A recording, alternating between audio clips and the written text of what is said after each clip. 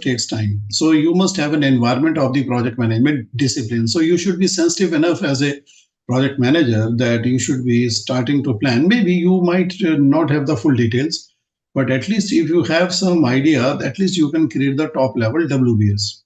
So project can be always started with a tentative start date, and when you have a firm start date, a fixed start date, or a definite start date, you can change the start date and you can reschedule the entire project, right?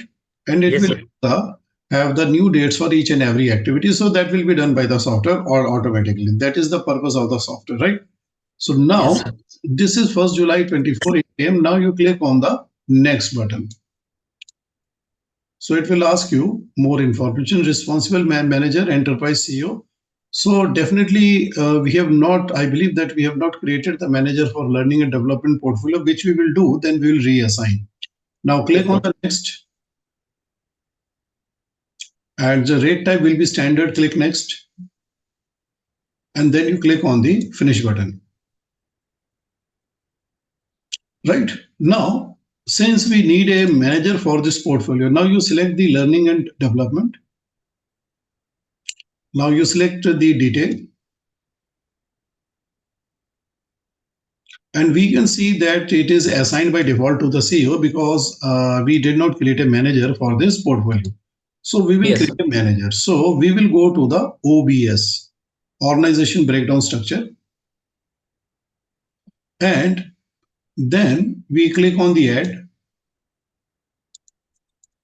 Now here you write L&D or you write here learning and development portfolio manager. So this portfolio manager will be reporting to the CEO. Learning and development DEV, learning and development portfolio manager.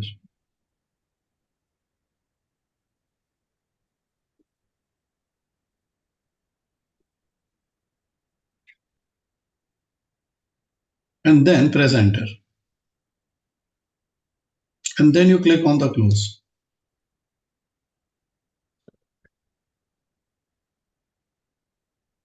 Now, after you have created the manager, now you come here and then you select that manager, and this manager will be applied to the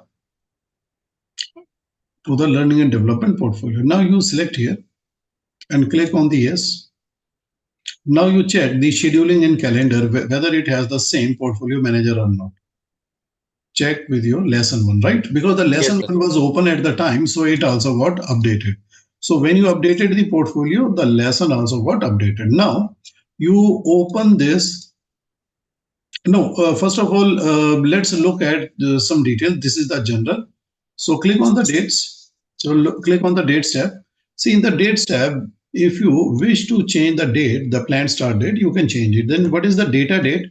Data date is the date till which the actual data has been updated into the project. You can say the project data, right? Yes, So sir. data date means that whatever work you have done till the actual. Suppose if the project is 1 year, right? It is going up to the say say from 1st of the July 2024, it is going up to the 30th of June 2025. Now data is the date. The data date will be the date till which the actual data. Suppose you have updated the data till 31st of the August 2024. So it means 2 months of the actual data is there. So this will be indicated by the data date, right? Yes, Now sir. to certain defaults. So what happens when a project is created? Certain default attributes are applied. For example, the calendar. So as you can see, the name of the calendar is the corporate standard full time. What is the corporate standard full time? It is a 5 days a week calendar which has got 5 days a week structure. So this is getting applied by default. Why it is getting applied by default? Because a project cannot be without a calendar, right? So Yes, it sir. has to be, its schedule has to be regulated by a calendar since the Primavera which you have installed initially isn't totally blank. It has got a lot of sample data, as you can see. It has got portfolio, programs, projects, resources, and then reports, and it has got calendars also. So one of the calendar has been set up as a default, which is the corporate calendar. So when you create the first project in the Primavera, it will have this calendar. But you can change this calendar because this is the default because it has to have something. So default means convenience. Default doesn't mean that by rule this calendar has to be there. Basically, Some calendar has to be there, so it is that calendar. Then you can change it. You can select a different calendar as per the requirement of the project. So for the timing, we will schedule according to the corporate. So you close this box, close it. Now there is one more default here, that is the duration type. So this duration type, you select the, you come to this box and you select the number two option here.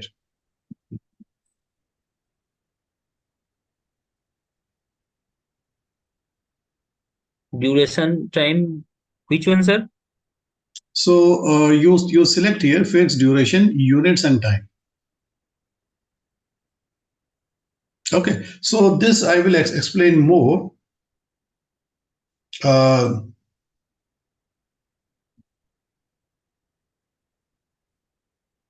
so this I will explain more when we do the resources, right?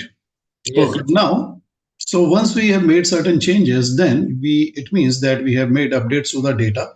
So it means that there will be some data to be saved. You see this button, this floppy button is active. You click on this button two times and then you click on the refresh button. So once you click on this floppy button, it will save the data. And why I'm asking you to do the refresh? Because just imagine in the future you would be working in a network, right? Yes, So sir. when you save the data, so it goes into the database, and when you refresh, it comes to you, right? Yes, sir. So because if your colleagues are making some changes, it will come to you. So you click here in the refresh.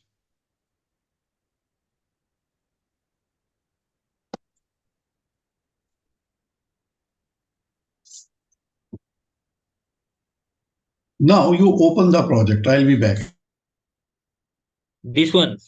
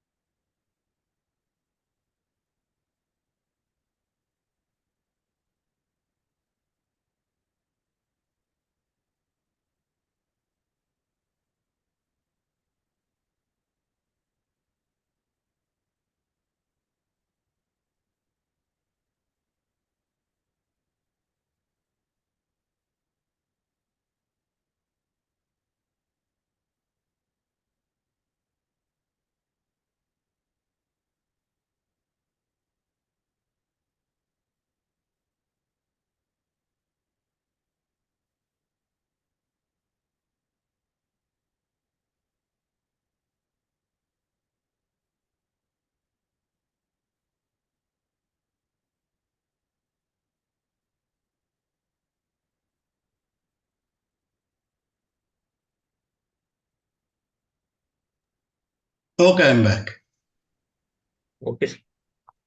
So now, so basically when you do the refresh, so you are getting the data which is updated by your colleagues, right? Yes. So you got to do both. First, you got to save your data, and also you should be updating the changes in your local interface, that what changes have been made by your colleagues, right? So that your data remains concurrent with the main master base data. Okay, now you click on this button, this Gantt chart button, so that you no, sorry, the table button, so that you can see all the columns, and you click on this no bottom layout so that you can see the details up to the bottom.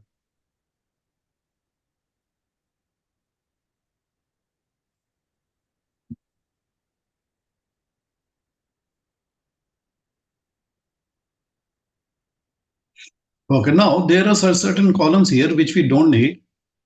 So if you look at this set of the column which are initially provided, one is the remaining duration, one is the schedule percentage complete, because we are in the planning phase. So these columns are not useful during the planning phase. So Yes, we sir. don't need them, right? Yes, sir. So we need to configure the column first, then move ahead. Okay. Now we are going to configure the columns. So to configure the columns, so we right click here,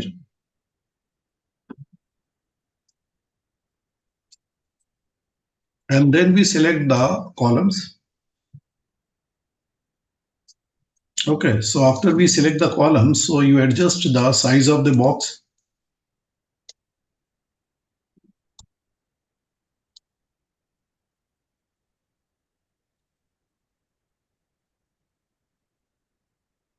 Then you click here,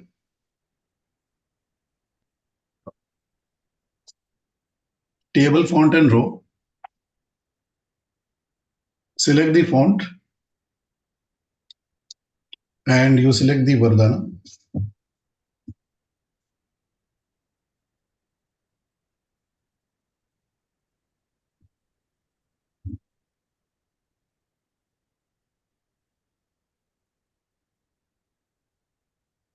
Okay, now first we will return the columns that we don't need.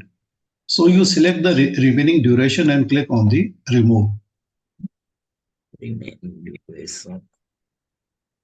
Click on the remove button. No, where are you going? I marked it. Na? This is the button.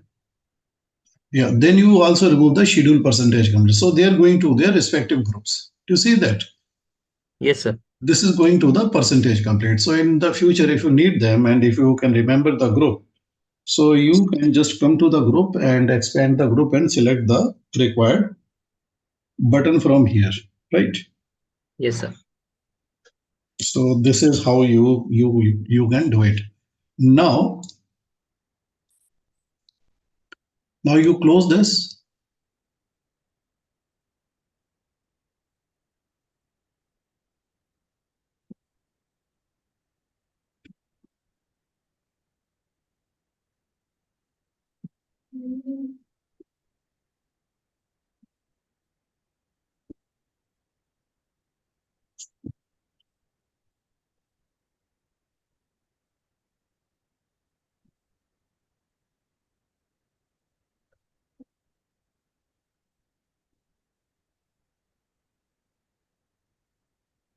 Now, what we did is a column called the calendar column, but we need to place it after the finish. So first of all, you place your cursor on the finish date. Now, since I don't know where is the calendar column, right? So we will Yes. use the find method. So you click here, click on the find. Now find what? Calendar. Calendar. Just type, don't type the whole spelling. See, I'll tell you why. Strategically, if you type the partial spelling, it will be a match, right? But if you try to type more character thinking that you will be able to select it and find it very fast, no, because you will make a mistake, and people make a spelling mistake and they are not able to find, right? You just type Yes, sir. partial spelling Callen, Callen, and if it matches, it will get you the word. Now Find click next. on the find next. Then you close this box. No, you first always close the search box, right? Now the calendar has been located. Now you select it by clicking on the select button. Now you close the general box, I mean the general group.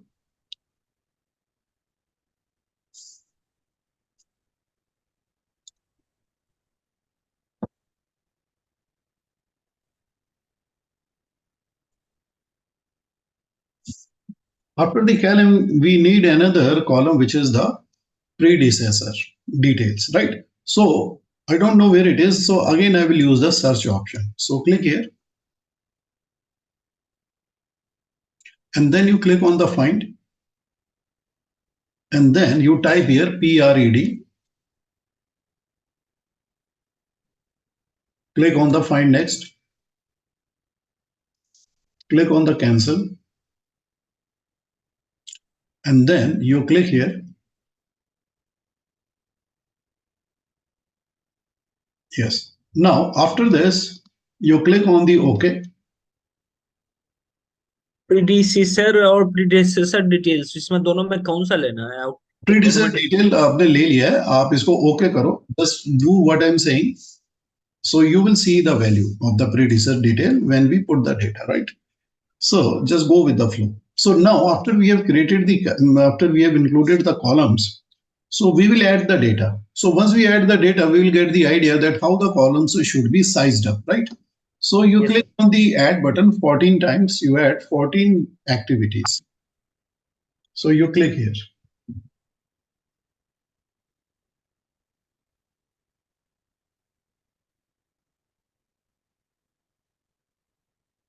And you press enter on the last one. Press enter on the last one. On the last one, you press enter here, right? Now you can see that after you include the data, the columns, when you look at the columns plus the data, it gives an idea, right? For example, activity ID, you can optimize by reducing, but you must keep some white space. See, if you do it absolutely like this, so you are going to stick the data and you must keep a little bit of the white space, right? So that the data looks distinct, right? So like the original duration, you can reduce the size. And the start column, it has got the time component. So you double tap here. So then you add a little bit of the white space like this. So you double tap on the finish date, then you add a little bit of the white space here, right? And I believe that on your screen, since it is having the resolution of 1366, I think it will be okay for you to have the font size number 8. So if you have the font size number 8, then you will be able to provide more space for the Gantt chart also. So we can squeeze more space here. Okay. yes, And we can squeeze a little bit from here, a little bit from here. You know, every pixel counts, right? And then we can switch on the Gantt chart, right? So now yes, sir. when we switch on the Gantt chart, we can see clearly that our project date is starting from the 1st of the July 24, whereas the calendar which is on the Gantt chart, it is starting from 2011. Okay. Now Yes, I sir. tell you that how to quickly get into the 2024. So you go exactly in front of the activity into the Gantt chart. And in parallel to that activity, you do the double click. You do the double click on the tip of the arrow. So as you do the double click, instantly the activity, it lands up here, right? Yes, sir. Okay, now, so this double click is very much useful. Now there is a red line here. So this red line is called the progress line, which is not required right now because we are still in the planning phase. It is useful to have this line in the execution phase. So we will close it. Close this thing, right? So after you switch it off, then you can see another blue line, which we will explain in a moment. First, let us understand that how does this work. So you come here, so I'll just mark a spot, then you can do the double click. See, if you do the double click here on the tick mark, see that what happens. What happened? Do you realize what happened? Actually, The activity there, right? So yes, sir. what is the benefit of this technique? See, it is not on the menu, and you know it is somewhere deep inside the manual, right? So Yes, sir. Many people don't even know even after 10 years of the use. So see this. Suppose if the timeline is shifted, right? So the timeline is gone. Sometimes you won't even know whether the timeline is on the left side or the right side. So what do you do? That just in front of the activity you can do a double click. Suppose if Double. you double click here, so whichever side the timeline is, it will bring your activities timeline exactly on that same spot, right? So this is exactly the correct spot where you should be starting it from. Now, if you want to do the fine tuning of the placement, suppose if you want to place it a little bit here or there, so you can drag it from the first row, right? First row Yes. of the time scale, right? So let me do this thing. Let me first of all, we should save the layout, right? So it is useful because we made a lot of changes, so we want the layout to look the same when we log in again. So first of all, you click on this button, Save As. Save layout as. Now you write here,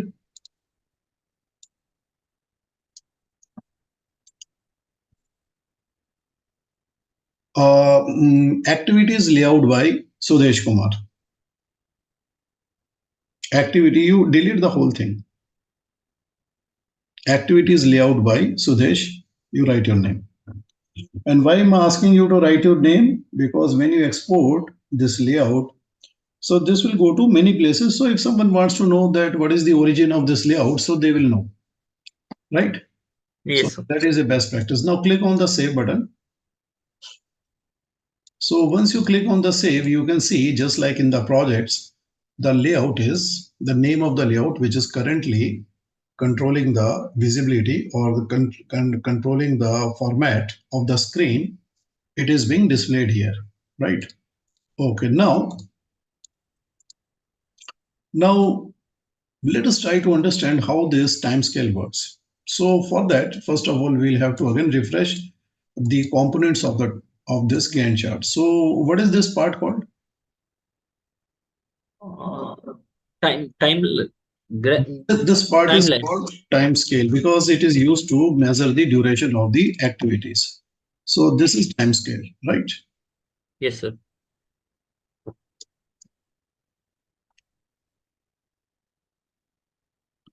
Now,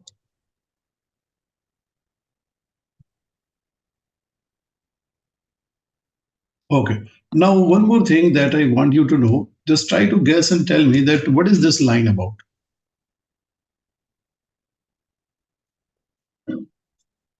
This line about start date. Yeah, correct. So this is the project start date. Correct.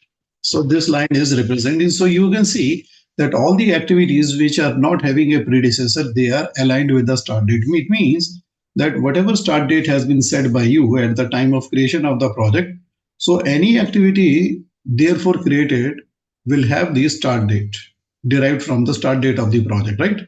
Yes, sir.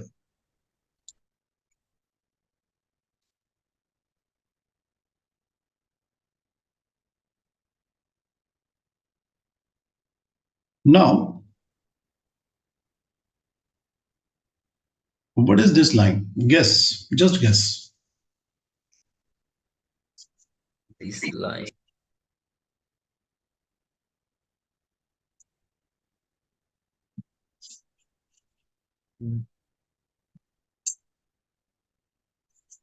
This line is portfolio start date.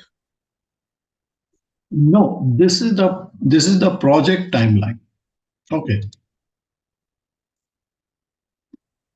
And it will be only one Okay. project timeline. Okay, and all these are activity timelines. So our activity timelines will be many,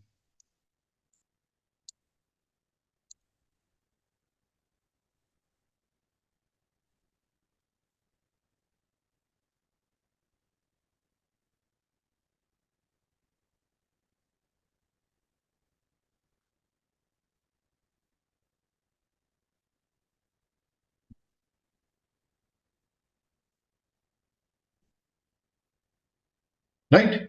So you keep these four things in mind, right? So that you have a complete understanding of the Gantt chart. Now we are going to understand the time scale. that how does the time scale work. So first of all, we will go into the whiteboard. So we go into the whiteboard.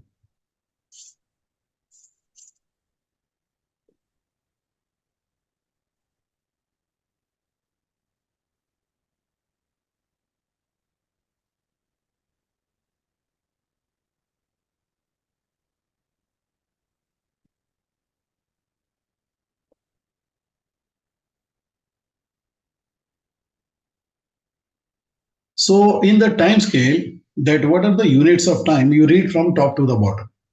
Year, quarters, months, weeks, days, hours, minutes. Yeah. So one of them only is for display. This will come on the scale. So whenever you reach the quarters, it will display. But but this is not going to basically be entered by you. So what you can enter? Read on the left side. Y M O W You D read it H like M. this: Y for years, MO for months, like that. You read it loudly so that you remember it permanently. Y for year, MO for months, W for weeks, T for days, H for hours, and M for minutes. Yeah. So make sure that you remember it. Okay. You will be needing it very soon. So basically, this is the entry letter which is suffixed to a number in the duration column.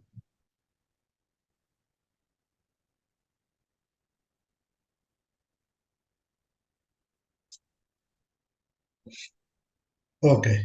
Now we will see that how we can use this.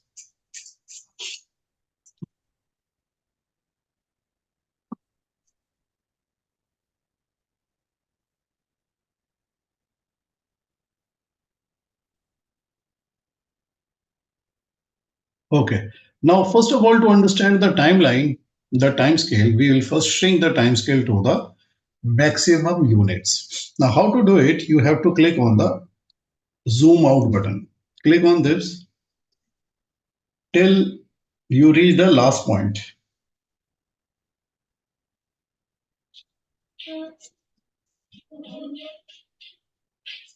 नहीं ले रहा sir. Okay, so as you can see, it is no longer zooming out, right? Yes, sir. It means that it has reached the last point, right? Yes, sir. So it can no longer be switched. So what are the units on the time scale? Days, years, days, month, week. No, no, no, no. Uh, I'm asking about the time scale which is in front of you. quarter, Q1, Q2, Q3, Q4. No, you And don't have to year. read that. You just say year and quarters. That's it. 2022, 2023, Oh, 2020. Baba, don't read the year. Try to understand. I'm just saying what is the unit. Unit is year and quarter. That's it. Quarter. Yes, sir. Year and quarter. Don't have to read the years. Don't have to read the quarters. You just have the units in terms of the years and the quarters. So it is the maximum unit of time which can be measured in a Primavera time scale, right? Yes. In fact, all the softwares they measure up to the year only, right? So Yes, sir. basically, see, there are more time units. If you combine 10 years, it becomes a decade, right? 100 years, they become a century, but we don't have that scale right now. We are talking about in terms of the years only, right? So we have right now the time scale has got the combination. So there are two layers, right? Just like you have centimeter and millimeter, you have Yes, the sir. and then you have meter and centimeter combination. So here you have the combination of the year and the uh, Quarter. year and the quarter. But on a tape scale, since the tape scale is a physical thing, it is fixed, right? So you can't Yes, change sir. it. You can't expand or shrink it. So it is fixed. So if you have a scale which is having the combination of centimeters and millimeter, you will have that only. If you have any scale, the measurement scale, which is the tape scale used by the architects and the engineers, so which spreads long, it will have the combination of meters and centimeter, right? So you can't expand or shrink that. So it is fixed. But this is a software time scale, so it can be expanded and contracted. First, we contracted it to the maximum. Now, step by step, we are going to expand it and then see that what happens in the next step of the expansion, right? Yes, So sir. now we are going to click on the zoom plus button one time. Now look at the scale. What is the What is the unit? See, I told you to control the mouse. See, you do not basically, you are basically disturbing yourself. So let me control this thing. Okay, you don't click anything. See, I click on the zoom plus button. So I click Yes, it sir. only once, right? Just a moment. See, this is where I start from. I click it only once. So I click it only once. Now, what is the combination of the time units? What is there in the first layer? Months and years. No, first layer, the first layer, Year, layer. years, So when I say the first layer, means the top layer. And what is in the second layer? months, So what was there earlier? Before the month, what was there? quarter. Quarter. So it means when you expand the quarter, then you reveal the months, right? Yes, sir. Okay, great. Now I click on this zoom once more. Then what do you get in the first layer? What First time layer, unit? quarter So, and year. so what was there earlier? Before the quarter, what was there? Year. Year. So it means that when you stretch, right, when you expand the year, so what you get is the quarter, because quarter is a subunit of the year, right? Yes, sir. Okay. So, okay. Because the quarter is contained inside the year, right? Now we click on it once more. So what do you see in the first layer now? Date. First layer, months and years. So that is months only. So under the months, so what is the unit of time below the months? Day. No, it is not day. Look carefully once again. Use your Week, logic. week. Yes, correct. So those are showing the Mondays. All these dates are the Mondays. As you can see, 1st of the July is a Monday, right? So Yes, then sir. it's 15, 22, 29, then 5th of August. All these days are Mondays. They are starting from the day of the week, which we have said that we have told the Primavera that we would like to see the start of the calendar from the Monday, right? So every week will Yes, sir. start from Monday. So what we are saying is the weeks. So it is a combination of month and week. So because we are stretching, right? When we are Yes, expanding, sir. so the time unit is also basically going into the lower units of time from the greater to the lower. So the time scale is stretching, right? When we are going from top to the bottom, so we are increasing the size of the scale by going to the lower units of the time. Now I click on the plus button once again. Now what you are saying? What is on the first layer? Month. No, look carefully once again. In the first layer, what you have is the difference. August 19, 26, September 2. What is the gap? 7 days. Week. Week. Yes. On the top, what you have week, and what is there on the second layer? Second layer, date. Days, right? Individual days are there, Monday, Tuesday. So, it is stretching, right? Yes, sir. So, when I expand it once again, so what do you see now? What is the time unit on the first layer? Week. Correct. And what is the time unit on the second layer? Days. Okay. So basically, it is still the days, but earlier the days was represented by a single letter, and then now the days is being replaced is represented by the triple letter, right? Yes, sir. Is it correct? So basically, it is basically the unit of time is still the same, but the display has been expanded, right? Okay. Yes, sir. Now we go to the next one. So the next one is not very much useful because it is showing Sunday and some zero. Then we click on the zoom plus, and then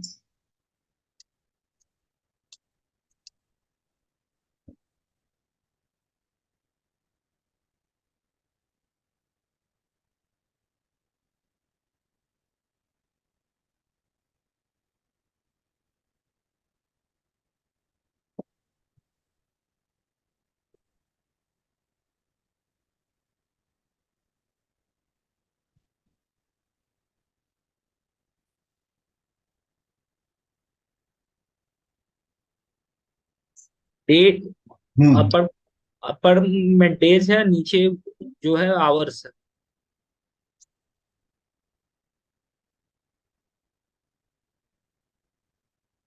Okay, now you have to understand one thing. So first of all, you have to understand that what is the dissection of the day. See, if you look at this boundary, this is enclosing how many units of time? This is enclosing 24 hours, right? So 24. yeah, so let me write it.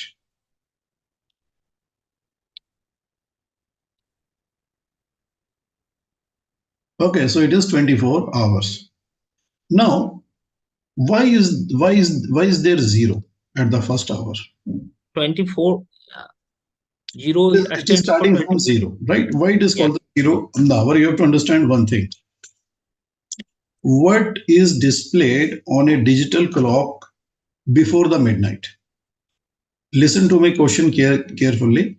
What is displayed on a digital clock before the midnight? 00 Just hours. no. That is midnight. Yes, sir. Before the midnight, it looks like this. Just 1 second before the midnight, it displays like this. 23.23:59:59. Yes, sir. Right? So Yes. when you add 1 second to the 59 second, it becomes 60. Actually, it will not display 60, rather, it will display like this. It will say 00 the hours, 00 minutes, and 00 seconds. Right? Yes, sir. So that is the end of the day, and that is the start of the new day. 0000 Yes, sir. hour concludes 24 hours. And Yes, sir. so starts the countdown for the next day, right? So Yes. in the next day, what happens when first 60 minutes are completed, then you get 1 hour, then you get 1 a.m., right? That Yes, is sir. that is why what we call as the 12 a.m. in the normal language, it is called the 0 hours in the 24 hours language format, right? It is said to be the 0 hour. So 0 hour means that it is to accumulate certain seconds and minutes before it becomes 1 hour, right? That is why you can see that on the time scale, the first the hour is represented as zero. So when 60 minutes are completed, then it becomes 1 a.m., 2 a.m., 3 a.m., right? Right or wrong? Yes. Right. So what is this time? This is the start of the business time. So this time is called the working time. So how many man hours you can see here? 8. 8. This is called man hours because these are the hours worked by the man, and this time is called the work time, and the time which is on the left and right side, so which is not used for the work.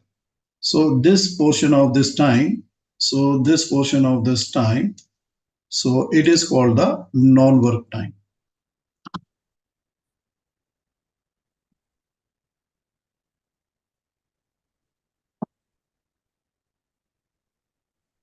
So is this thing clear? Yes, sir. Because an organization doesn't work 24 hours a day. You know, as per the labor laws, a person can be made to work for 8 man hours. Now carefully look at this 8 man hours. So when it is starting, what is the starting time for this organization? 8 o'clock. 8 a.m., right? And what Yeah. is the ending time for this organization? Um, 4 o'clock. 4 o'clock, correct. So I'll write this also. So yes, correct. Because the end of the 15 is 3 p.m., end of the 3 p.m., when 1 hour is completed, you're reaching the 16, but you're not working into the 16, right? So Yes. the 16 is hit. When the 4 p.m. is hit, the time stops. So basically, it is 8 a.m. and the ending time is 4 p.m. So the organization, it works from 8 a.m. to 4 p.m., right? Yeah. Okay. Now look at the hours carefully. It is 8 hours, right? But do you see any break time here? No. No, there is no break time. You know, this organization CEO says you come early and go early. Come at 8 a.m., you leave at 4 p.m., you complete your 8 man hours of the work. So this is the work culture of this organization. So every organization, they have their own calendar, right? Yes, sir. So they have their own because they have their own work culture. So they are having their own specific calendar timing, right? So Yes, sir. So now what we will do, we have understood what is the working structure of this organization. So this working structure, as we are seeing, is imposed on the day. It is being shaped by a calendar. So this calendar is the corporate calendar, right? Yes, sir. We will study that what is the structure inside the corporate calendar, which is creating this, right? Because I told you that a project cannot be started, a project cannot be created without not having any calendar at all, Yes, right? sir. Is that clear? So Yes, this sir. project which we have created, it is having the corporate calendar. So this corporate calendar is having a certain structure. So what we will do, that we will go inside the corporate calendar, right, to examine the structure, that why this kind of the timing schedule is created, so how it is being created, right? So to understand it, first of all, we Yes, sir. click on the calendar button. So this is the calendar button which will open up the calendar toolbox.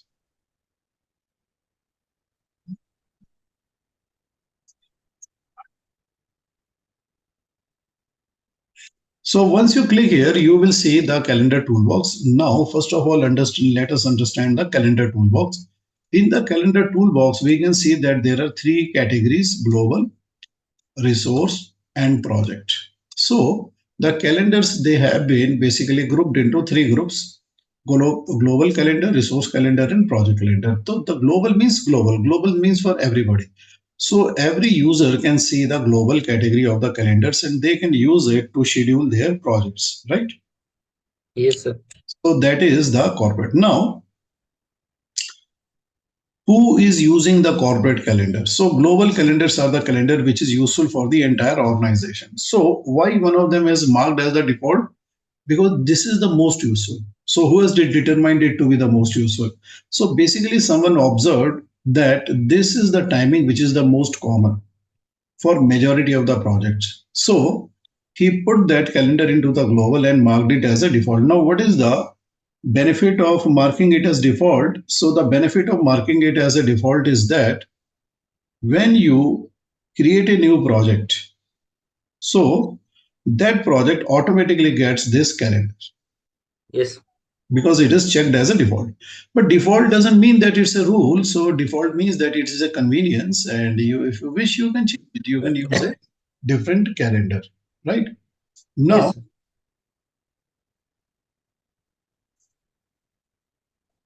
now you click on the modify button. No, use by button, use by button, so that you know that who, which projects is using the calendar.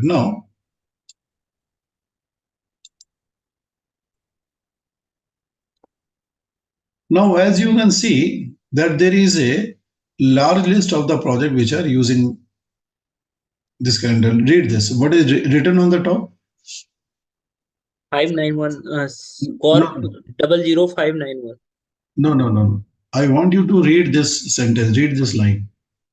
Projects using corporate standard full time. Right. So you see this? The project using corporate standard full time. So these are the project which are using. So it's a long line of the project. So you scroll down. Click here to scroll down and go to the bottom. Click here. Go to the absolute bottom. So once you go to the absolute bottom, so what is the project name that you're seeing? LSN1. Our project. Yeah, so this project is also using this calendar. So it means that this calendar is very, very popular. This is one of the most common times of the working in this organization, right? Yes. That is the reason. Now you close this list, close this. Click on the close button. Yeah. Now we will go inside the calendar structure to see that how this calendar is structured. Now you click on the modify button. Actually, we will not modify, we will just examine, right? Yes. So now we will see how the time periods have been defined in this calendar. Click on the time periods here. Now, once you click on the time periods, you will be able to see the man hours per day. So the day is defined in terms of man hours, which is it. In fact, all the organization will be it. Whether some organization is working 4 days a week or 5 days a week or 6 days a week or 7 days a week, so you will see the man hours will be 8. But the hours of the week will vary based upon their number of the days work. Yes, So sir. in this organization, since they are working, say 5 days a week, so do you see the man hours is 40, right? Yes, sir. 8 hours multiplied by 5 is 40, right? Now, if they say that the man hours per month is 172. So now we would like to know that how many man days are there in their calendar. So just do one thing, go to your mobile. In the mobile, you divide 172 by 8. 172 by 8. Aruna Solle. Uh, 25.5. So, No, no. no, no, no. Divide again, check. 21.5. So it means that they expect a person to work 21 full man days and one half man day. So half man day will be 4 hours, right? Yes, sir. So that is the total man days they expect a person to work in a month. So a working month is consisting of 21 and a half man days. Now you divide the 2000 by 8. You divide the 2000 by 250. 250 mandates. 250 man days that way. So just imagine that how many days are there in a calendar? 365. 365. So what is 365 minus 250? 115. So what is this 150? Non-working days in this organization, right? Yes, sir. There are so many non-working days. So that gives you an idea that what kind of an organization work culture is there, right? Okay. Yes. So now click on the Cancel. cancel button, which is marked by the arrow. Click here. Okay. So now we will look at what is the structure of the work week. So click on the work week. Work week. Click on the work week. Now, if you look at the work week, basically, this is a template which is there in the Primavera, which is used to shape the working week. So, which days of the week will be work and which will be non-work. So, it is shaped by this, right? So, let me do this thing. Let me explain. Let me simplify the thing for you. See, if you want to make certain day as non-work, you put 0. Okay. And if you want to make the certain days as the work, you put here 8. In fact, anything greater than 0 will make it the working day, but you can't have a day with just 1 or 2 hours. So it will be either 8 or 0, right? Yes. 8 will be working and 0 will be non-working. Suppose if you want to create a calendar which is having 6 days a week, so Saturday will be also 8. Suppose if you want to make a calendar for the Middle East, so you will put 0 into the Friday and Saturday. Rest of the days will be having 8 hours. So once you do this, this will be repeated perpetually. Perpetually means forever, means infinitely, because it's a CPU, it's a software. So a software would be able to calculate, calculate the structure of a calendar, the forward calculation it can do for thousands of years, right? It Yes, can sir. calculate thousands of years forwards or backwards. Okay, so that is the benefit of utilizing a software running inside a computer, right? So it tells us that this can be going for a this template will be applied. Now click on the cancel Sir, button. there is one question. Yeah. Hello. Yes. Go ahead. So, every construction project having 7 working days, with Sunday having 4 hours working as a working hours. Mm-hmm. So I can put 8, 8, 8, Definitely, and definitely. Sunday 4 hours. Yeah, Sunday 4 hours. Yes, absolutely right. So we can create a calendar like that. We will create our own custom calendars. Yes. So you're thinking in the right direction. Absolutely correct. So if you want to create a calendar in which the 6 days of the week they are 8 man hours, on Sunday it is half day or 4 man hours. Yes, you can create a calendar like that and you can use it to schedule your activities for the construction, because in many organizations it is not like they are having the 6 days, they are having a combination also. Combination is like this: on the construction side it is 7 days a week, okay, and in the Yes. corporate it could be 5 or 6 days a week, right? Yes, sir. Now you click on the cancel. Now after that we would like to see the details. See, currently, if I click on any of the working day, it shows you 8 hours, right? Yes, sir. So it shows you eight hours. Now I would like to see the what is the breakup of the 8 hours. So if you want to see the breakup of the 8 hours, when the 8 hour is started and what is the break time and when it ends, so that you can see from the detailed work hour per day. From the detailed work hour per day, you can click here and after the detailed work hour per day, you click on the work week.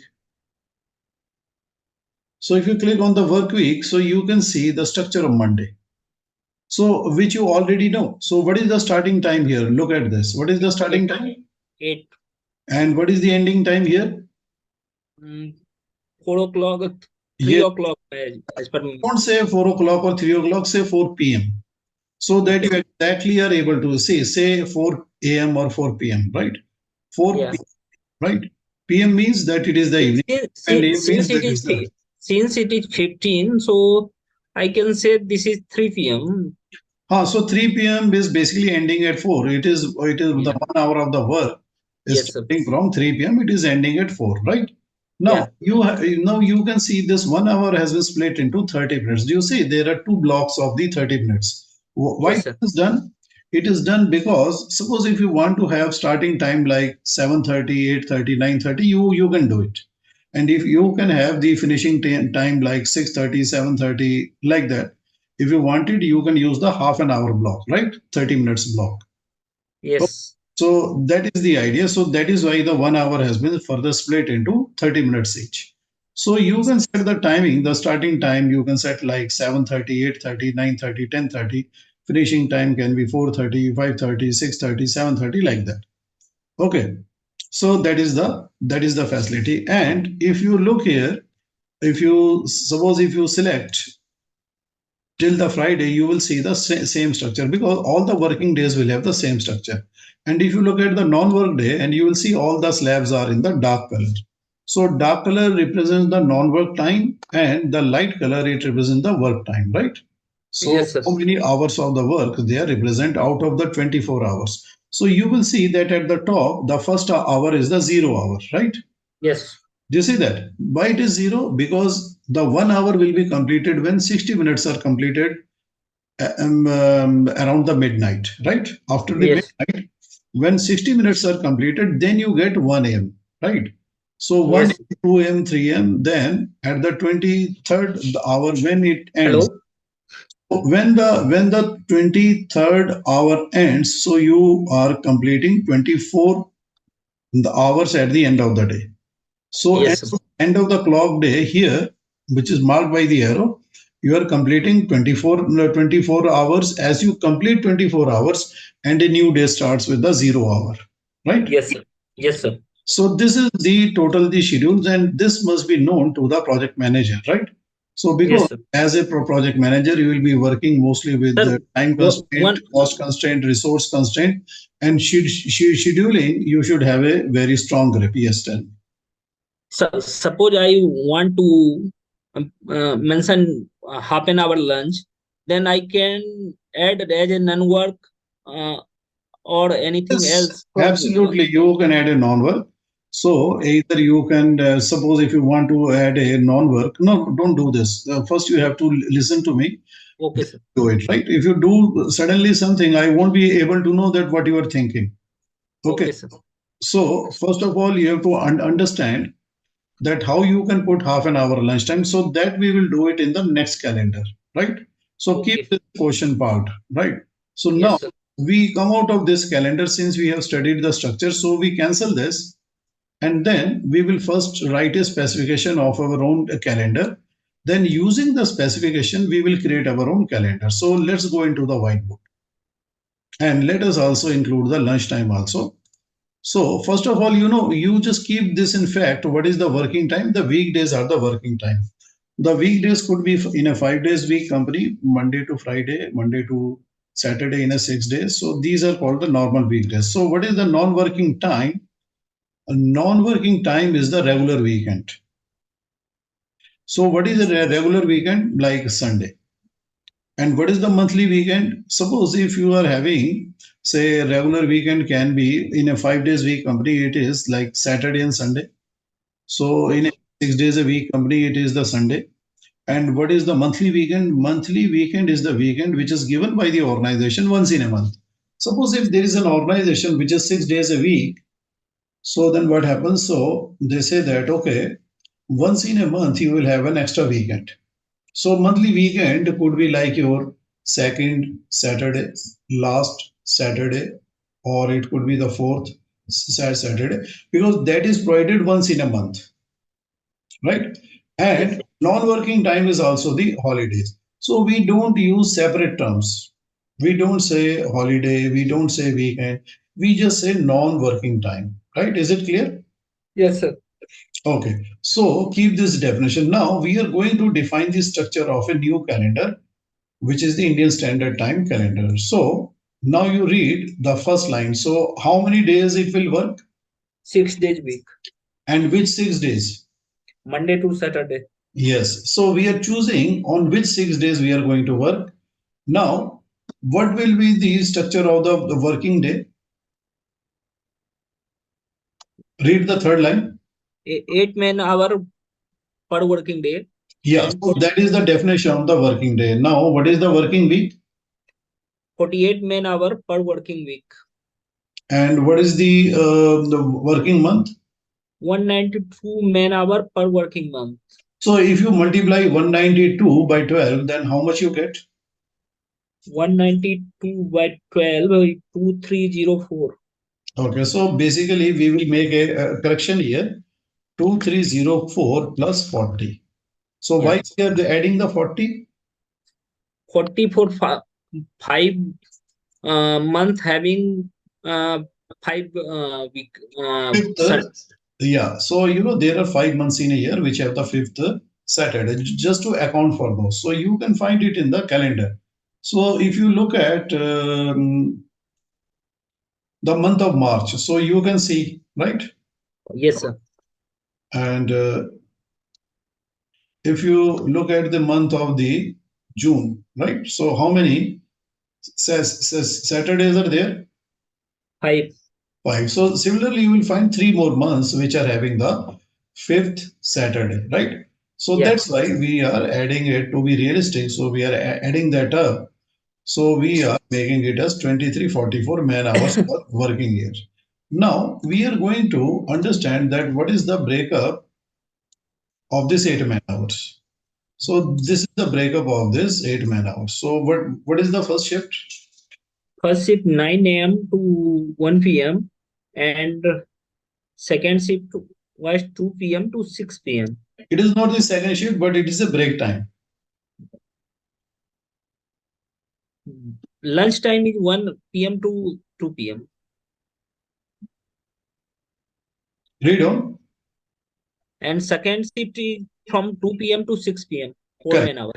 So basically, there are two shifts, and in between the two shifts, there is a break time of 1 hour. Now, read this. Why it is written 4 man hour? Why it is written just 1 hour? 1 hour for lunch break, No, non-working hour. no. Why are we using the term for man hours? Because those hours man works during those hours, so that is the man hours. Man It hour. represents the effort of a man. And why Yeah. the lunch time is just 1 hour, not man hour? Because man does not work during the lunchtime, right? That is Yes. why it is mentioned as only just 1 hour, right? Is it clear? Yes, sir. Yes, sir. Okay. Now, what is to be included more into the calendar? Read this. Holiday as declared by the company. Yeah. So this will be also included into the calendar. Okay. Now you keep this specification in mind, and then we will create the calendar. And if you forget the specification, we can come back here. So we'll keep this file open. Now you go into the Primavera. We will create this calendar. So come here. Now to create the calendar, so we will go into we will click on the calendar icon or the calendar tool. So you are here. So we make sure that we are in the global category. Oh, I did not Yes. explain the category. First, let me finish explaining the category. Now we come to the resource category. Resource calendars are those calendars which are basically specifically used for particular resources. For example, if you have, suppose there is a consultant.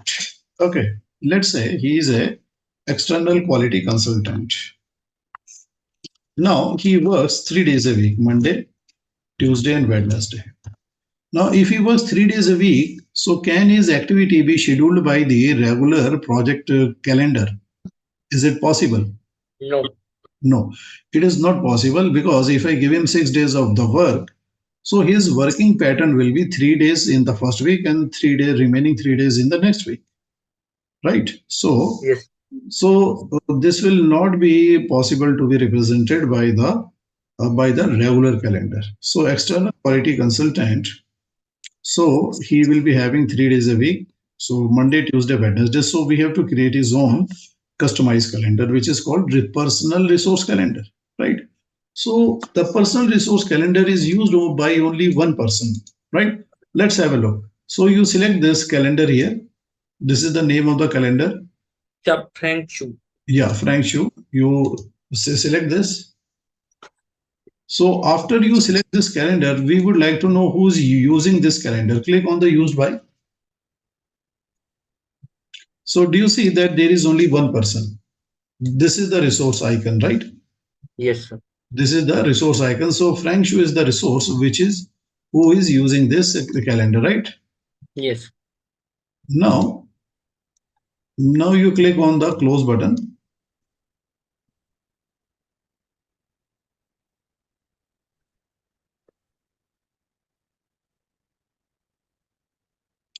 So after that, let us come to the shared resource calendar. See, personal resource calendar is one-to-one. What is the meaning of the shared resource calendar? So basically, the shared resource calendar means suppose if you hired a contractor, so contractor will send his people at the same time. They will go back at the same time, right? Yes, sir. So there will be a couple of resources sharing that calendar. So that's why it will be called the shared resource calendar. Now to look at the shared resource calendar, so you first of all you select this carpenters. So basically, suppose if your company has hired a carpenting contractor, so first of all you will select the carpenters, then you will click on the use by. Click on the use by. So you will see three resources, right? So all the Yes, three sir. resources they belong to this particular contractor. Now click on the close.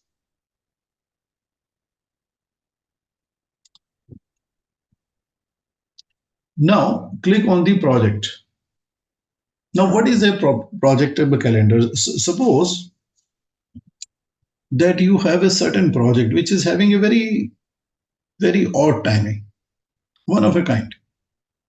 Its timing is not basically useful for any other project. So what you Yes. will do to create such calendar, you will not put them into the global because it will clutter up the global category.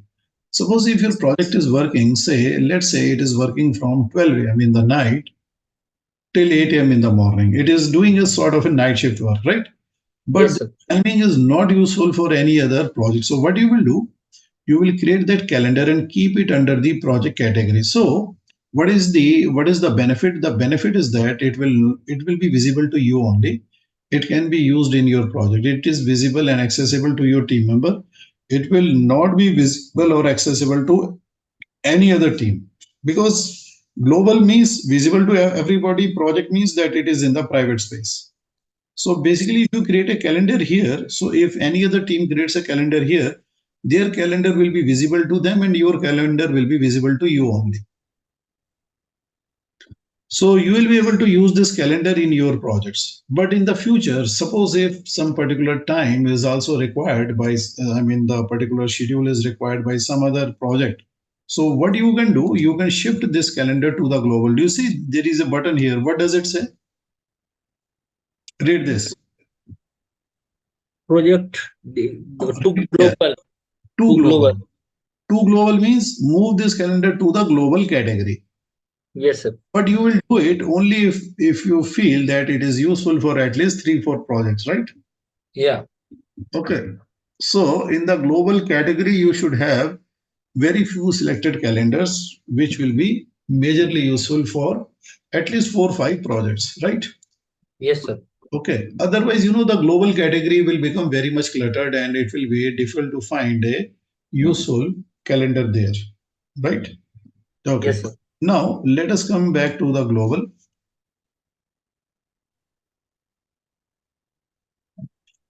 Now, we want to create a new calendar, right? So, Yes, if sir. you want to create a new calendar, you will have to click on the add button. Now, if you click on the add button, you can see that there is a new box which has popped up. Read what is written on the top. Select calendar to copy from. Yeah, there is a logic behind it. Now try to understand that reason. Suppose you have a very matching calendar. You want to create a calendar, that's your target calendar, and then there is a very nearby, very good match. So which is having so you just have to modify it a little, right? Because if Yes. you're creating something from scratch, it will take time and maybe you can make a mistake. And Yes. to have a calendar, suppose you want to create a 6 day calendar and you have a 5 day calendar.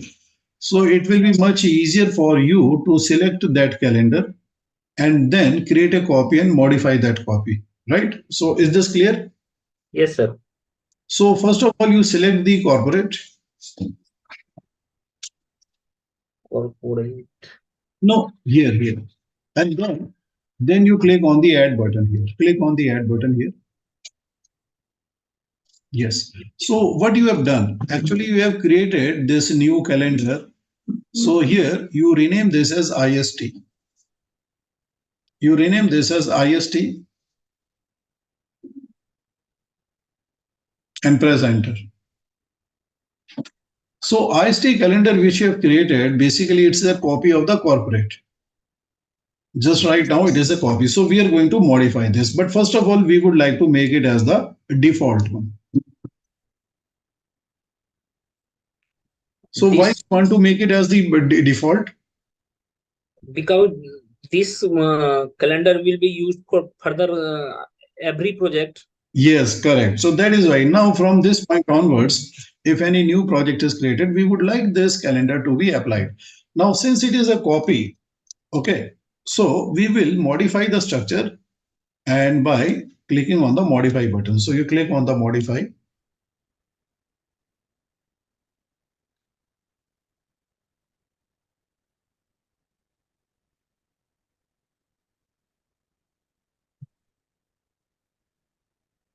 So once you click on the modify, you can see the internal structure as it is currently, right? So Yes. first we will change the time period. So come to the definition of the periods. So once we come to the time period, so it is basically man hours, is it? Yes. And then, so what is the current man hours in the current context? It is 48, 48. right? Because it's a 6 day week ordinance. So we update the definition of the man hours or the weekly man hours to 48. And then the man hours per month is how much? How much we have decided? 192. Correct. You write here 192.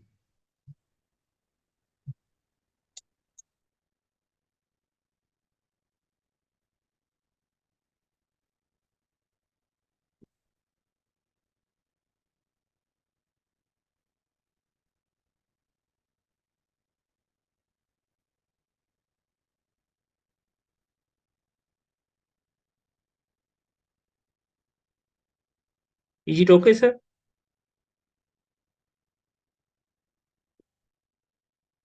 So basically, you are having the 192, then you know what is the definition of your year. Yes, sir. Okay, what is the definition of your year? 2344 years. Man hours. Correct. So the definition of the working year is having 2344 man hours. So which is correct. You enter that. So that becomes the definition of the year. Now you click on the OK. So after that, we would like to define the work week, right? the working and non-working. So no, don't click like that. Okay, so that becomes very difficult to teach then. How to undo?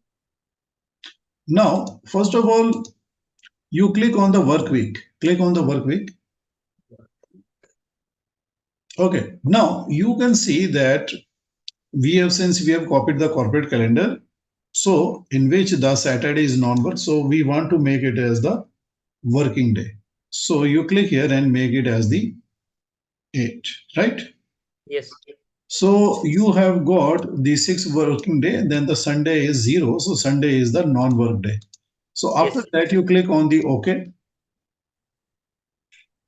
So this is your work week structure. Now you can see that all the work weeks, basically they are having 6 days a week, right? Do you see that? Yes.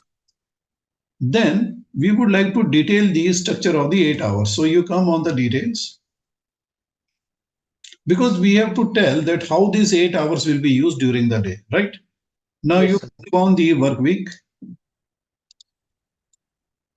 So once you get this pop-up, so you select the 6 days, because we will set the structure of the 6 days at once. So you select here from Monday to Saturday.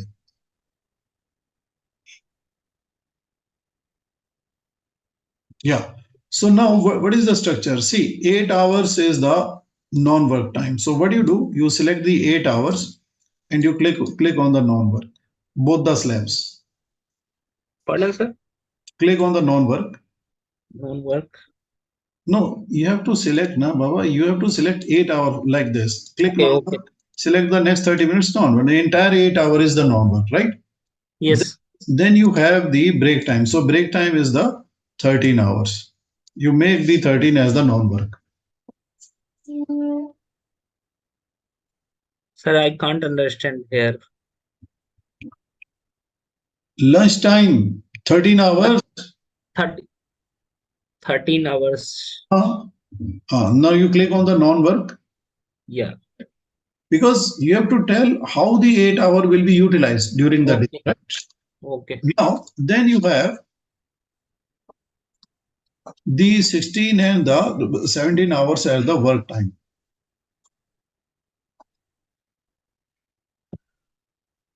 No, you see, your selection is going wrong. You must have control on the cursor, right? Okay. Sir. Because your selection should be only on the 16 and the 17. See, you can press the shift button, you can select these 4 cells at once and click on the work. This is your structure of the 8 hours Yes. utilization. You are utilizing the 8 man hours with a break time of 1 hour, right? Yes, sir. So you have to tell that what is the starting time? Starting time 9, 10. So 4 hours of the work. 9 a.m., 10 a.m., 11 a.m., 12 a.m., right? So Yes. these the 12 p.m. So these 4 hours of the work between 1 to 2 p.m. What is that? Lunchtime. That is the Lunchtime. what is 13? 13 is 1 p.m. And then you have got 4 hours of the work post lunch, right? Yes, sir. 15, 16, 17, and Yes. 18, right? No, 14, 15, 17, 16. What is Yes. 2 p.m., 3 p.m., 4 p.m., and 5 p.m.? So when you start at 5, you finish at 6 p.m. Actually, you are not Yes, going sir. inside the 6 p.m., but you are finishing at 6 p.m. So Yes. where is the 6 p.m.? So 6 p.m. is here, right? This is the 6 p.m. Yes, sir. Yes, sir. So that is the ending time. So this is the structure of all the 6 working days, right? So Yes, sir. then you have to click on the OK. Click on the OK. Click on the OK. Now you have to check. No, please don't rush. This is the problem, Baba.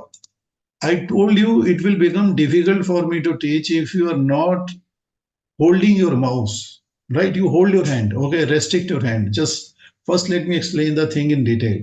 See, Okay, sir.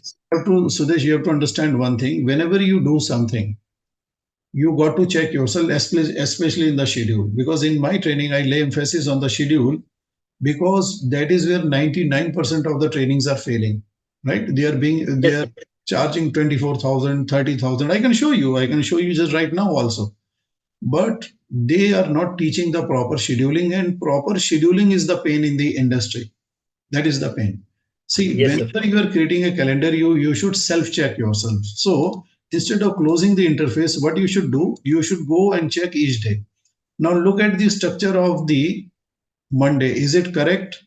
Tell me Yes, sir. yes or no. Correct? Yes, sir. Yes, sir. Now you check the structure of Tuesday. Is it correct? Yes, sir. Okay. I'll put a tick mark here. Now check Wednesday. Is it okay? Yes, sir. Okay, I put a tick mark. See, if one Wednesday is okay, then perpetually all Wednesdays are okay, right? So keep Okay, that sir. in mind. Now check Thursday. One by one, you check without my telling.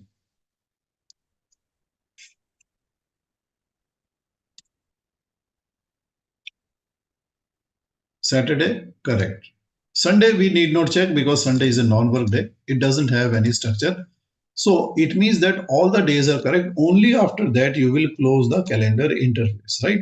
Yes, Without sir. self-checking, don't close it. I'll tell you why. Because a properly structured calendar is the foundation. It is the foundation of the project management, right? If the calendar structure is wrong, then when you raise the building and when you raise the schedule, it will be tilted and it's of no use, right? Just keep this fact in mind. Okay, so properly structured calendar, and if you make a mistake in the scheduling, it will be immediately visible, it will be immediately apparent, it will be immediately caught, right? If you Yes, make sir. a mistake in the cost, you will know it and you will get some time to correct it, right? Fix it Yes. without Yes, sir. anybody noticing it. But any mistake made in the scheduling will be immediately visible and will be immediately noticeable. So you should do a double check on yourself. Am I doing this right? Have I set the structure of the day right? Right? Yes, sir. So you must question yourself, right? So if you do it, then you will be able to create a perfect calendar and a perfect schedule, flawless schedule, right? Without any mistakes. Okay. So now what we have done that we have created the calendar, but One this thing is calendar, in that calendar, sir. yeah, Sir, yeah, tell me quickly, just go on. how to insert holidays list in that So, calendar? so that is the next question. Yeah. That is the next question, right? That is the lesson number two. Good question, Yes. but it will come step by step. Okay. Now, after this, we are going to implement the calendar. See, right now we have just created the calendar, right? Yes, But sir. the default calendar on this project was what? Which calendar was the default? It was the corporate calendar, right? Do you Okay. remember that? Yes, sir. Right. So this project is being currently scheduled by the corporate calendar. So all the activities are basically 6 days activities are starting on Monday. They're finishing on the next Monday Yes. because in between the Saturday is also an off day. Now we have to basically change the default of this project. So come to the project tab here. After you come into the project tab, then you come to the default, then you change the calendar to the IST. Select the IST calendar here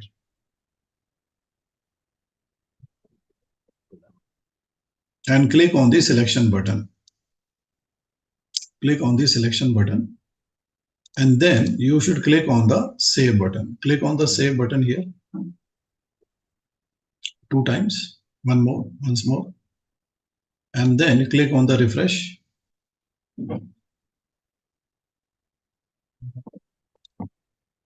Right now, you come to the activities. Now you click on the add button to add a new activity. So once you add a new activity, you will see the new activity will be created by the IST calendar. Now press on the enter button. Okay. Now one thing you will notice that of course it is the IST calendar which is controlling the new activity here, right? And you Yes, can sir. see that the activity is starting on the week and finishing within the same week, right? It is not spilling Yes. or it is not going over to the next week, right? Yes, sir. So, but you have to understand one thing. Look at the starting time. Why the starting time is 8 a.m.? Because it is something that people have been basically, for 10 years they can't find out, right? Yes, sir. Okay. So Why is it so? Because the calendar is having 9 a.m., but here the scheduling is from 8 a.m. Because do you remember the starting date and time? Starting date and time 8 to 4. So the starting date and time is first of the July 8 a.m. Right? So Yes, sir. it is basically taking the time from there. Now, Yes, sir. what we have to do if we want to synchronize the time of the activity, starting time of a new activity with the starting time of the calendar, then we have to change the time in the date. So just do one thing, you delete this activity. First of all, you delete this activity, click on the delete, right? Okay. Then you come to the projects and go to the date. I'll be back in a moment.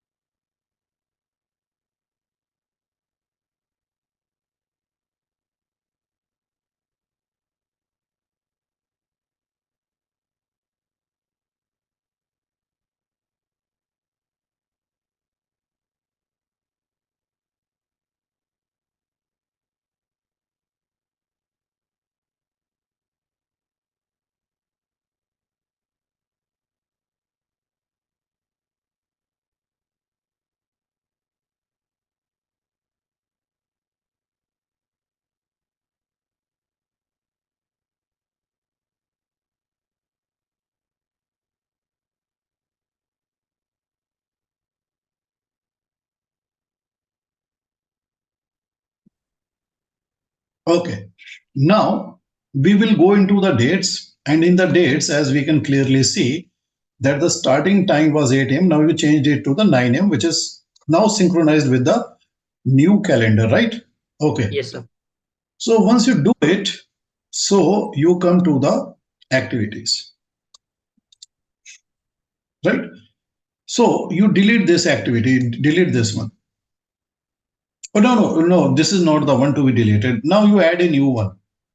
Add a new one, just click on the plus button and you press enter. Press enter. Yes. Now, after you press enter, you can see the schedule. This activity is starting at 9 a.m. This Yes, sir. activity is finishing at 6 p.m. Right? So Yes, it's sir. spanning 6 days. And this 6 days is starting on the first and it is finishing on the sixth, which is in the same week, right? Do you see on the Yes, sir. Gantt chart? Yes, sir. Because the current calendar, which is in force, it is the Indian Standard Time calendar, right? Yes, sir. So all the activities, the earlier activities will retain the corporate calendar. They will not change until you change. So they are going to retain. So in a project, definitely we need multiple calendars. Suppose you have a company. I have many of my clients. So where I stay, they are doing the fabrication work of the petroleum plants, right? So Yes. they are doing the fabrication, the semi-constructed parts of the plant. They are transported to the Middle East and they are assembled on site. So the major work is done here in India. So the default calendar is the IST, and for the activities which will be done in the Middle East, so we apply the Middle East calendar selectively, right? We select those activities which is to be done in the Middle East, and we change the calendar so that those activities are scheduled according to the Middle East. Because in the Middle East, the working week is starting from Sunday. So the working week is starting from the Sunday till the Thursday. So Friday and Saturday are off days there. And Yes, the sir. timing of the work is starting from 8 a.m. and it is ending at 5 p.m. Right? Because their working day starts at 8 a.m. Okay, in India it is starting mostly at 9 a.m. or 9:30 a.m. Right? So it's like that. Yes. So the majorly the activities are done in India. So that is why the default calendar at the project level is the IST, because whenever you create a new activity, there is a very good chance that it will be done in India. So it automatically gets the Indian Standard Time calendar.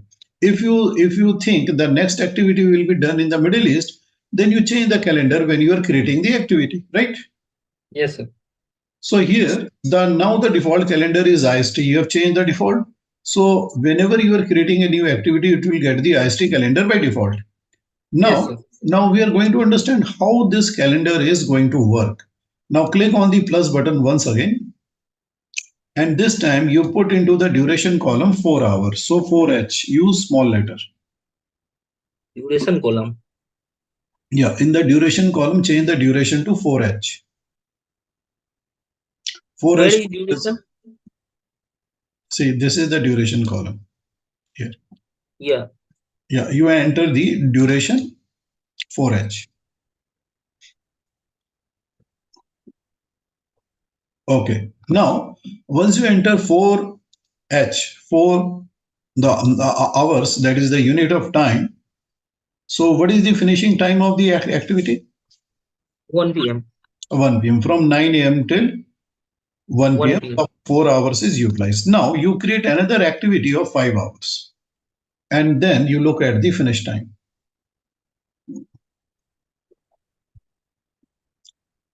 Now, what is the finish time of this? 3 p.m. And why not 2 p.m.? Because 1 to 2 is a lunch hour, non-working hour. Correct, absolutely correct. So now you are able to grasp the concept, right? Because the calendar is having the structure in which we have marked that 1 to 2 p.m. will be the lunch time. So whenever you are entering 5 hours, so the the hours is being basically structured like 4 hours of the work, then 1 to 2 is the lunch time, and then 2 to 3 p.m. will be the work time, right? So it will complete 5 hours. Okay, very good. Now click on the add button once again. Now, after you click on the add button, now you write here 1W. 1 week. Oh no, you write here 22H. 22H. We will use the 1W later, 22H. So what is 22H? 22H means 22 hours. Now what it is doing, that it is converting the 22 hours into 2 full days, and the balance is 6 hours, right? 6 hours. Yes. So basically how it is doing it by the division like this. So you have done this in the school, right? So Yes, sir. what it is doing, that it is taking 8 man hours, and it As is a working using day. this because one man day is 8 man hours. It is dividing the 22 man hours. So 8 to the 16, and what is the remainder is 6. 6 hours. So 6 hours is the remainder, and 2 days is the dividend, right? Yes, sir. So this is how it is basically changing the hours into the days and the hours combination. So this is the balance. So it is, suppose if I enter 24 hours, it will become 3 days, right? Because it is 3 round days. Now you create another activity and you write in the duration column 1W to represent 1 week. 1W.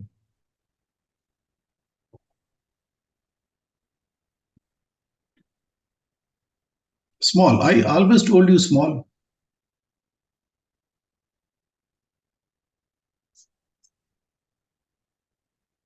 Now what's happening? Do you see that it is converting the 1 week into 6 days, Yes, sir. right?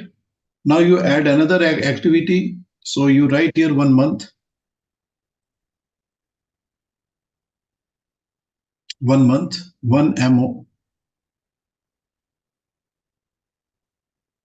So the 1 month is being converted into 24 days, right? 24 man days to be Yes, correct. sir. So it is converting the week into man days. It is converting the month into man days. I'll tell you why it is doing that, so that there is no ambiguity. See, week is a collection of days. So the definition of the week will change with every organization. So if I say 1 week in a 5 day week organization, the person will mobilize resource for 5 days. If I say 1 week in a 6 day week organization, the person will mobilize resource for 6 days.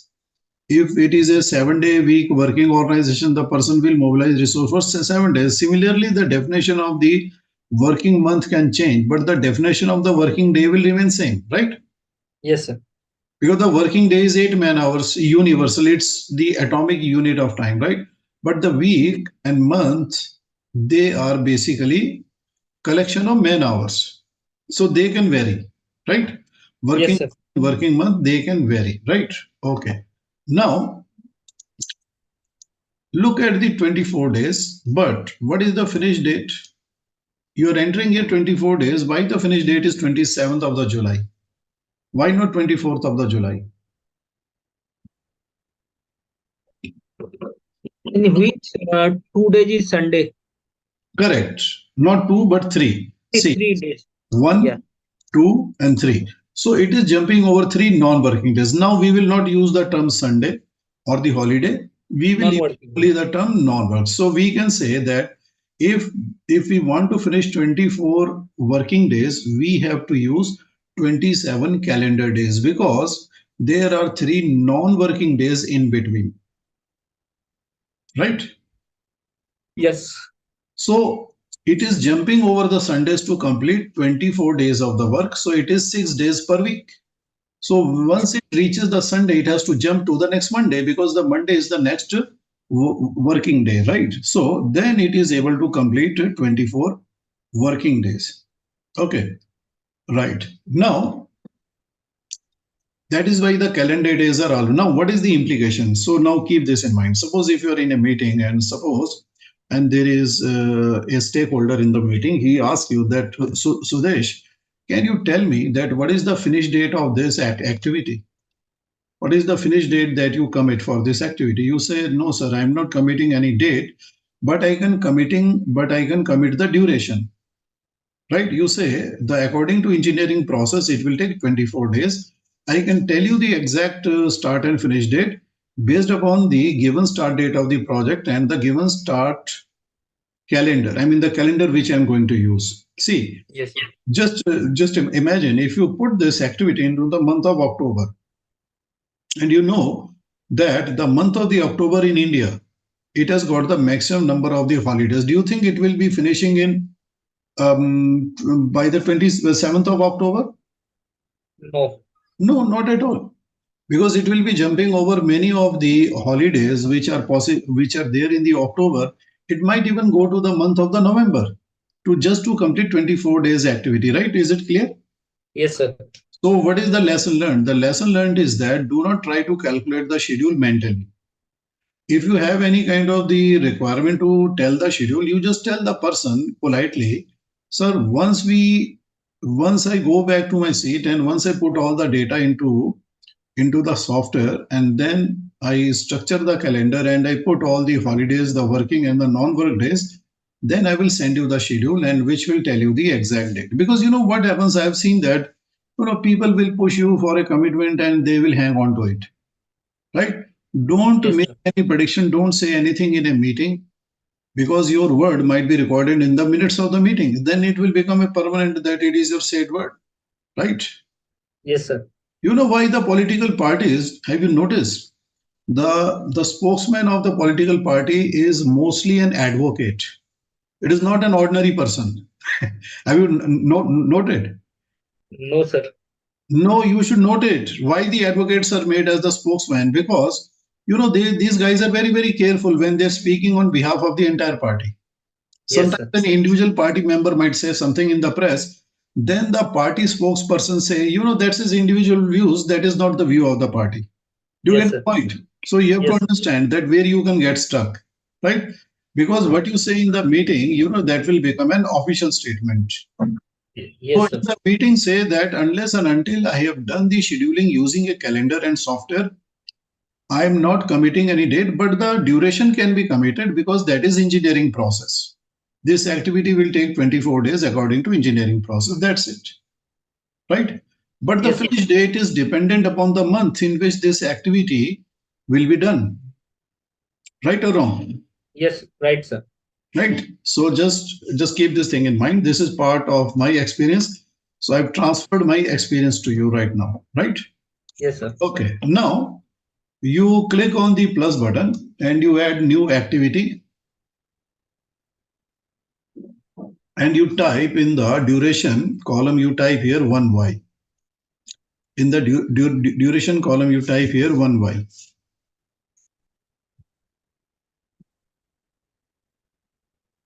So once you type 1y, it gets a certain number of the days. So how the days are being calculated, right? Now I Yes. showed to you how the days, because these were defined by you only.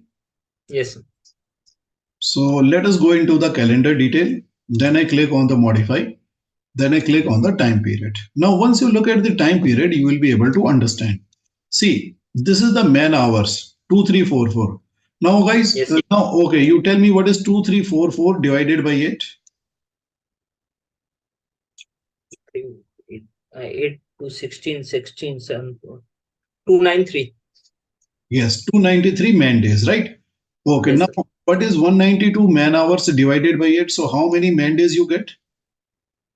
Should be 24. Correct. Now what is 48 divided by 8? 6.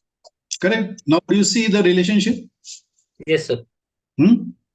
So basically what it is doing, it is looking at the man hours which is predefined into the calendar setting, and it is dividing by 8 to create the man days, right? So in this column, it is using the man days, right? 48 is 6 man days, 192 is 24 man days, 192 man hours is converted into 24 man days, and 2344 is converted into 293 man days, right? So Yes, this sir. is how the calendar is working, right? So basically, the duration which is being calculated in terms of the days, they are being derived by dividing the man hours by the 8 to derive the man days, right? Is it correct now? Yes, sir. Okay. So now let me show you that what is the root of the calculation. Okay, root means route. Route means what is the flow chart. See, first of all, you will enter the duration into this column, right? So Yes, sir. let me show an entry arrow mark. So you will enter into this column. Now, there is another step that is happening after your entry. Just a moment.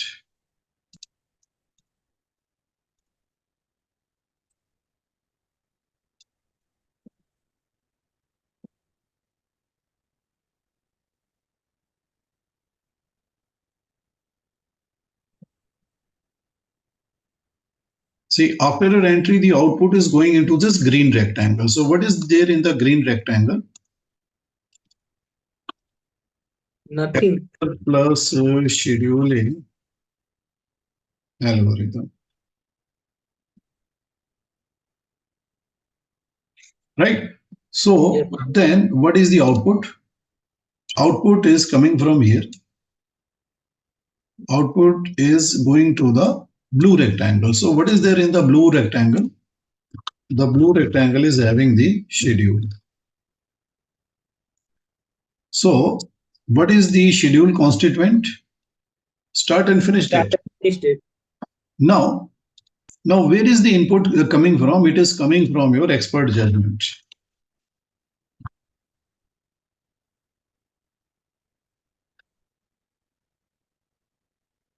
Expert judgment, right?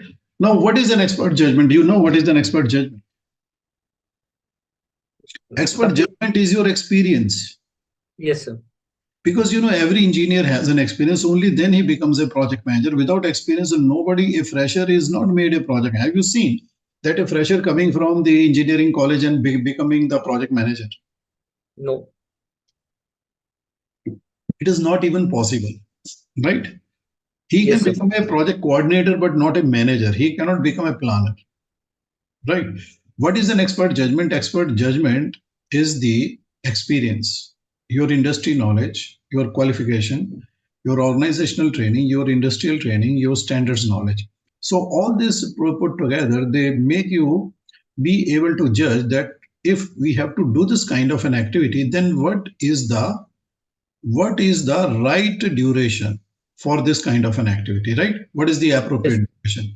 That can come from an expert judgment, because many people mistakenly think that if they type the name of the activity, whatever is the engineering domain, the software will determine the duration. No, man, no. Software does not do it. Software only takes the duration and combines it with the calendar to create the schedule. Look at the flow chart. Is it clear now? Yes, sir. Schedule is created. Basically, you enter the duration according to your knowledge. According to your experience, you make a judgment. Who is an expert judge? Well, I'll tell you. Have you seen in the cricket matches that during the break time, beside the commentator, there are 4 5 people. So they are making expert commentary on the ongoing match. So who are those people? Are they dancers, singers? Who are those people? They are cricket players. They are former cricket players. The former cricket players, what do they have? They have got experience, right? Their Yes, sir. experience gives them the ability to make an expert judgment. So similarly, if you look at popular talent show programs like this, for example, Indian Idol. So who are those people? Are those cricketers? Have you seen any cricketer come to those shows and become an expert judge? No. You will see No. film directors, musicians, actors, people, those who are in the field of arts, and they have some experience, right? Yes, sir. And accomplished people, right? So they have an expert judgment regarding how the participant is doing, right? Yes, sir. Is this clear? Yes, So sir. that is called an expert judgment. An expert judgment, every domain engineer is having his own expert judgment. So civil engineer has his own expert judgment, mechanical, electrical, IT. Okay. So some people think that the Primavera should be taught to a civil engineer by the civil engineer only. Now, do you see that it is irrelevant, right? Yes, sir. Because if I teach you the Primavera, you will apply your own expert judgment. You will not apply my expert judgment. Is it clear? Yes, sir. Because your expert judgment will come from your domain, that is electrical engineering. And if I use it in my domain, I will be using the expert judgment in IT engineering, but the logic will be the same. I have to create an activity. I have to put in the duration, I have to create the structure of the calendar, right? All those knowledge will remain common, Yes, right? sir. So it doesn't matter that which engineer is learning from which engineer because the subject matter is common. The subject matter is that we should be able to manage the project. So that is why we use our respective expert judgments, right? So once you use your expert judgment to enter the duration, and this is the route of the calculation, it will be combined with the calendar and processed by the scheduling algorithm. Then you will see the output in the schedule. So what is the schedule? The start and finish date and time of the activity is the schedule, and hence for the entire project. Right? Is this clear? Yes, sir. Okay. So if this is clear, let us do this thing. Let us see what is the effect of changing the calendar. So we can change the calendar here. You do the double click in this column and pop-up will come. And you select Indian Standard Time. No, double click inside the column. Yes. Select Indian Standard Time. Do you see that the scheduling has changed? Yes, sir. You see that? You Yes, can, sir. because the calendar plus the duration, calendar plus the duration will create the schedule, right? Yes, sir. Now I want to show you something which is a fill down facility. I think now you have understood that the schedule is created by the calendar. Suppose if I go to the first activity and rename it as a task, and I want this the same name to be transmitted in all the rows, right? So what do you do? So first of all, you press the shift button. With your left hand, you press the shift button and keep it pressed. Done? Yes, sir. Now go to the last row within the same column and click. You will see that all the rows are now selected and the cursor Yes. is in the activity name. Now Yes, you sir. on the right side, there is a fill down button. So you click on this button and see what happens. So you will be able to understand it.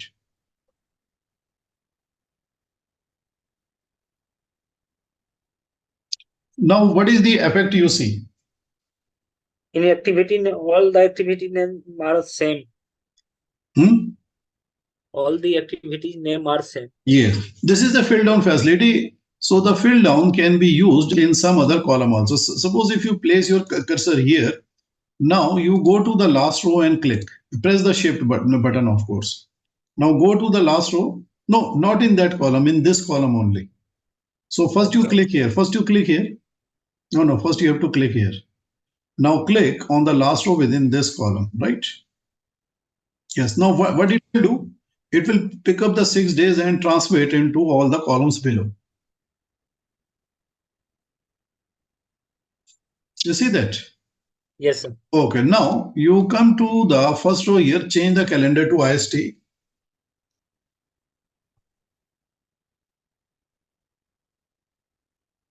Click here, change it to IST.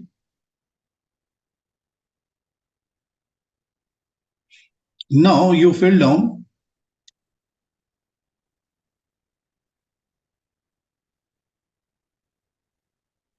Now click on the fill down. Do you see that? You can use the fill down. Now you suppose you go to the first row and change it to the corporate. Change it to the corporate and click on the plus button, and then you fill down. No, then you fill down. Come to the last row, and then you click on the fill down. So what do you see? You All will see that tasks. it is getting replicated, right? So you Yes. can see that when you change the calendar, the schedule is also changing because the schedule is created with calendar. Is the statement clear now? Is it Yes, sir. agreeable? Schedule is created by calendar because the schedule is modifying the duration to create the start and finish date. The schedule takes the input of the duration and calendar, the scheduling engine, and then it creates the schedule. So where is the schedule? Start date and finish date is the schedule, right? Okay. Yes, sir. Now you go to the first activity and change it to the IST.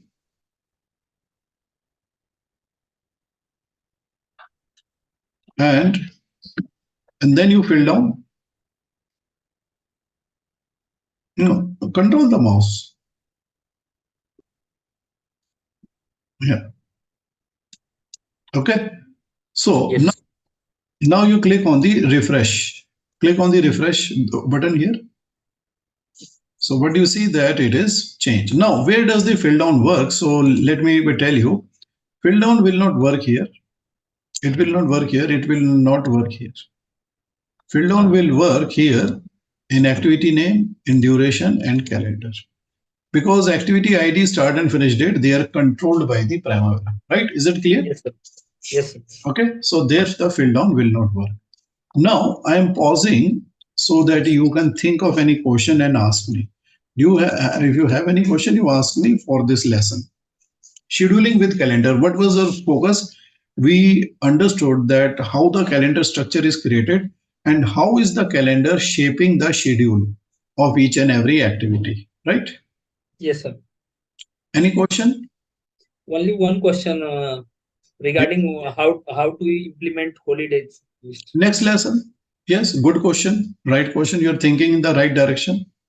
First, the basic foundation is clear. Now we'll work with the holidays and the critical path also. Right? Yes. Okay. Yes. Now, if you don't have any questions, so close this lesson, which is a best practice. Control W. Control W.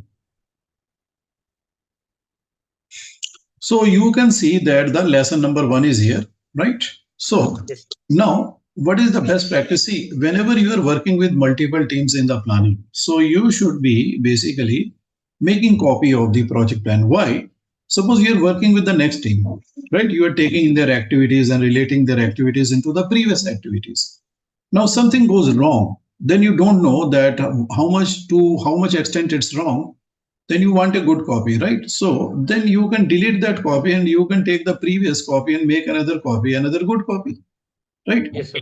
So always when you are working as a consultant, you are working with multiple teams up to a particular point when you feel that my project plan is good and final, you create another copy to work further, right? So when you get a final copy, you can delete all the previous copies to use the final good copy for the Yes, sir. execution, right? Now, what do you do? Press Control C and Control V. Control C for copy and Control V for paste. Do Yes, it. sir. Control C and Control V, right? You will see this pop up. Now, what do you do? This pop up will come 3 times, but you click on this checkbox. Click OK. Then click OK once again. Then you click on this checkbox. Click on this checkbox. Click OK. Then once more you will have to do the same thing. Click here on the checkbox. Do not show this. So when you do the copy, it will not come. Now click on the OK. Now what we have done, we have created a copy from the lesson number 1. Do you see the series number 2 has been automatically created, right? Yes, sir. Now we just have to rename. Just go here and you write the name as critical path and holidays. So we will learn both this thing, critical path and holidays, which is our lesson number 2. So basically what is happening, we are taking the raw data from the lesson number 1, right? Yes, And sir. which is saving us the typing time and structure Yes, creation sir. time, right?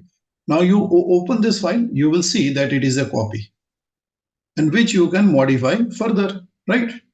Yes, sir. Okay, so we will take a 20 minutes break. After the 20 minutes break, and as you have the question, the holiday, and Yes. definitely we'll learn the critical path also, which is very important, right? So Yes, keep sir. this open and I'm stopping the share of the screen. Let's take a break for 20 minutes and then we will continue to learn.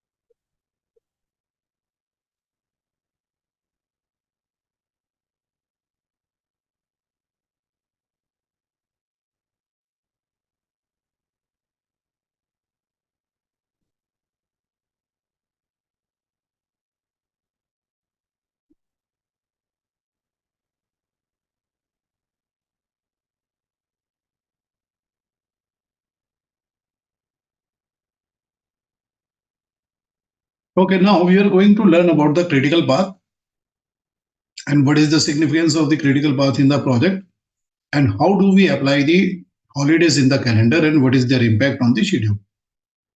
Now, before we go on to the lesson, there are two things that we have to do first. We don't need the time component and we do not need the calendar column, right? So we are going to first make these changes. So to remove the time component, go into the user preference. No, click on the icon, not on the side. Icon, click on the icon. Yeah. Now come to the option dates and then you select the option do not show time. Then click on the close button.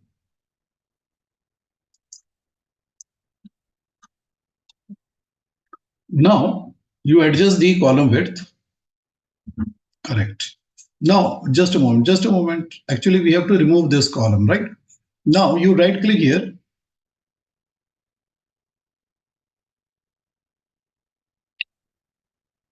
right click and select the column option.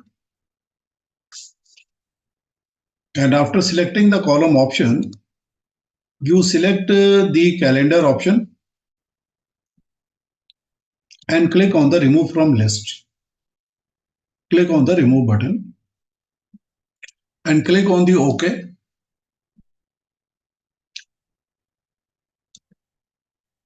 So now you can then adjust the screen and you can give more space to the.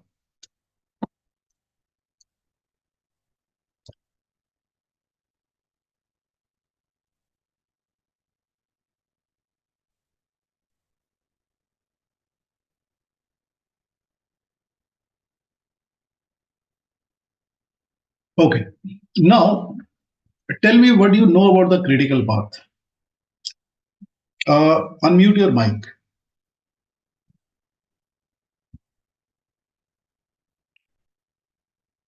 What is your idea about the critical path? Have you heard about the critical path?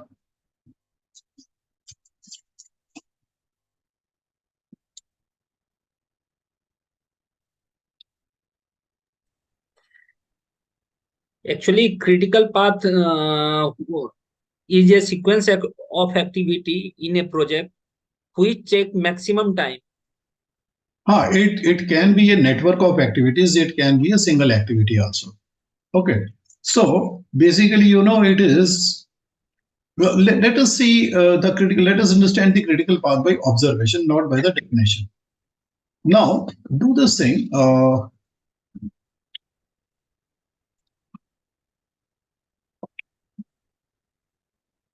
Go to the last activity and change the duration to 12 days. Change it to 12 days.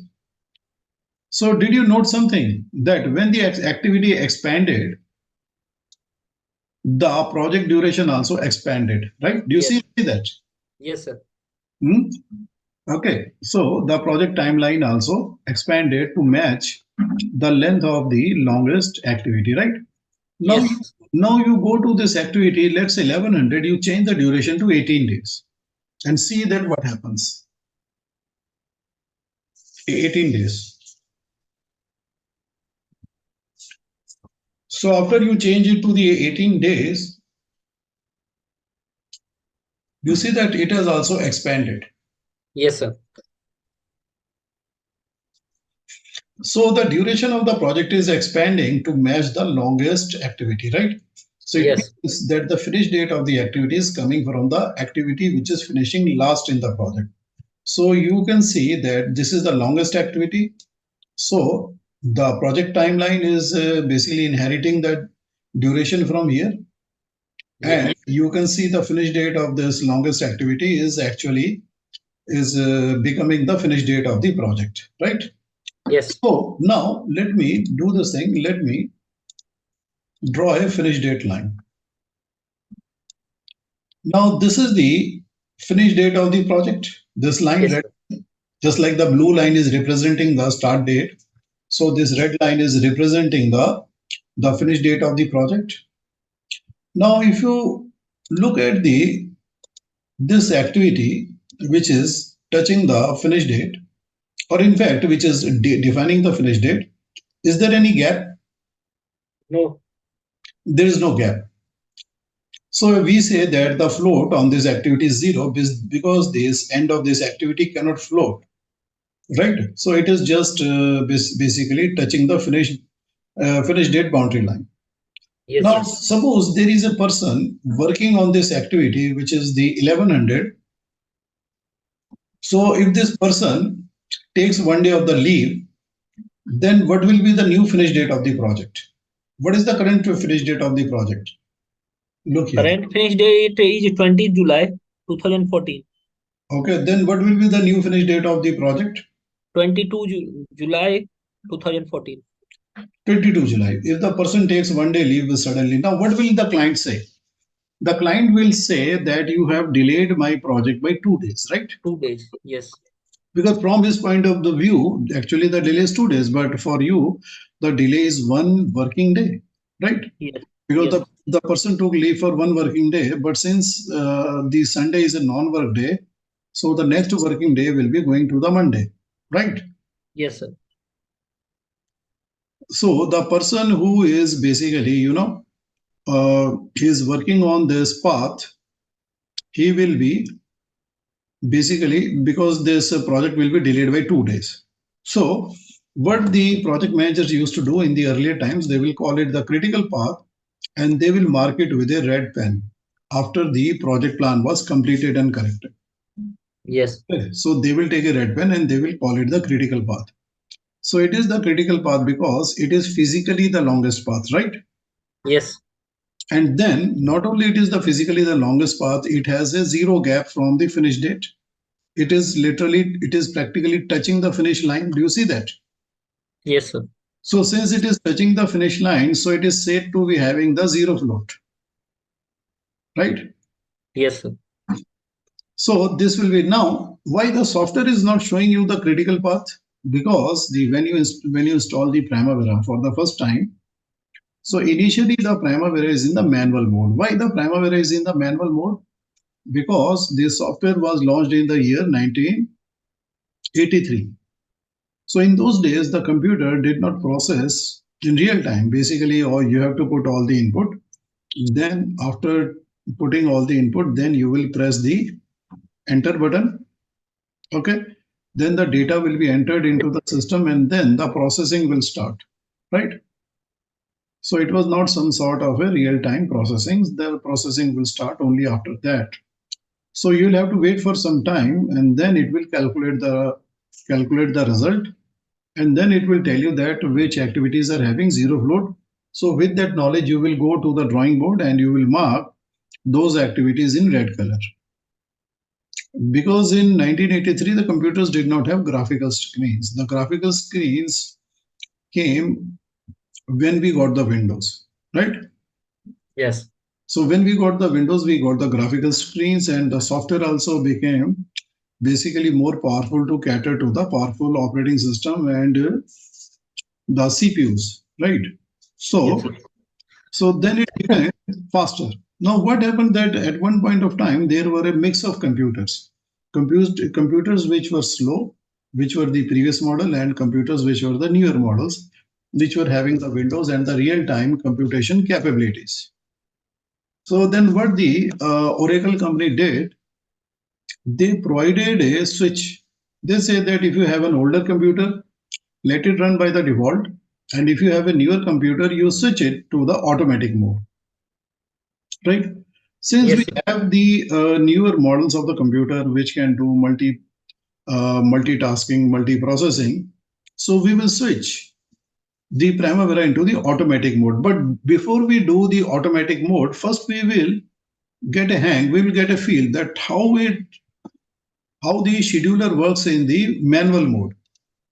So to Yes. understand the scheduler working in the manual mode, you just click on the schedule button. So this is the button which is called the scheduler button.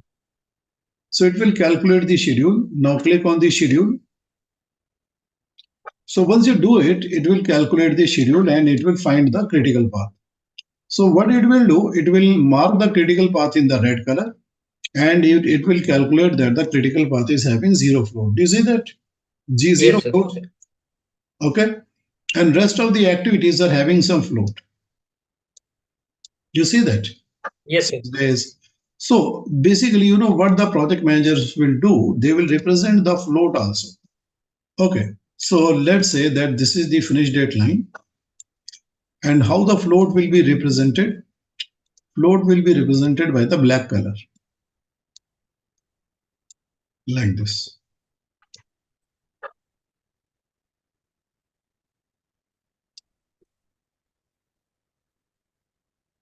So do you see this the float bar? Yes, sir. So the float bar is represented in the dark color, right? Now let us do the thing. Just keep that in mind. We will activate the float bar also. Now you go to the last activity and make it as 18 days. Make it as 18, 1, 8.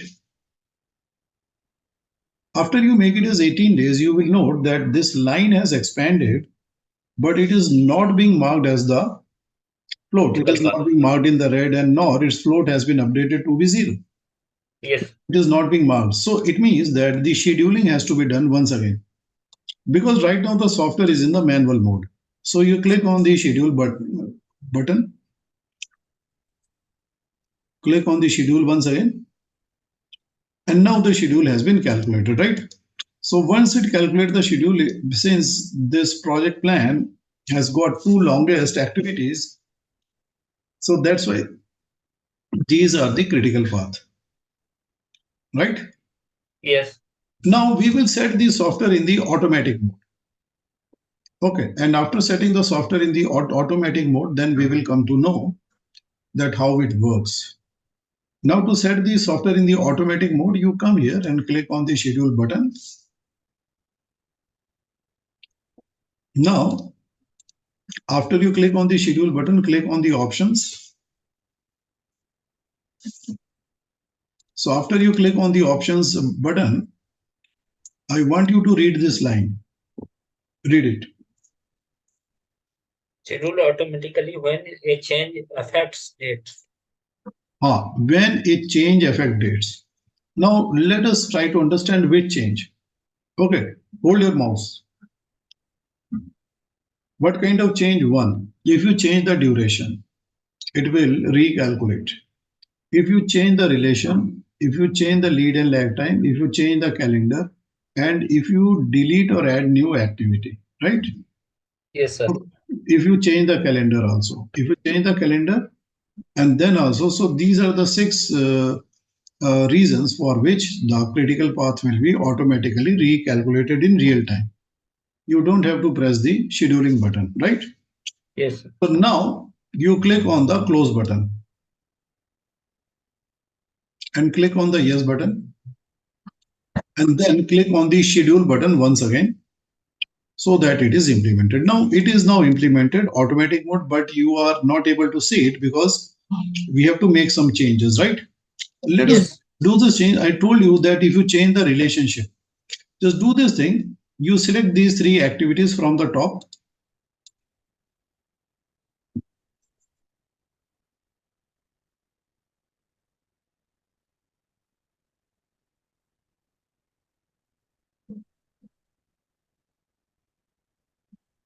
Done, sir.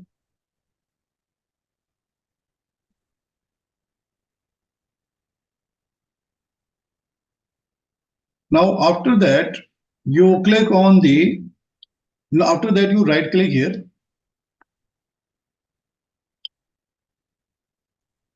and then select link activities. See, after you link the activities, you can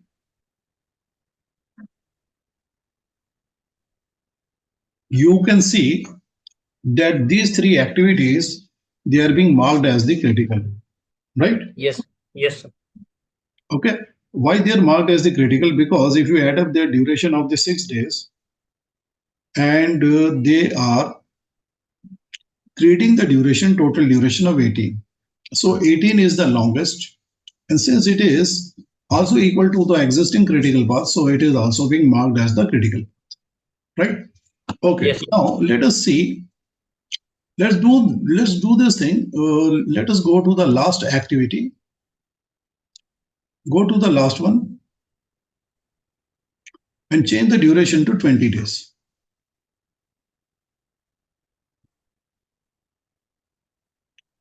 Now, if you change the duration to 20 days, then what happens?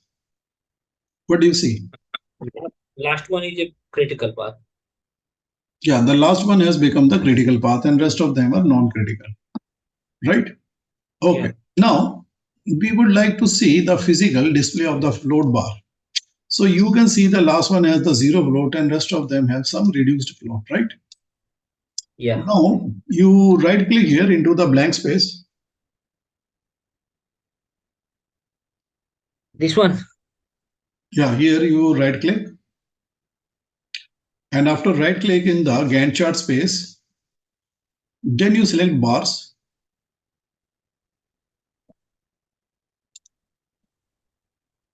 Now you scroll down to the bottom.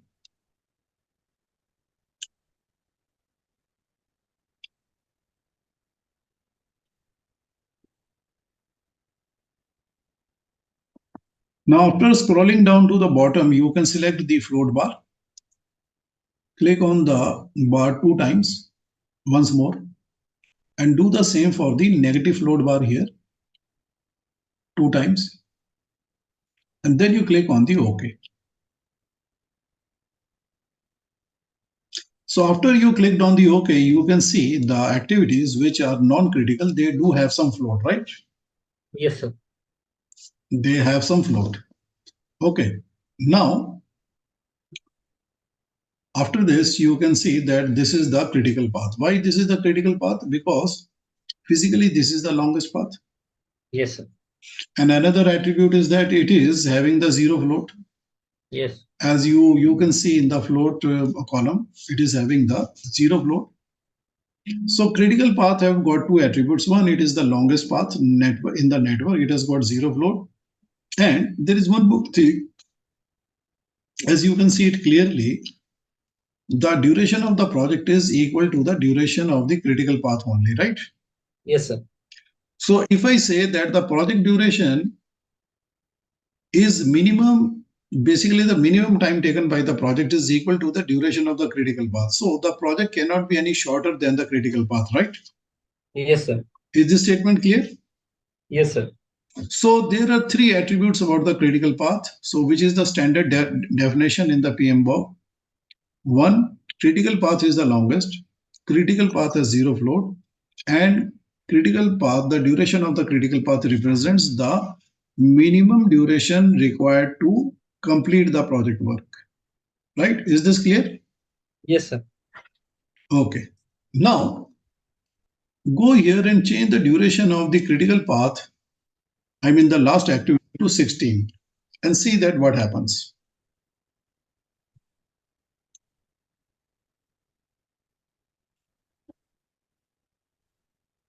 Reduce it to 16. Now what did you note? We got two critical path. Now this is not a critical path anymore. Now since you have changed the duration to 16, so it becomes shorter than the existing critical path. Now the existing critical path are of the 18 days duration. So it means that a project will have at least one critical path, and critical path can change during the planning phase. Right? Is this Yes, clear? sir.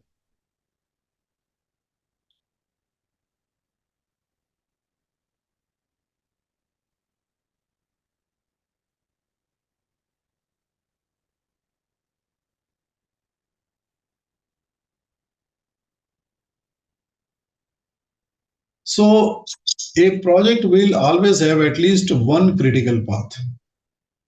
Right? Yes, sir. Is this clear? Yes, sir. Okay. Now change the duration to 18. So if you change it to 18, then what happens? So this also becomes a critical path. Critical path. Now, what is the utility of the critical path? Now, that is the main point. Doing the critical path technically is not enough. So what to do with the critical path? What is the significance of the critical path in the project management? That's exactly what we are going to learn here. Okay. Now, see, after our project plan is complete and correct, and then we set the filter for the critical path, we are able to see the critical path. Now, what happens that we call for the meeting, critical path meeting. Before we call for the critical path meeting, we first set the filter. Now go to the filter option and you select critical path. Select critical and click on the OK button. So once you have selected the critical and you clicked on the OK button, so you can see that the critical path activities, they have been filtered, right? Yes, sir. So after that, you can see, there are 5 activities here, right? Yes, sir. So these 5 activity will have the 5 activity owners, okay? And these 5 activity owners will be coming into the critical path meeting. So you will call them into the meeting room,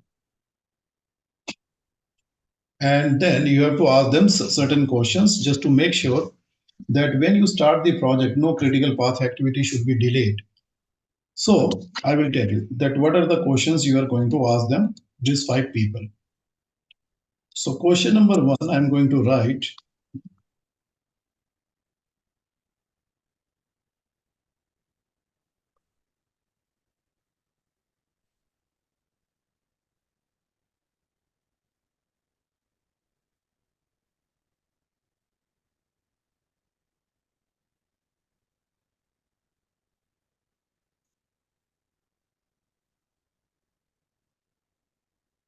suppose you ask this question and one or many person they say yes, right? Yes, sir. Do you have any plan to take leave during your activity if some person says yes? So, if a person is working on the critical path activity and if he takes leave and if he says yes, so then what's going to happen? It's going to delay your project, right? Yes, sir. So what do you do? So you have to basically ask that person whether and try to find out whether that leave is negotiable or non-negotiable. So negotiable leaves are like this. Suppose you ask that person that are you going to take a leave? He says yes. Then you ask him what for? He says I want to take a vacation. So then you will suggest to him that why did you take the vacation after the completion of your activity? So he says fine, that's okay. So I will take the vacation after the completion of my activity. So that is not a problem. Now, if the person says, look, I'm going to get engaged, or I'm going to get married, or my wife is going to have a baby, because such kind of the occasion in a person's life, it is requiring personal presence, right? Yes. So, these are the occasions when a person cannot be, cannot be available. So he has to be there with his family and for that moment, right?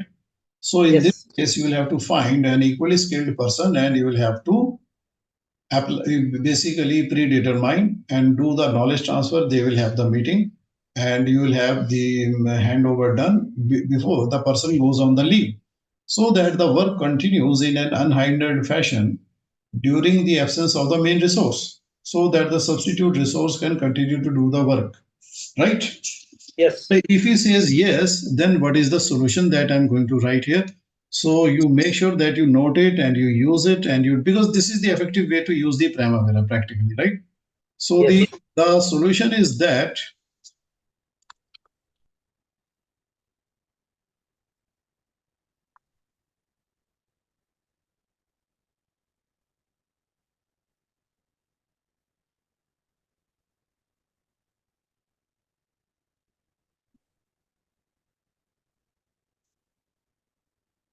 read this.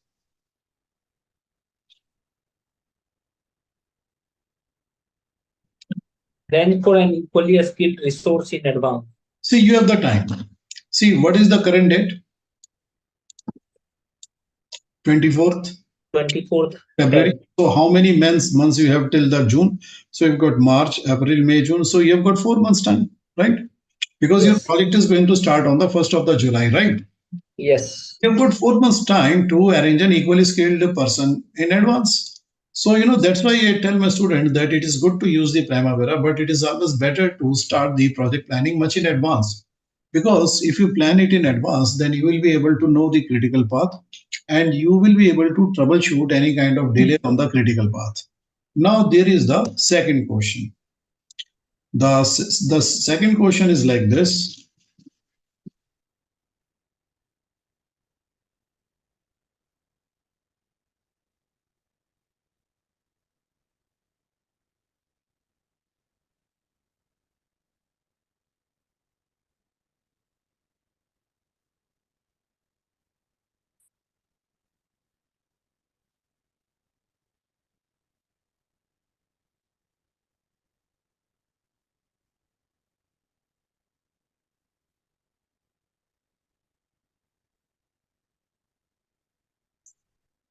Okay, read this.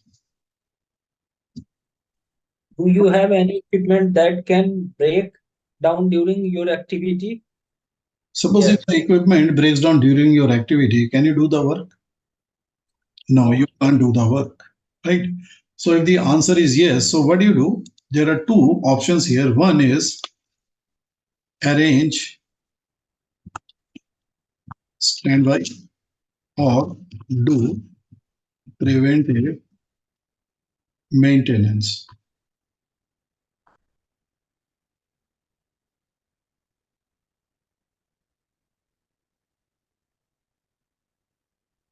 Read this. Arrange a standby or do preventive maintenance. See, when do you arrange a standby? You arrange a standby when you have a small equipment. Because the standby won't be costing a significant amount of money, right? Yes. But when you have a huge equipment, suppose you have got a 100-ton crane, and then there can be certain components or parts which can be on the break on the boundary line or They're not broken down completely or correct currently. They might break down during the period of usage, right? So what you do preventive maintenance. You get it all checked, okay? And all the components will be checked. If there is any component which has got the chances of breakdown, so that component will be fixed or replaced, right? So Yes. that is the preventive maintenance, because we don't want to delay the critical activity. If we delay the critical activity, then the project finish date will be delayed and it will delay the delivery of the product, right? Now we come to the third point.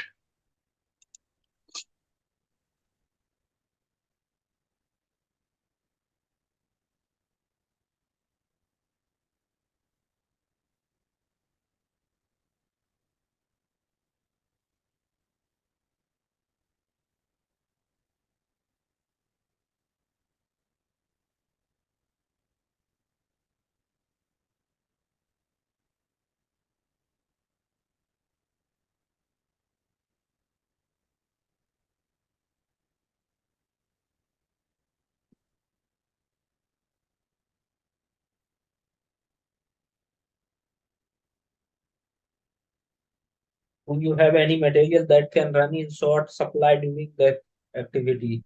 Suppose the man is there, machine is there, but the material is not there, right? Can you do the activity without the material? No. No. So it means that you need the man, machine, and material at the same time, right? So what is the solution? The solution is this.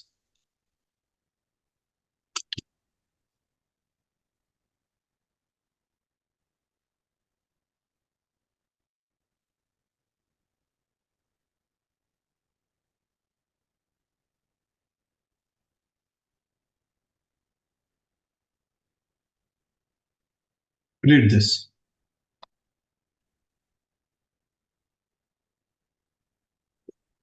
Do you have material that can run in short supply during the activity? Yes. Oh, my answer did not come. Okay, Pardon, sir? I'm writing. Just wait. Oh, now it has. Now I think it has imprinted on your screen. Read this. Pre-order the material so that it arrive before the start of the project. Right? It makes sense Yes, sir. because it is a material to be used on the critical path. You want to make sure that you have almost all the quantity before starting the project. And there is one more thing. Start the project or start the task. Which one is No, better? not the start of the task. Don't take that much chance. It is better that you order it before the start of the project, because what is going to happen, you might need some time for any replacement, because you will have to check the material, because you will have to do the quality, right? You have to produce something of quality. So quality is dependent not only on the man and machine, the quality is also dependent upon the input of the raw material. The quality Yes. of the raw material also determines the quality of the final product, right? Yes. So suppose if you find some defective item, okay, so they can be replaced in good time before the start of the critical path activity, right? Is this clear? Yes, sir. Okay, it has to be before, because the critical path activities, they are on the critical path, and critical path is from beginning to end, right?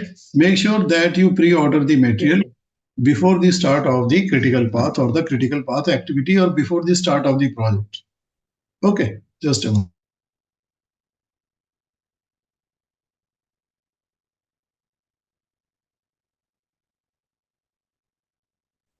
Now, the fourth point. The fourth point is like this. Uh, do you have any subcontracted work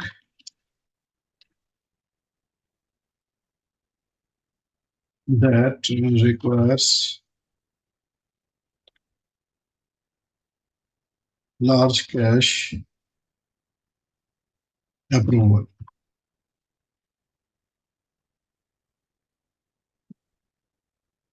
Answer is yes. Read this. Do you have any subcontracted work that requires a large cash approval? Yes. Now, if you have that kind of, now what is the problem with the large cash? approval, because the large cash approval will go through multiple points. Now you have to understand one more thing, that subcontractors, they do not have deep pockets, right? The subcontractors pay their workers on a weekly basis, right? So they Yes. continue to work. So they continue to stick to the work and the work goes on smoothly. Suppose if you don't pay, then if the some subcontractor is not able to pay his workers, the workers will go away and that might disrupt. Because if the team size is not full or complete, then it might not be effectively it might not be might not be possible to effectively implement the activity as planned, right? So, do Yes. you have any subcontracted work that require large cash approval? If it is yes, then what do you do then? So, you the solution is like this. Take approval in advance. Yes, get prior approvals and take the cash only when required, right? So, Yes. what do? You get prior approvals and then you take the cash only when required. Okay, is it fine? Yes. Okay. So these are the 4 points that you have to keep in mind, and you have to basically make sure that man, machine, material, and cash is always available on the critical path activities. These are known risks. Known risks are the risks which you can calculate, you can foresee, and you can try to prevent them. Right? So, Yes. so this meeting is called the critical path meeting. Critical and path meeting. When it is called, so this meeting is called when plan is complete and correct. And what is the shortcut for all the points? 3M plus C. Okay. 3M plus C. What is the 3M? If you expand it, this is for your memory.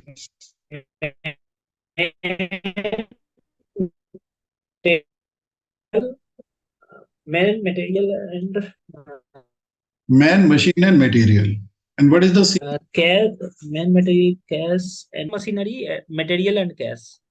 Yeah, no, in this order you say man, machine, Cash, C stand for cash. material, and C for cash in the last, right? Is it clear? Yes. One, two, Yes, three sir. is man, machine, material, and the fourth is the cash.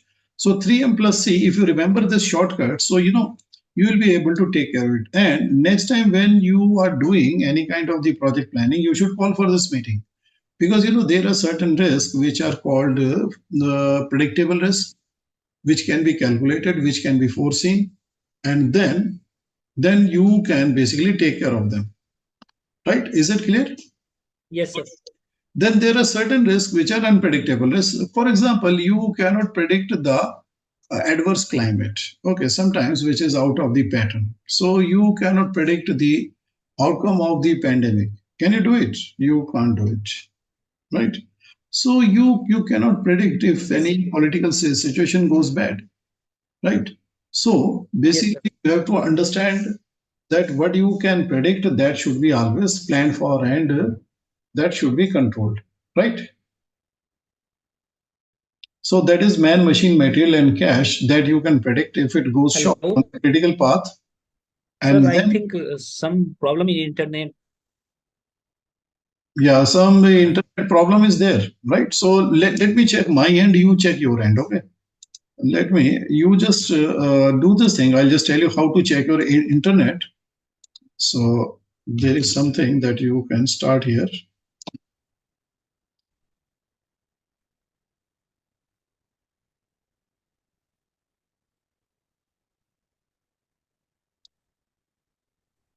You just type in this box, PING, go into this box and type space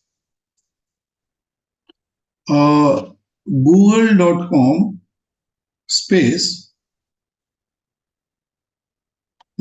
space dash t, dash means minus t, and then you press enter.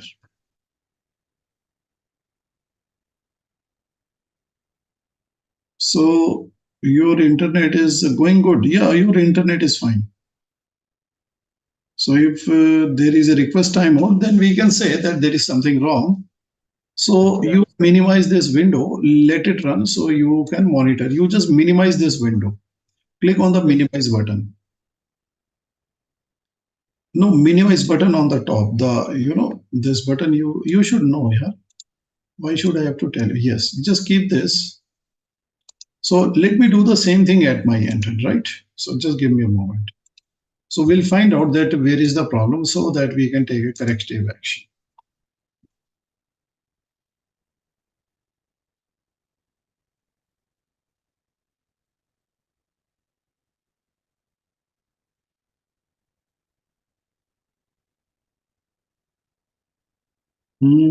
Right now, there is no problem, but if there is a problem, I will switch my channel. Okay, I'll Okay, change my sir. internet service provider. So is it clear? Yes, sir. What is the meaning of the critical path? Basically, the critical path is the path on which the float is zero. There is no room for delay. The second thing is that the critical path is the longest physical path. So we have to make sure that on the critical path, 3m plus c is there, right? Is this clear? Yes, sir. Yes, sir. Okay. So now we are going to do the holiday thing. So first of all, let us remove the filter.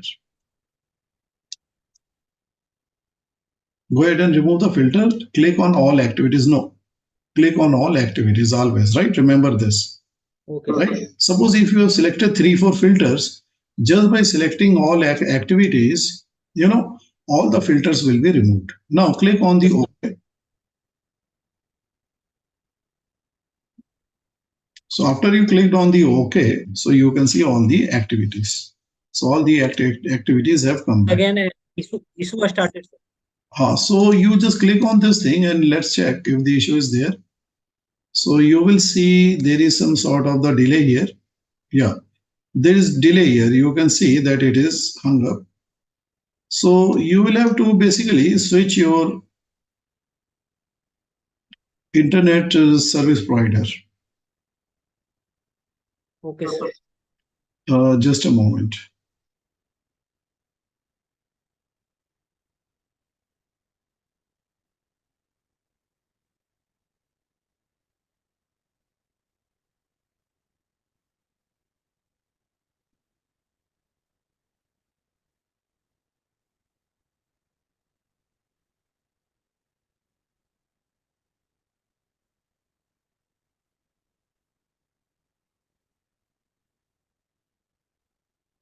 So you are still there? Okay, can you still hear my voice?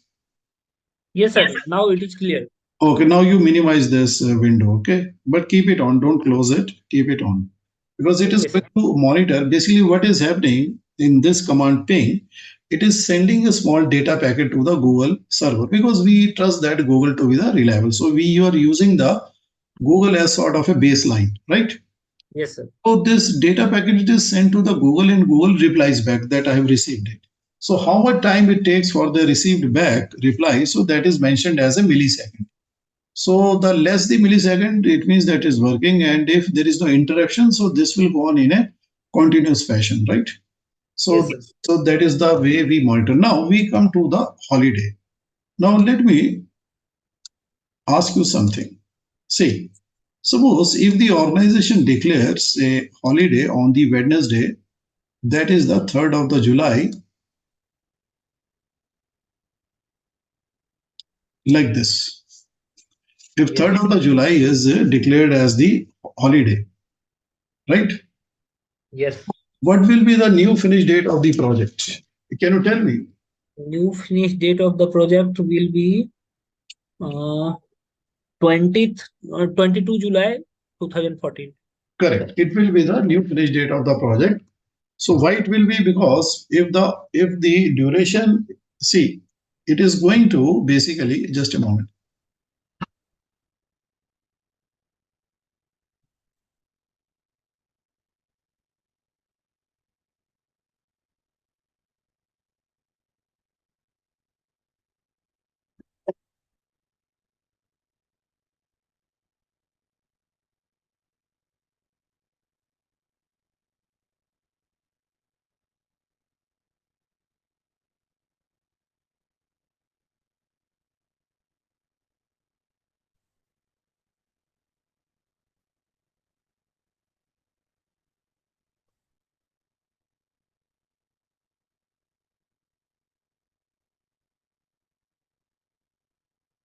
So we have to basically, we know that it will go to. Now let us see that when we implement it on the calendar, how it is going to recalculate the finish date of the project, right?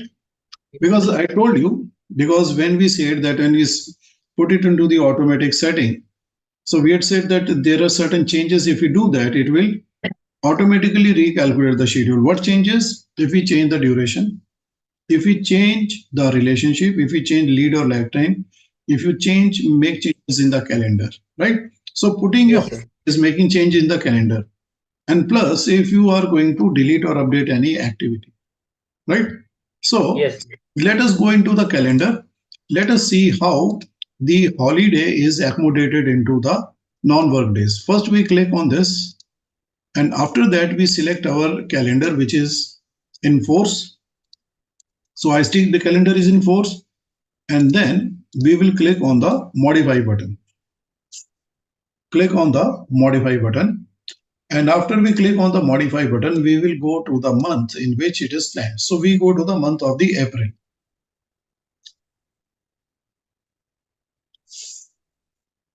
Now, then you will select 3rd of the April, and then you will click on the non-work. So non-work will make it as non-work. Do you see that all the work hours are gone and it has become dark color? Do you see that? Yes, sir. See, this is the color of the non-work, right? So after Yes, that, sir. you click on the OK, and then you click on the close, and then, oh no, actually we are working in the month of the July. So we will go Yes, sir. into the month of the July, because if we implement it in the April, it will not have any effect There here. is no any change. So you click on the modify once again. Then you scroll to the month of the July. Now you select 3rd of the July, and then you click on the non-work, and then you click on the OK, and then you click on the close. So after you click on the close, you can see the new finish date is 22 of the July, and you can see that the Wednesday has been marked in the gray color, right? The working Yes. days are represented in the white color, and the Wednesday is represented in the gray color, right? Is this clear? Yes, sir. So that is a non-work day. Now, I will also tell you and teach you that how to remove the holiday, because sometimes people put it wrongly, then they want to remove it and put it on another date, right? But Yes. they don't know how to remove it properly. They make a mistake, due to which the schedule is disturbed. Okay, so I don't want that to happen with you. So I'll teach you how to remove that. Now you click on the calendar icon once again.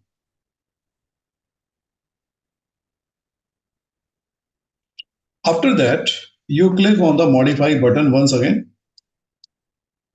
and then you scroll to the month of the July. Now you select the 3rd, and then I will tell you first. Wait. Click on the detailed, and then you click on the just a moment. Okay, Now sir. you click on the wrong button, because instinctively you are going to click it only. Now you click on the work. Click on the work button here. Actually, this is the wrong button. Now Yes, look at the structure of the day. Look at the timing structure of the day. Is the timing structure is matching your organization's work timing? No, Hmm? no.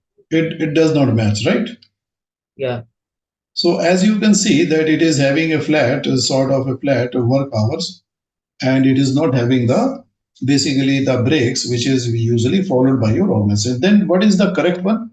The correct button is the standard. If you click on the standard, it will get the proper structure of the day, and it will become a working day also, right? So it is called the Yes. standard. So do you see the standard color? Now you click on the OK, Yes. click on the OK, and click on the close. So the holiday has been removed. You see that the finish date of the project has been restored back to the 20th of July, right? Sir, holiday can be predefined in a calendar. Holiday should be predefined in the calendar before you even start planning the project. See, first thing that you should create is the calendar, or you should find the calendar which is suitable for your project, right? There are two options. Yes. Find the existing one if it is there. If it is the existing one is not there, then you create your new calendar according to your, and then you decide whether it is useful for other projects or not. If it is not Yes. useful, put it under the project group. If it is useful, put it under the global group, right? Yes, So sir. once you have created the calendar, or once you have selected the calendar, you can use it. And Yes. then, if you are creating the calendar, make sure that the calendar is complete in respect of the structure of the calendar, the work timing, the holidays, the non-working days, everything should be there, right?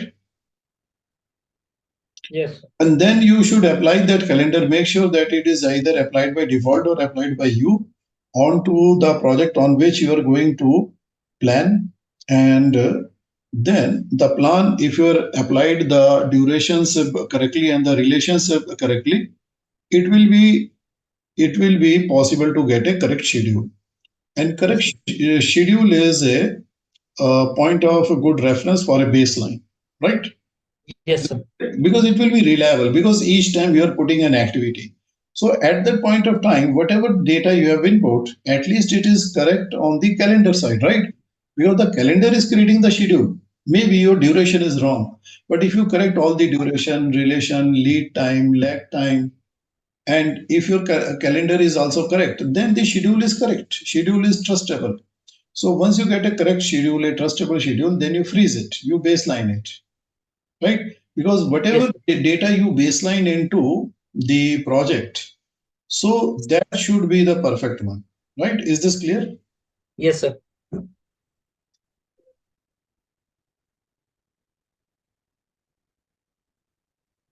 Okay, anything else? No, sir.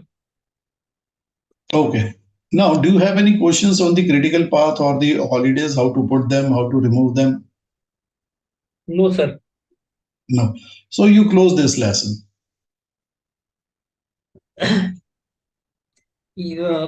Predecessor, one question, sir. So that next lesson. That is the next lesson. Next lesson. Next lesson. Okay, sir. Close this one. So next lesson, Control and dependency and ready. Yes. control and W. Control W. Control W. Yes. So next lesson that we are going to do, it is about dependency and relationships. So how to create the next one? So you place your cursor on the lesson number one. Now you press Control C and Control V. Lesson number one or lesson number two, sir? Lesson number one. So all the data will be created from lesson number one only. Okay. Control V.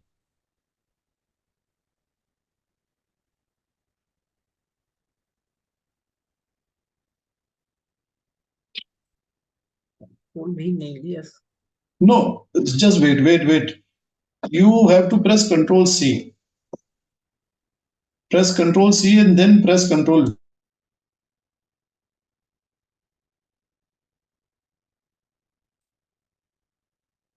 It's not working, sir.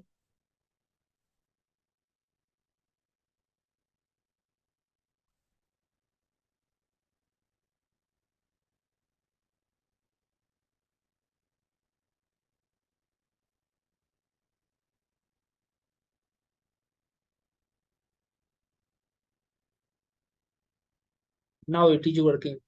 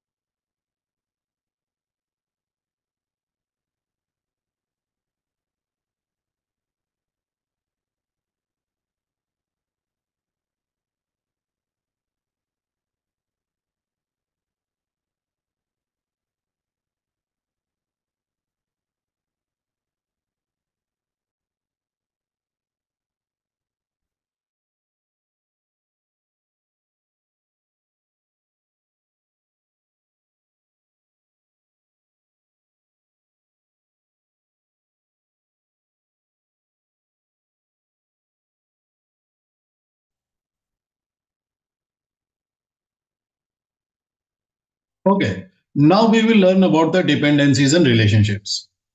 So first of all, let us understand the theory of the dependency and relationship. Okay. So we will go into our whiteboard. So here we have the relations. So when we want to establish the relationship, so minimum two activities are required. So one activity will take the role of the predecessor and other activity will become the successor. Now, what is the definition of the predecessor task? Read this red color text.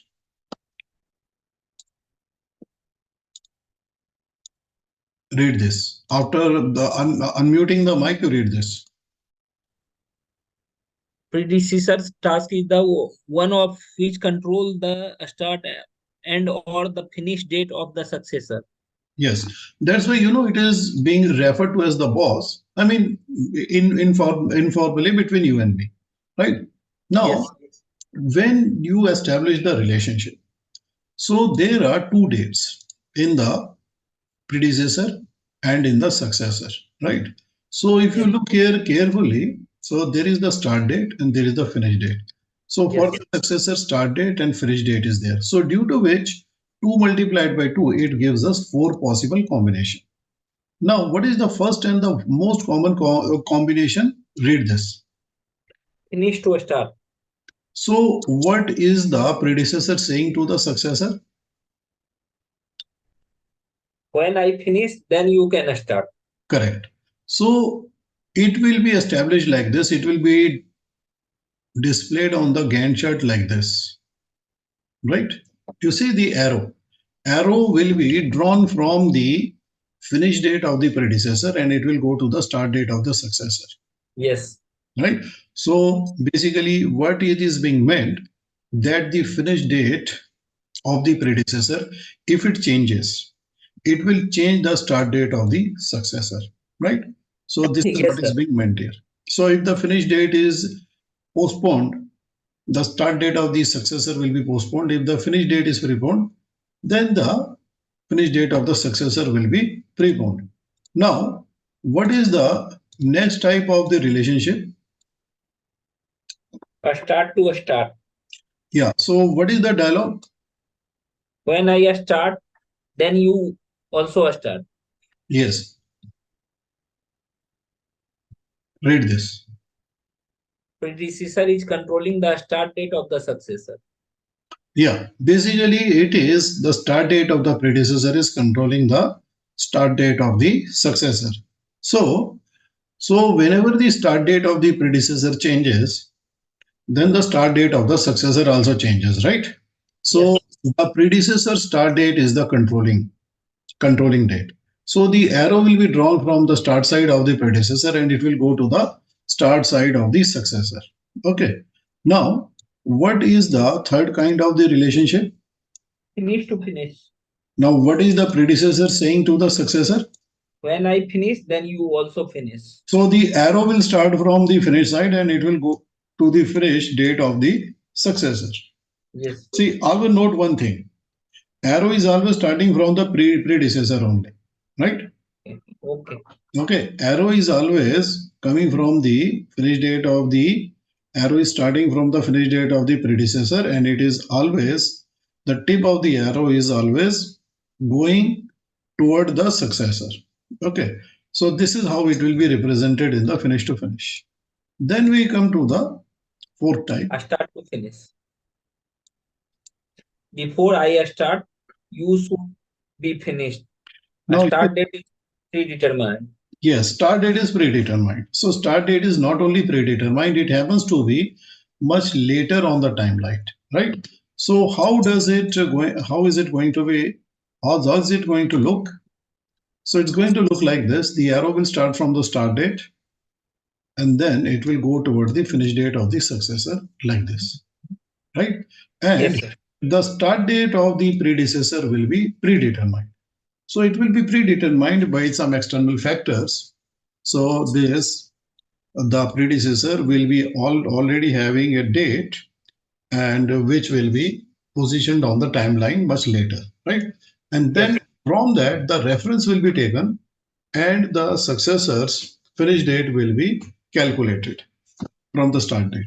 Now, let us keep these facts in mind and let us understand it by doing this practically in the Primavera. Now we go into the Primavera. Let's have a look here. It is going or not. Can you maximize the window? Can we have a look? Maximize the window here.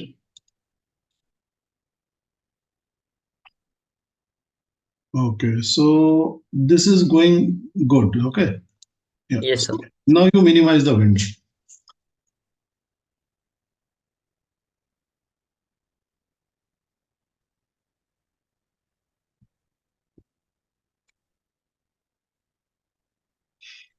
Now you open this lesson number 3.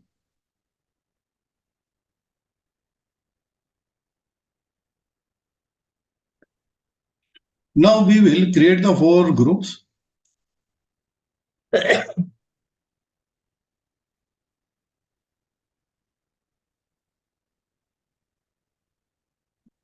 Now you click on the WBS.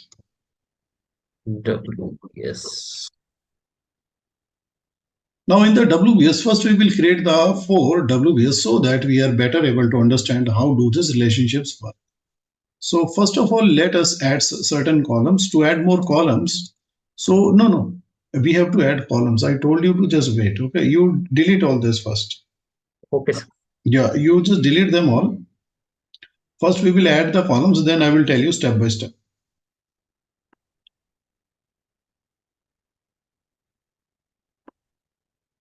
First you right click here and you select columns and customize. So once you select the customize, so you will get the column toolbox. From here, after the WBS name, first of all, you include the duration. So what is the duration we need? We need the BL. BL means baseline. Baseline means what is the planned per project duration. And then we also need the dates. So we are going to include the 2 dates, that is the start date and the finish date. So once we include these columns, so we will expand this and then we will make sure that we resize the dates properly, right? So that they appear in the right proportion. So after that, we will bring the partition here, okay? And then we will switch off the lower.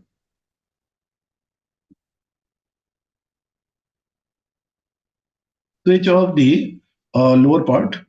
And then we will use the appropriate scale, which is the daily scale. So day wise, then we'll do the double click here. So after doing the double click, we are able to locate the Gantt bar at the project level. Then we save this.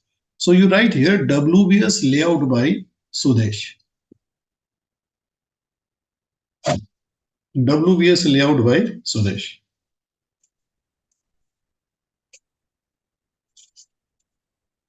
Same.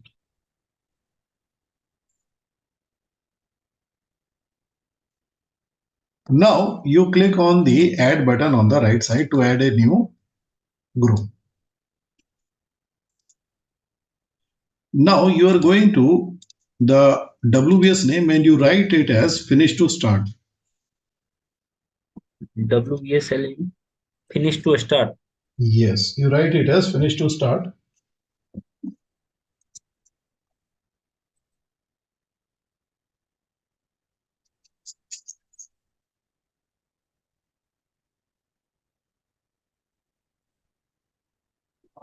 Now you add another group, start to start.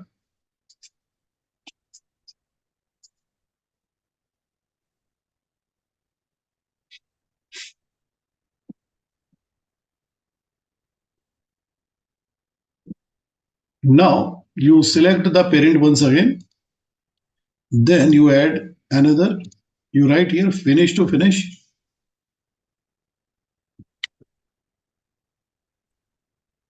So we will learn that how to create the WBS also, right? So in WBS tab, the WBS is created in the activities it is used. So we will see it in a moment. So then you create the 4th one. So that will be the start to finish. So we'll group up the activities under their respective WBS groups, and then we will set up the dependency and relationships, and then we will be able to understand it better, start to finish, right? After that, we can save, we can refresh, we come to the activities. So we can see this WBS groups at the bottom, right? So we can see them at the bottom. Let us do this thing. Let us delete a few tasks so that we can see them properly, right? So we can see them. Okay, so now we will group up the activities under this WBS. So what we do, that we select the first four and you do Control X, and you select 3.1 and you paste. So they will be moved into 3.1. So in the 3.1, we need four activities. Then we select next two. You select 40 and 50. Cut and move them into start to start. And then you select the next two, 60 and 70.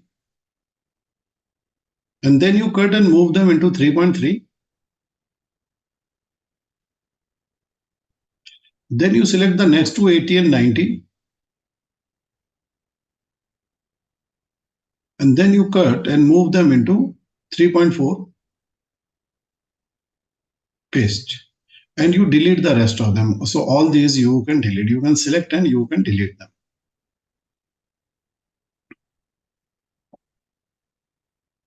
Click on the delete button. Yes.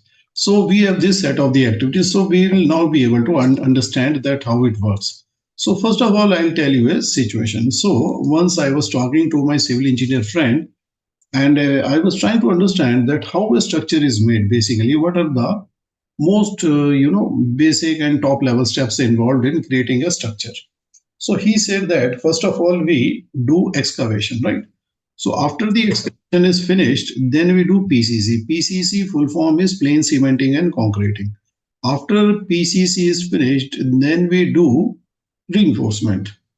After the reinforcement is finished, then we do the shuttering. So basically what he was saying, that we finish the first activity, then we start the next activity. So it is basically all these activities are in a finish to start relationship. So first you write excavation,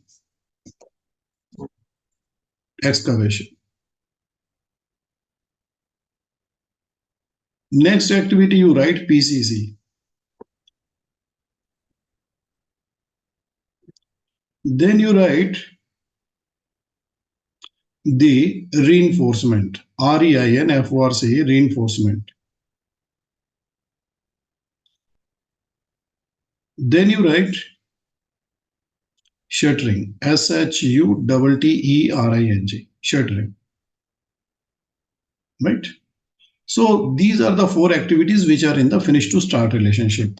So we will start applying the relationship from the excavation. So what we do, we place our cursor on the excavation and then we switch on the detail. So click on the detail button, and in the detail button you can see that there are two tabs, which is predecessor and successor. Basically they help you apply the predecessor and successor relationship, right? You can, Yes. let me pull it up a little bit more.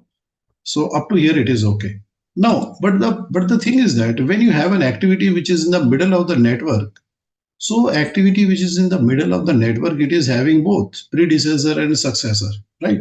So Yes. so what do you do? What you do in that case? So in that case, you will have to use a different tab. So we will reconfigure the tab first. First, we will use a better tab. Now, now you right click here on this gray area.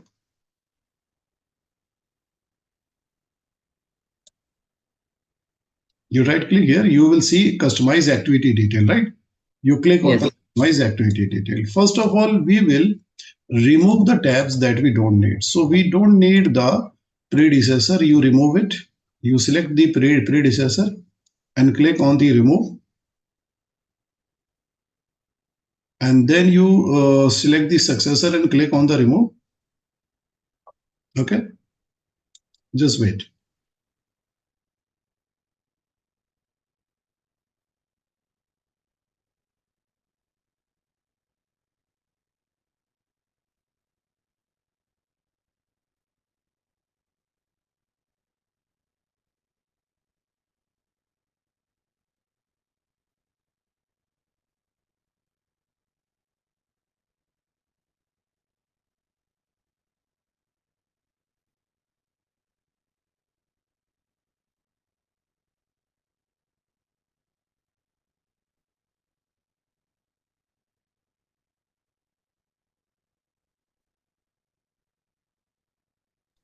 So after that, so we are going to select the columns that we need.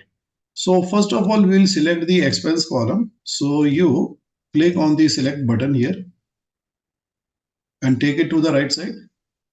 Then we need this tab notebook. You take it to the right side. Then the most important tab that we need is the relationship, right? So you select the relationship. Okay, then you select, there is one more tab, WPN docs. WPN docs. And so let me rearrange. So we will select the notebook and bring it at the bottom. So we came here for the relationship. Okay, so now we click on the OK. Now once we select the relationship and when we go to the relationship tab, so we can see that in the relationship tab, both the relationships are visible, right? You can see the predecessor and you can see the successor, right? So in one tab, you can see both the relationship. If your activity is in the middle of the network, so you can see the predecessor and successor at the same time. Now, before we even start to use it, there is a column here. Read the name. What does it say? Relations. Yeah, actually, it is not relations. Actually, it is relationship type, right? So we have Yes. expanded so that the full name is visible. This is a very important column. Okay, we will need to use it very frequently. So we must know that it is actually a relationship type column. So we display the full name. Okay, like this. Okay, so relationship type should be fully visible. Now, what is the successor for the excavation? Who is the successor? Successor is PCC. PCC. So what we will do, so we keep our cursor on the excavation only. So then we go to the successor side, right? We click on Yes. the assign button. So assign successor as PCC, right? Now, since this pop-up box is opening for the first time, right? Because it's a new installation Yes. of Primavera.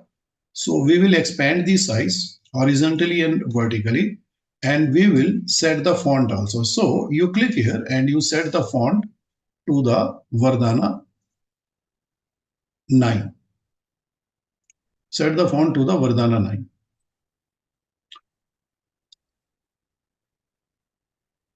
And click on the OK button. Click on the OK button. So after you have set the font, then you select PCC. Here you select PCC and then you click on the plus button. So this is the assign button, select button. Then you click on the close button. Close this box. So you can see that after you have selected the successor, the relationship has been established. See, finish to start relationship will be assigned by default. You see that relationship type. Yes, sir. So in case you want some other relationship, actually, this is a drop down type of a interface. But the drop down button is not visible, or it will be visible when you click on it. See, right? Yes, sir. So the all the interfaces, not only Primavera, but any interface is programmed to apply the finish to start by default because this is the most common relationship. That is the reason, right? Yes. So the finish to start will be always be applied by default. Now, what is the successor for the PCC? Successor for the PCC reinforcement. Correct. So you will have to go to the assign button on the successor side. Click on the assign button and then you select reinforcement and then you click on the assign and then you close it. So you can see the relationship finish to start has been applied, right? Now you select the Yes. shuttering, Shuttering. right? Now from the shuttering point of view, who is the predecessor? Reinforcement. Correct. See, we can assign the successor, but we can assign the predecessor also. So after selecting the shuttering, we will assign the predecessor. So you click here. Now, since this box is opening for the first time, so you will configure the box. So you can drag it in the direction of 45. degree. Now you just change the size of the, okay, you first apply the font, Vardhana 9, and also increase the size of the box. Click on the OK, OK. And now increase the size of the box, increase the width and the height.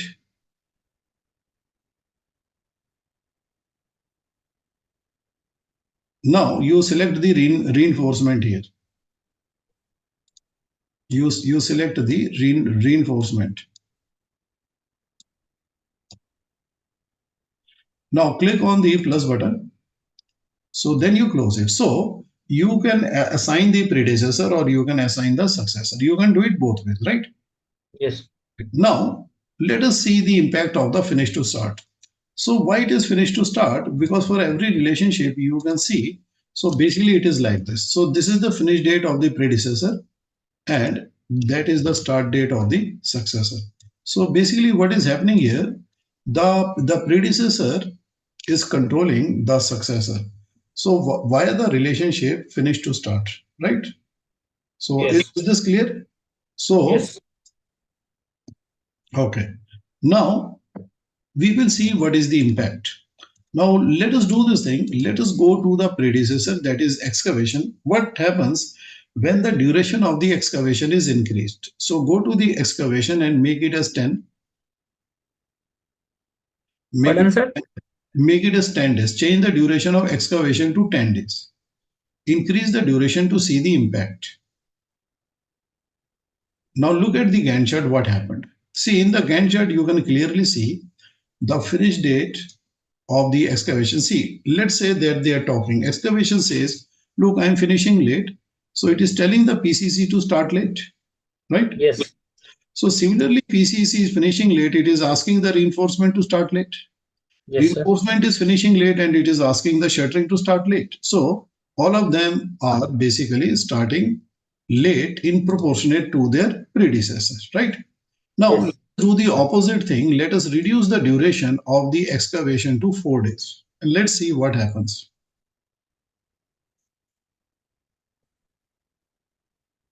Now, did you notice that excavation is now finishing earlier? Yes, sir. So since the excavation is finishing earlier, it is asking the PCC to start earlier. And since Yes. the PCC is finishing earlier, it is asking the reinforcement to start earlier. And similarly, the reinforcement is finishing earlier and is asking the shuttering to start earlier, which they're doing. So basically, the all the successors, they are starting earlier in response to their predecessor finish earlier, right? Predecessor early finish, Yes. right? So this is what is Yes, happening. sir. Now you change it back to the 6 days and see what happens, right? Okay. Okay. Just a moment.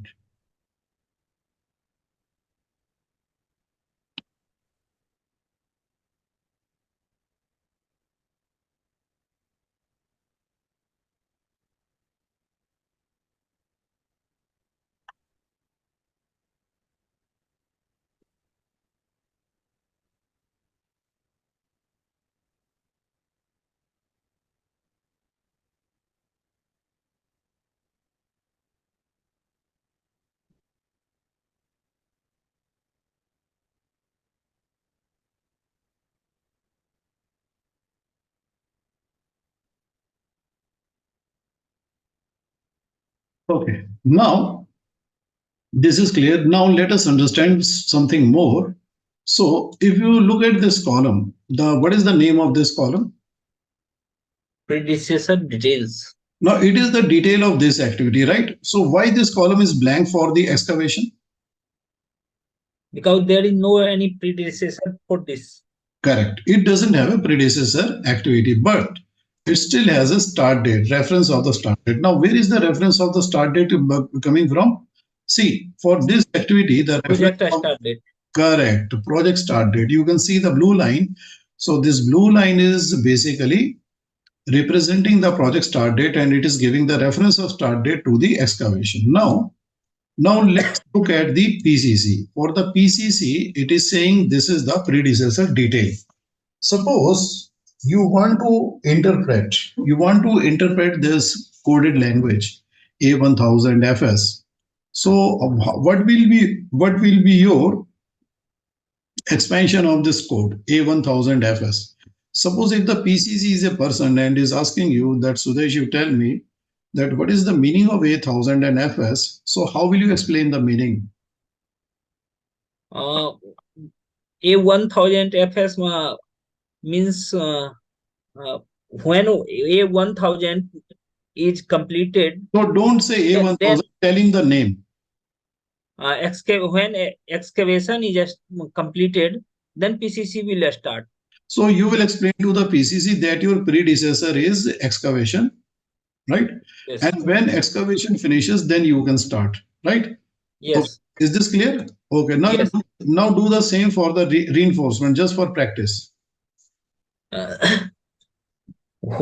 your predecessor is a PCC. When PCC is completed, you can start. Yeah, when PCs is finished, then you can start. Correct. So this is the full explanation of this. This is when you see this, you should be able to interpret it like this in your mind, right? So this is a sort of a shortcut language, right? So is this clear? Yes. Okay.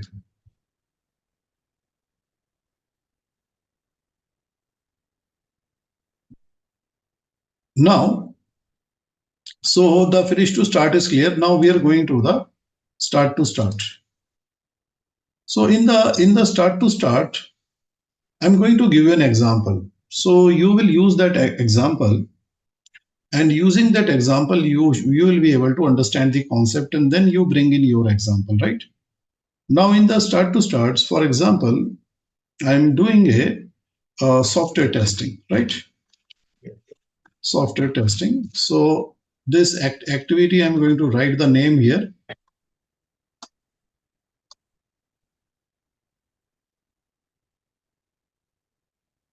So this activity is going to take 10 days. And then after the testing is completed, I will have a list of the defects. So using the list of the defects, I will do the defects fixing. So normally, I will do it like this: defect fixing.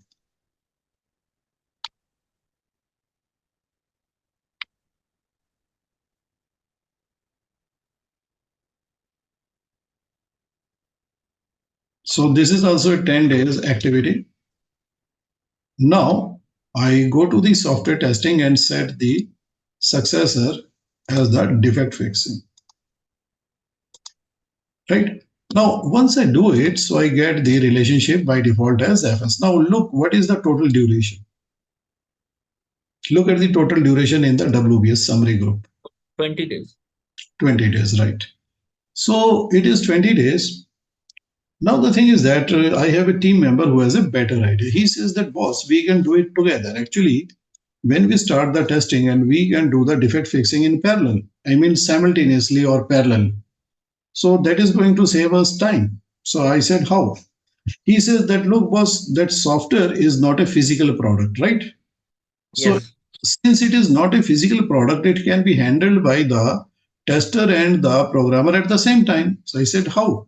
He said, look, what we will do, that we will take a server and we will load the software onto the server. So this red box is the server. So then he said in the schema further that we will have a green laptop, and then there is this blue laptop.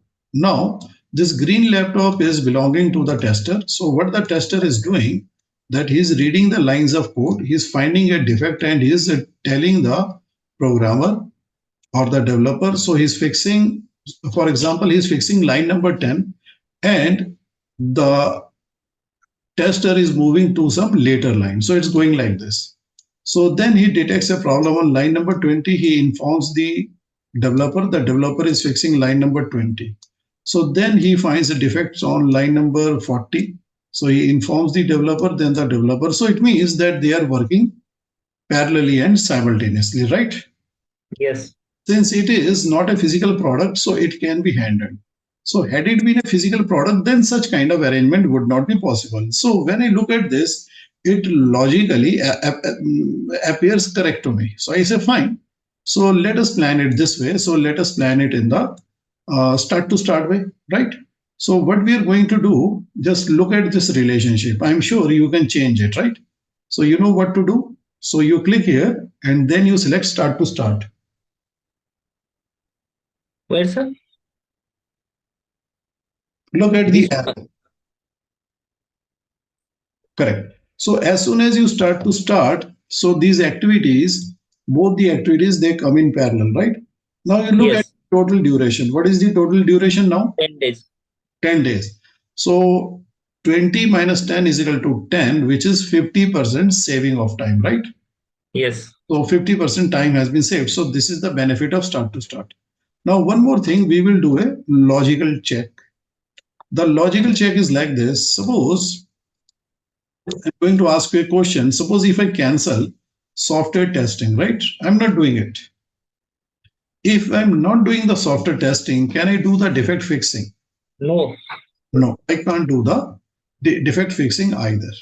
Because since I when I'm doing the testing, I come to know of the defects, only then I can do the defect fixing, right? Yes. So it is like that. So this is the dependency. Now, since there is a dependency, since I can say that the defect fixing, so just a moment. So I can say that the defect fixing is dependent upon the software testing. That is why we establish the relationship, right? Yes. Now, the dependency knowledge is coming from my technical knowledge, my engineering knowledge, and the selection of the appropriate relationship. That knowledge is coming from my project management knowledge, right? So both the knowledge are going side by side. Now, Yes. let us see the dependency and relationship in action. For example, I go to the start date here, right? I go into the start date and I postpone the start date to the next week, 8th of the July, right? By one Yes. for the predecessor. See, I am only changing the predecessor, but not the Yes. successor, right? So I click on the select and then I change the date. So once I change the date for the predecessor, did you note one thing? That the successor is also, Success. Also check. it is also going along, right? See, I'll do it once more. I select 15, and once I select 15, it also goes to the next 15, right? So once I select, say, 22, so it also goes to the 22. It is changing. It is going along with the predecessor, right? Because it is related. Suppose if the predecessor comes back, right? Let's say that the predecessor comes back to the original date. So if it comes back to the original date, then what is going to happen to the successor? So you can see that if the predecessor comes back, then the successor also moves along and it also comes back onto the start date, right? Yes, sir. So this is the start to start. Now I'm going to remove this example. Now I want you to basic think and recall from memory if you did anything like this in the past or you plan to do something like that in the future. So bring some example from your own domain so that your learning is completed so that you can start to use it practically in your own engineering domain. So think of it. Okay.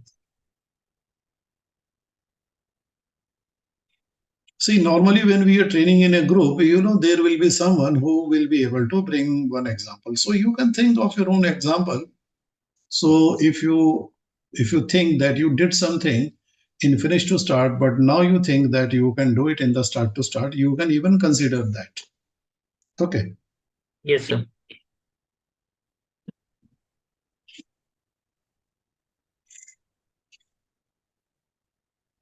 Uh,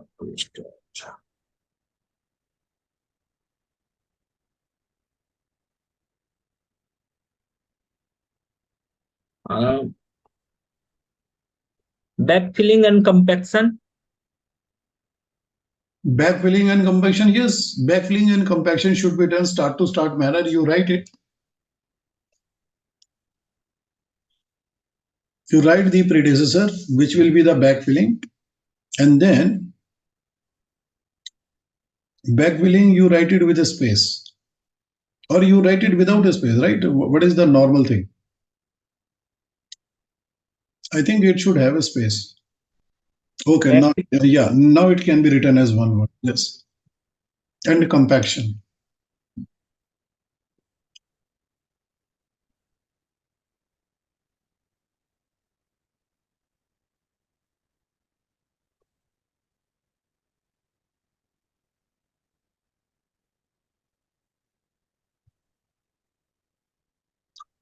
Now, let me ask you one thing.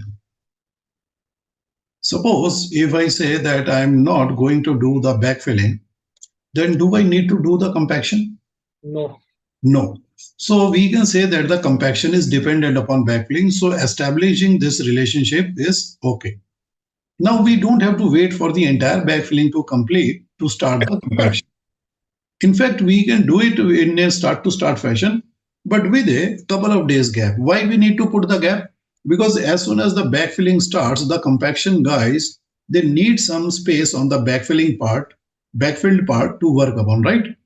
Yes. It will be a start to start relationship. Now we apply the concept of lag time. Lag time is useful delay. So Yes, basically sir. what we are saying, let the 2 days of the backfilling be done so that there is good enough space for the compaction guys to start, and then they start their work. They will also work for 10 days, but they will start 2 days later. They will finish 2 days later from the start reference of the backfilling. Now I want to draw your attention to a column here, which is the lag column. So in the lag column, you just write two. Just write two. So what it is going to do, it's going to introduce a delay of 2 days in the successor activity, right? So you Yes. see that the delay is introduced here, right? You can Yes. now, what is the benefit of this delay? So during this 2 days of the delay, some part of the structure will be backfilled. Then the compaction team will start from here.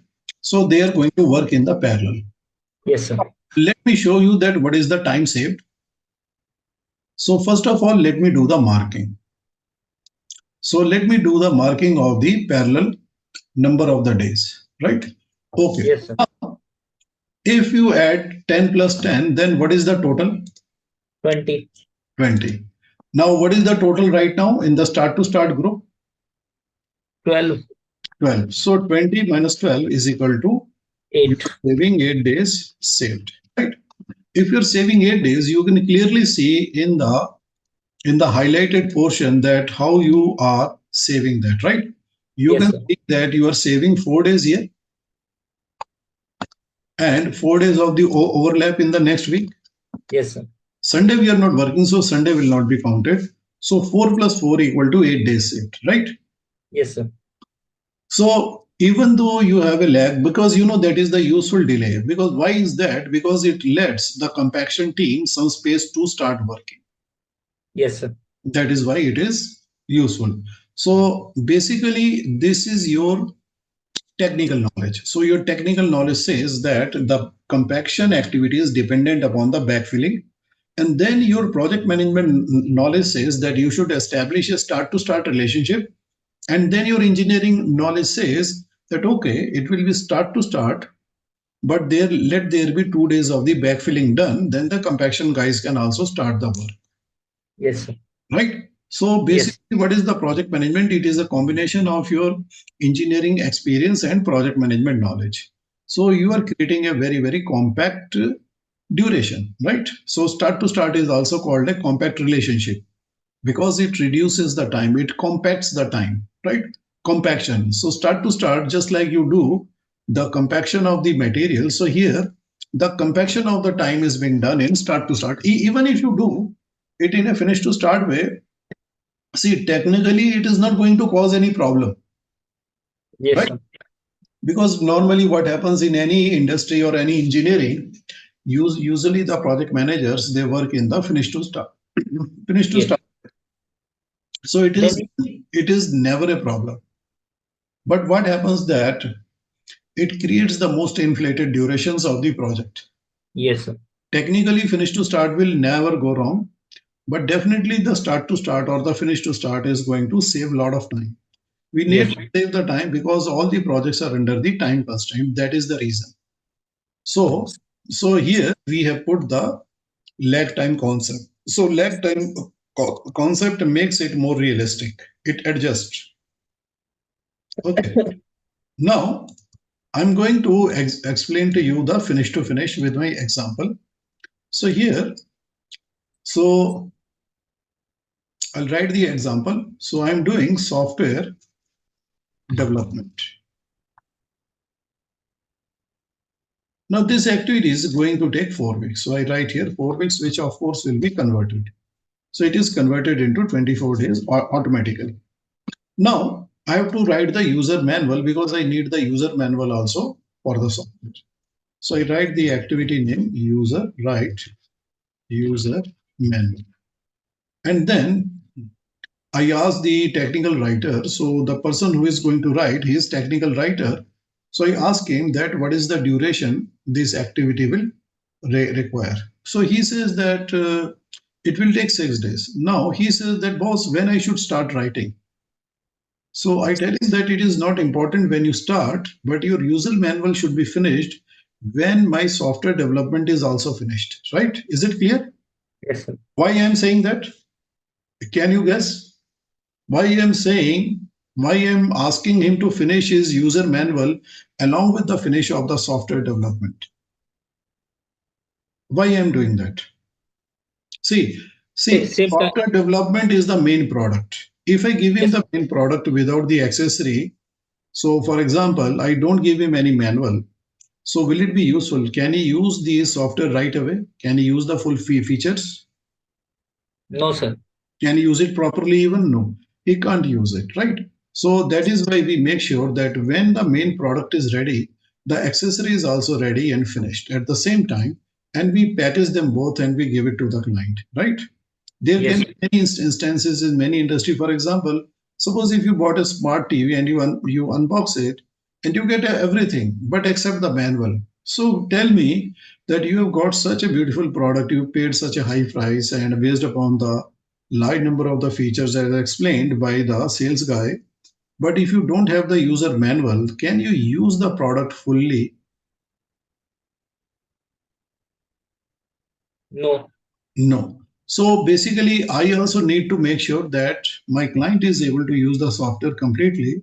So the user manual is also ready when the software is ready. So for that purpose, I establish the finish to start relationship. Now you grab the mouse. Now, since you're already on the successor, we can establish the predecessor. So we go to the predecessor box and click on the assign button, and we select the software development A1060 in this box, in the pop-up box, and then click on the assign, and then we close the box. Close the box. See, by default, the relationship which is established is FS, right? So now you have to Yes. change it to what? FF, finish to finish. See, right now the total duration is 30 days, Finish to finish. right? Yes, sir. Okay, now after what you have done, so now the duration has reduced to 24. Suppose my user, the right user manual guy says that it's going to take 6 days, right? Yes, sir. Now he says that it's going to take 10 days. So you change it to 10. Is the duration going to increase? Which one? This one. Yeah, 1070.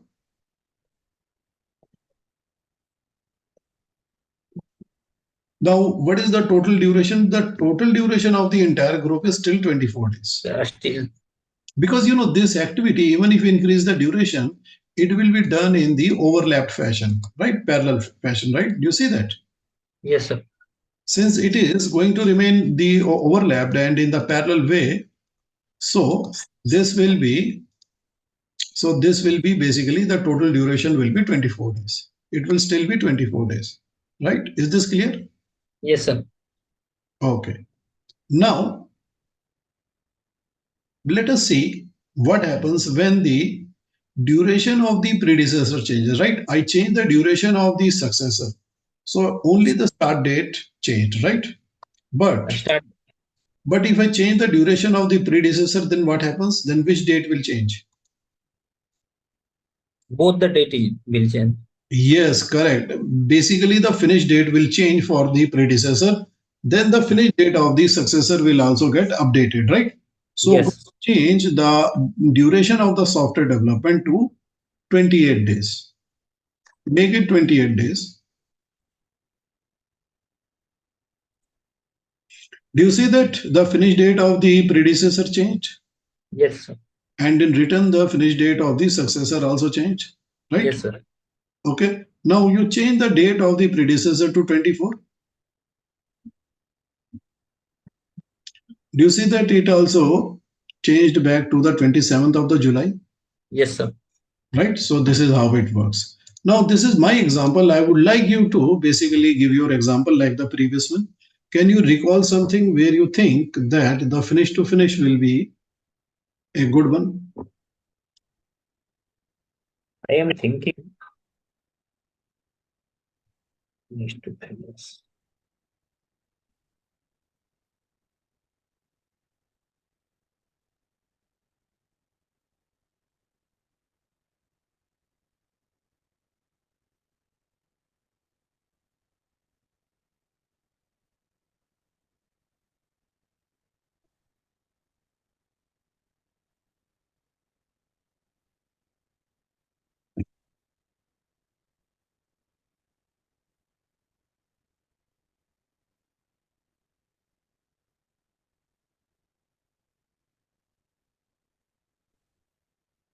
Marking cutting. Okay, you write it, then we will understand it. We will try to visualize it. So you replace it. You replace the predecessor and then you replace the successor. Then you explain it so that we can visualize it.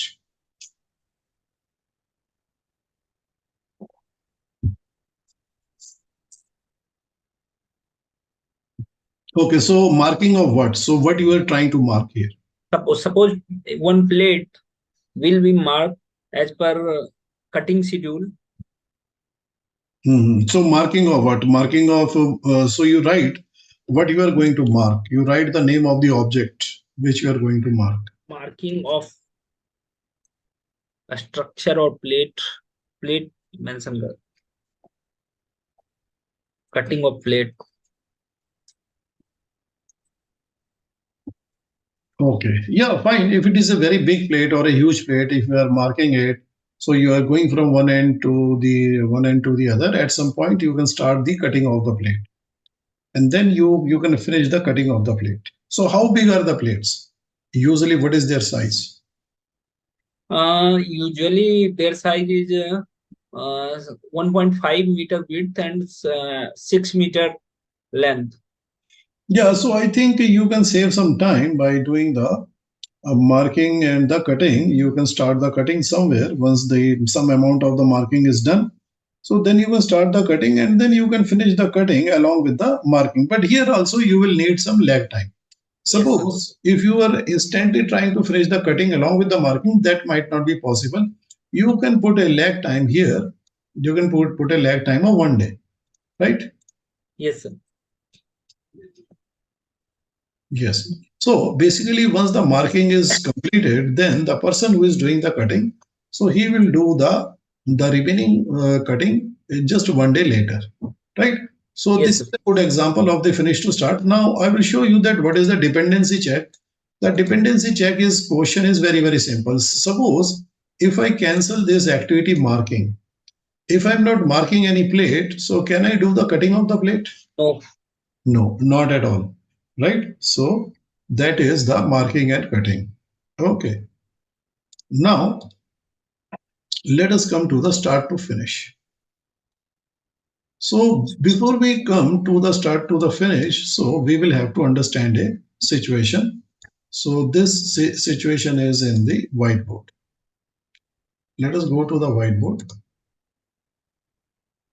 So in this,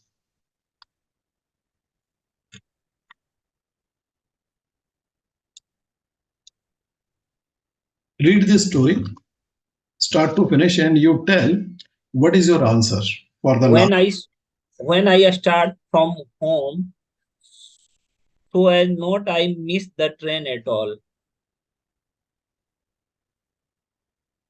When should I start from No, no, home? you So read the first two lines also, then you read the last line.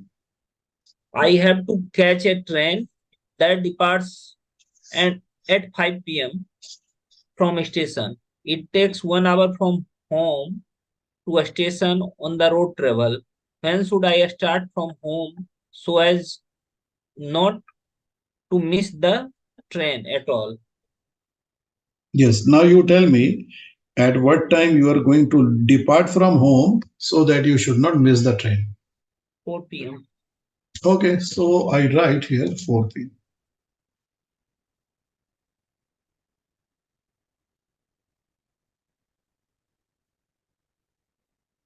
Now what happens that on the way 10 minutes 10 minutes are taken in tire change because there is a tire puncture.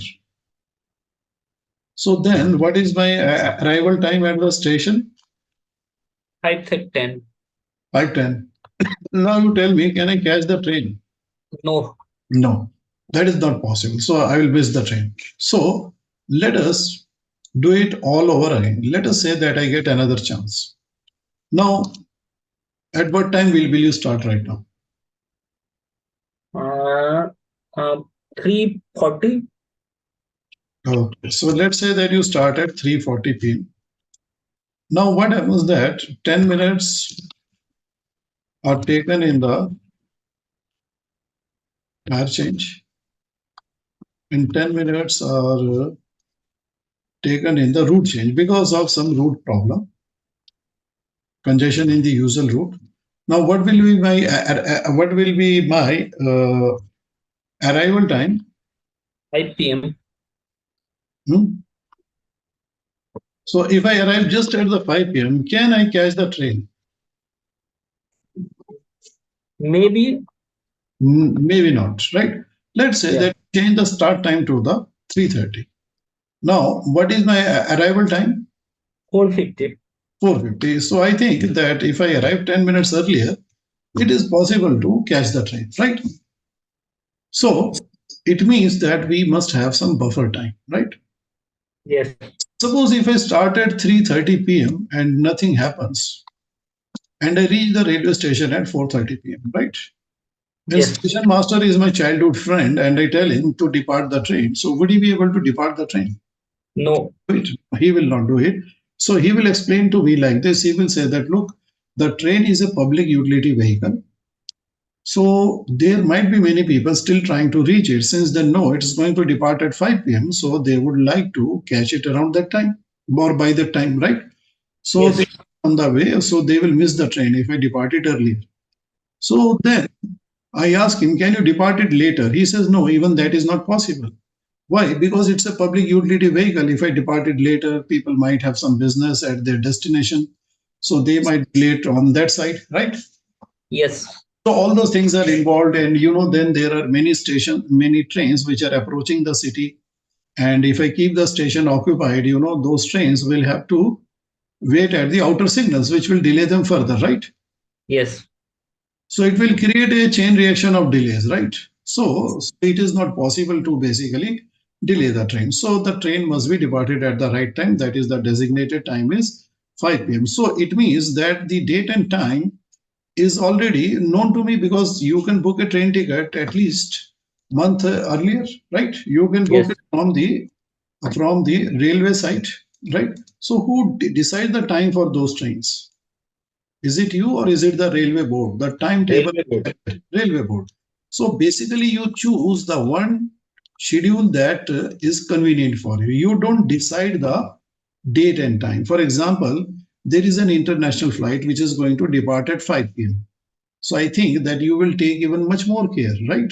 So Yes. suppose if you have to catch an international flight, so international flights are costly. They are long distance flights and they are not so frequent every day, right? Yes. So maybe if you miss one train, you can find another train for the same destination, maybe a couple of the hours later, but that might not be possible in international flight. So the flight is going to depart at 5 p.m. So what does the flight says to you? Flight says, look, I'm going to start at 5 p.m. You should finish reaching the boarding gate before I start, right? Yes. So similarly, if there is an exam on a particular date and time, what is the exam saying to you? Exam says, look, I'm going to start at 5 p.m. You finish reaching the examination hall before I start. Yeah. So, there are many instances in your life in which it is a start to finish situation. For example, there is another instance. Suppose you have applied to a good company and they gave you the appointment for interview at 5 p.m. So, will you call them and tell them, look, I will come late?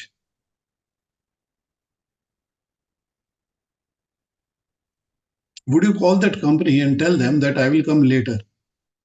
No. No, you will never do that because that's not going to create a good impression.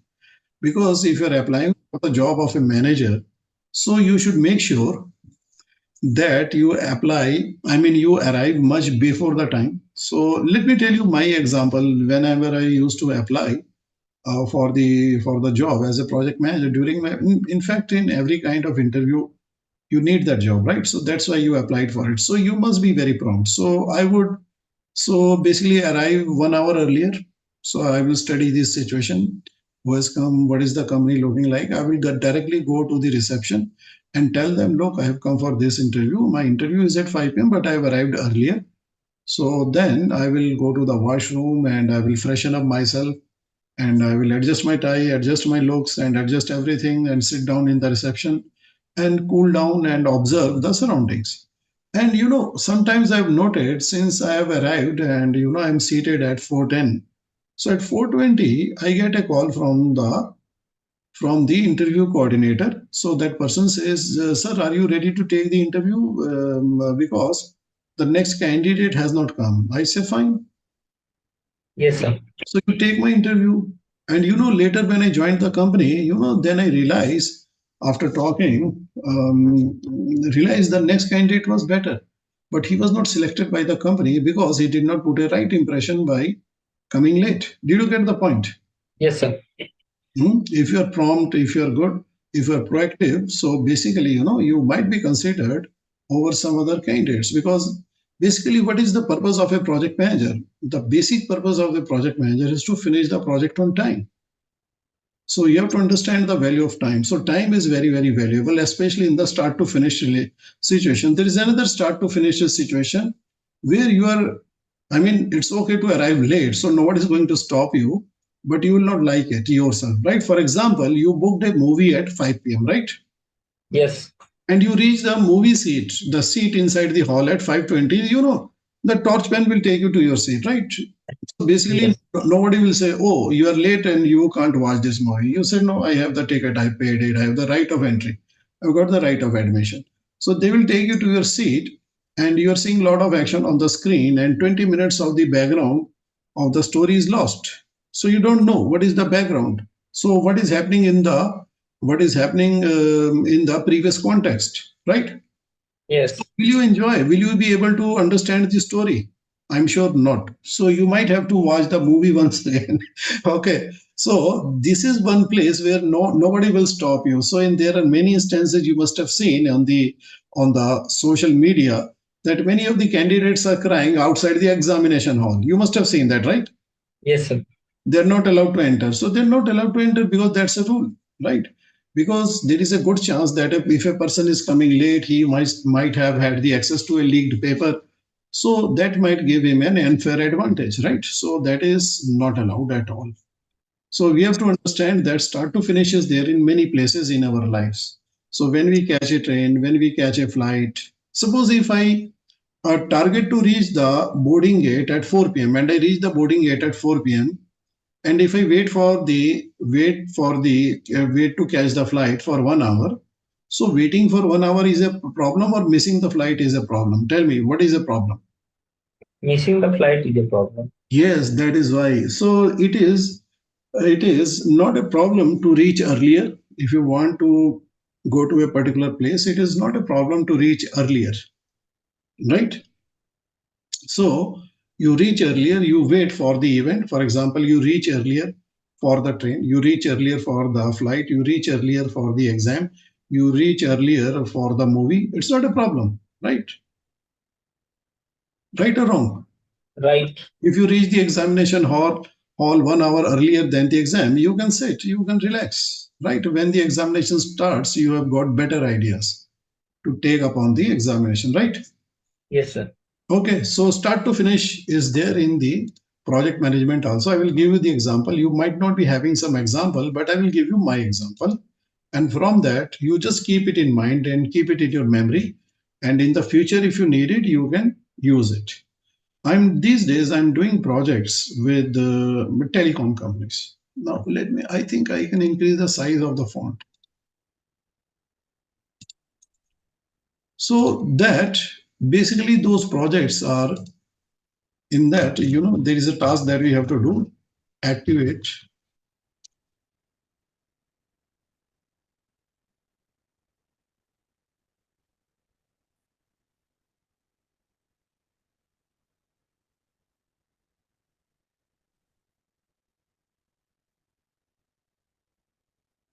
So there is a task which is activate 5G frequency. Now this task is done by a subject matter expert, but there is a resource constraint. So what is the constraint? So it is like this. So let me mention the constraint. The constraint is there is one subject matter expert for 5 projects. This is the constraint. There is one subject matter expert for 5 projects, right? Yes. So our CEO says that if you want to use this subject matter expert in your project, so you should call him for an appointment. So I call him, then I tell him that tell me what is your earliest availability for my project. So he says that my earliest availability for this project is on this particular date. Can you read this date from the time scale? See, the 15th is the Monday. You count from Monday. Yes. 15th is Monday,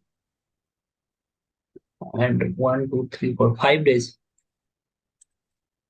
So what is the date of the Friday? Friday is 19th. Correct.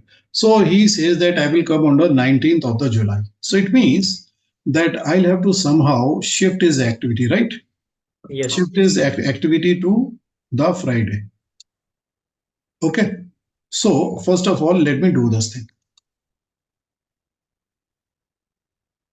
So I'm doing it. I'm for matter of convenience, but this is a date constraint, which is my next lesson. So mandatory start on the 19th, which is a Friday. So this activity goes there. Now I asked my technical team that how many days do you need for basically, I asked him that what do you need as an input? Before you come, you want us to do something. He says that, the 3 things should be done and ready. So that is the installation of the software, installation of the firmware, and installation of the hardware. So it is like this: install software, install firmware, and install the hardware. So all these 3 things should be installed. So I call my technical team. Software, hardware, and other FW for? FW is firmware. Firmware means chips. You have to update the chips also. Okay. The microchips which are there, basically, for the 3G, 4G, they are different. And for the 5G, they are the new chips. So you have to basically in the computer, you have to update the software. And then in the hardware means antenna. Because it's high frequency antenna, right? Yes. You have to basically change the antenna for the 5G. Okay, these are more powerful waves. So basically they will have a different configuration. So 3 things have to be upgraded. So he says that before I come and activate the 5G frequency, so these 3 things should be done and ready, right? Yes. So then I ask my technical team how many days you need. They say about 6 days is fine. Then I tell them one thing: look, the subject matter expert is coming on the 19th. So I want your activity to be finished 3 days earlier. So tell me what is 19th of the July minus 3? 16th. 16th of July. 17th. 16th. So basically tell them your deadline should be, you should try to finish it by the 16th. Right? Yes. I asked the subject matter expert in front of them. I switch on the speakerphone. I ask him that suppose if you're not able to provide you the inputs, then what is your next date that you can give the appointment? He says that minimum 1 month. After minimum 1 month. So tell me one thing. Would you, as a project manager, would you like your activity to be delayed by more than 1 month? Oh, It might be on the critical path. It might even delay the project finish date also, right? If it is on the critical path. yes, sir. I hope you can visualize that delay. So no project manager proactively he would want a delay. Okay. So you tell your team members, so guys, try to finish it 3 days earlier. So first of all, we will set up the relationship, then we will set up a lead time. Okay. Now we will introduce the concept of the lead time. Now, first of all, you come to the relationship tab. Since you're already on the successor, we'll have to assign the predecessor. So click on the assign button. Then you select the predecessor 1080 and click on the assign button once and close the box. And after you close the box, you'll have to change the relationship type to what type? SF. Start to finish, right? Start to finish. And then you have to put a lead time of 3 days. So basically, there is no lead column, but in the lag column, you write -3. Now, what is the meaning of lead? Lead comes from the word leader, right? Yes, Leader means who stays ahead, who is at the front. So lead time means the time which is earlier. So we say that it should be finished earlier. Just like we say that we should reach the airport earlier than the flight departure. We should reach the railway platform before the departure of the train. We should really reach the exam venue before the start of the exam, right? And yes, should reach the interview venue before the start of the interview, right, guys? Right here. yes, yes, sir. So that's why we say lead time. Lead means leading. So as you can see that it is the software is calculating that if you write here -3, so that should be the 16. Now, what is the meaning of the lead time? See, the lead time is applied here. Do you see a gap here? Yes, sir. Now, the lead time is that your first target is to finish on the 16. If you can't finish on the 16, then your next target date will be 17. If you can't finish on the 17, then your last target date will be the 18 because on the 19th morning, the subject matter expert is coming on the Friday, which is represented by the green arrow, Yes, right? sir. So if you look at the total duration, see literally and practically the activity has been provided 9 days duration, right? Do you see that? Yes, sir. 6 days inside the activities and 3 days as an external buffer, right? So Yes, basically, this 6 day, technically 6 days activity has been provided 9 days, right?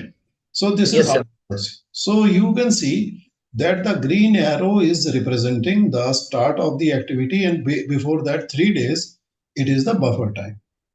So it is basically it is highly recommended in such kind of activity that you must have a sufficient and reasonable amount of the buffer time or the lead time, right? Yes, sir. So these activities are having fixed dates. You can't miss. If you miss them, then you might get much later, right? If you miss your exam, can you get your exam in the next week? Annual exam, board exam? No, you'll have to wait for 1 year. If you miss your flight, it may be the flight is a weekly flight. So you'll get it after 1 week, right? Yes, Okay. sir. So you have to understand one thing. So there are many instances where it is very, very important to catch with the predecessor. So that is why we need this start to finish, right? Now the Yes, start to finish, I'm not asking you for example, but what I'm asking you is that have you understood the concept? yes, sir.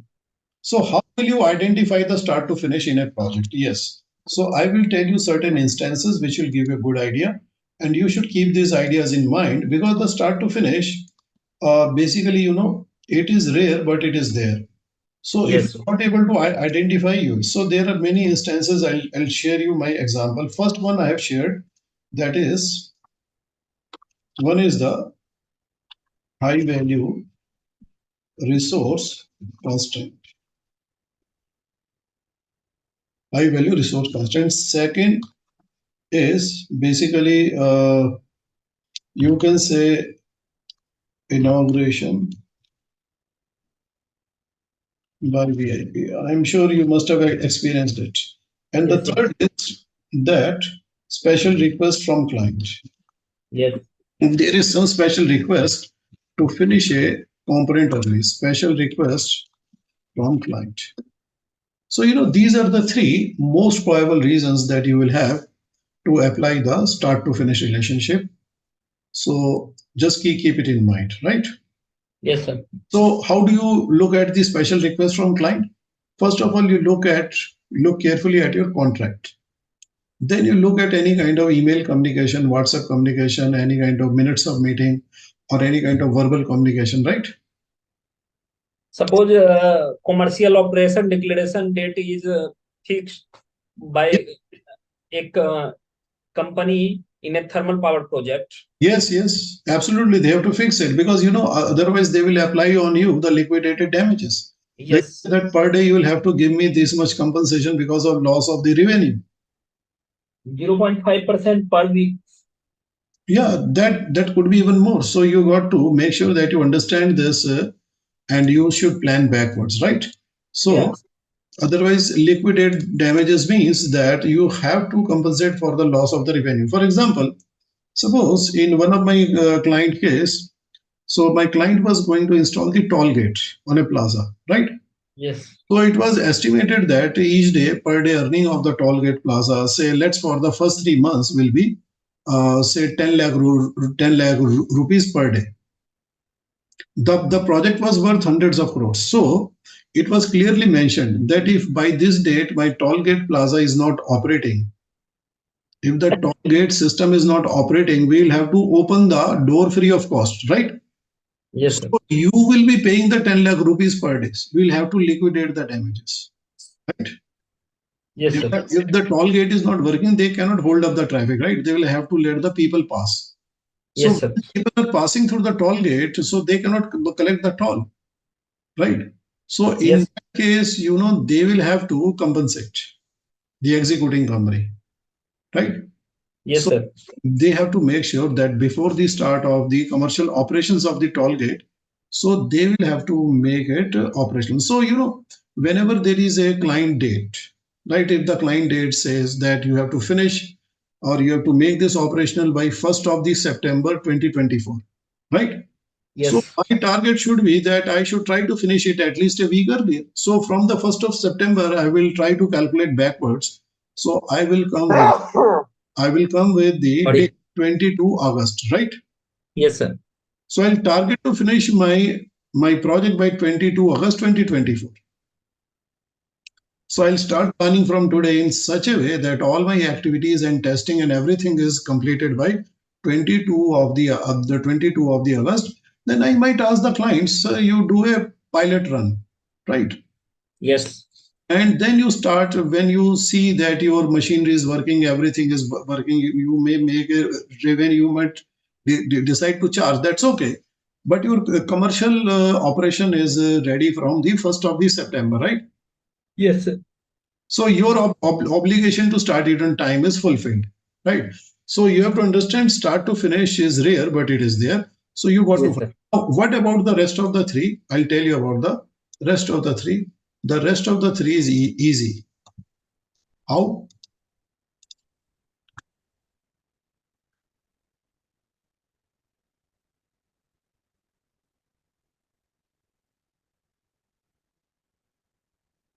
The rest of the three are determined from engineering processes, right, guys? Okay. Yes, Hmm? sir. So basically, you will always come with the finish to start, but you think over it, give it a thought. Can I change it to the start to start? Can I change it to the finish to finish? Right? And then Yes. if you can't change it, but then you ask a question, can I put some lead time? Because if you put a lead time between the finish to start activities, it is going to overlap the activities. Yes, sir. And any amount of the overlap will save a lot of time on the critical path. It will make a difference. Because most of the activities in a project, they are on the critical path only, Yes, right? sir. So Yes. if you are basically trying to reduce the duration on the critical path, then definitely you are going to make a difference. And always make it a best practice that you should try to, or you should strive to finish a project much before the delivery date. If the delivery date is 1st of the September, try to finish the project by 20th of the August, right? Try to finish Yes, 8 days. So in between the intervening 8 days, so you can do some extra check, you can do some fault finding, any kind of thing, which might invoke some kind of penalty later, right? It might basically also enhance the safety of the product, right? But always target to finish much earlier than the demand of the customer. Is it clear? yes, sir. So now I'm pausing here, and I would like to hear some question from your side if you have any question on the topic of dependency and relationship. No, So now dependency is what? Dependency is determined by engineering knowledge, and relationship is chosen by your project management knowledge. Right? Is it yes, clear? yes, sir. Okay. Any question? No, sir. Right now, no Okay. question. Very good. So keep this in mind. So this is actually basically we are applying to adjust the schedule. The schedule was created by the calendar, right? You remember that, right? So Yes, sir. we have applied the this basically facility to adjust the schedule. Now, let's have a look at the rules. Let us refresh on the rules. So, as per the first rule, the schedule is created by calendar, which is clear. Then Yes, schedule sir. is adjusted by working and non-working days and the holidays. And schedule is adjusted by the dependency, lead and lag time. Now, schedule is adjusted by the date constraints, right? Yes, sir. So we will learn about the date constraints, that how they help us in adjusting the schedule and fine tuning the schedule to match the real life working, right? So Yes, let's sir. take a break of 10-15 minutes, and then we will start with the date constraint, right? So we learn the date constraint.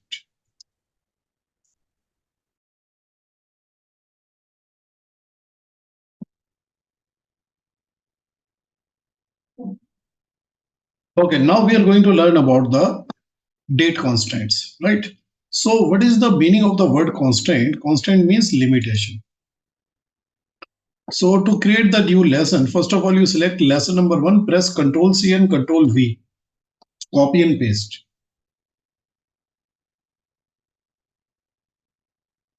So you can see that lesson number four has been created. Now you rename the lesson name or the project name as the date constraints. Date constraints.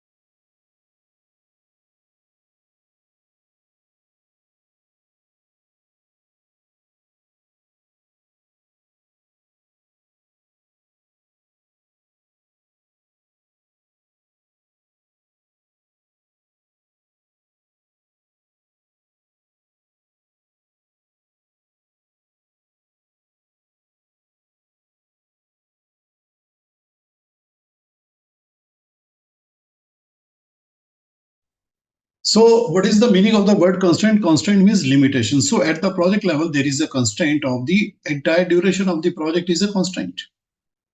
So the budget of the project is a constraint. Then there will be resource constraint, and each of the milestone date will set a constraint, right? So now, what is the date constraint? So date constraint is there at the activity level or the task level. So, so it means that there are dates on which you can do a task, but in a limited way. Okay. So that would be a date constraints. So date constraint means that limitation of dates on a task, right? So we Yes, see that what are the various constraints and how do they basically help us. What are? How do they help us to basically to adjust the schedule? Now let us go to the WBS. WPS. So you can click on these two blue squares. It will open up the WBS tab. Now click on the add button. No, not like that. You just you just did it one by one. Will do. Now first you write the name here. So you write the name start on or after. Every first letter should be capital. Okay. Start on or after.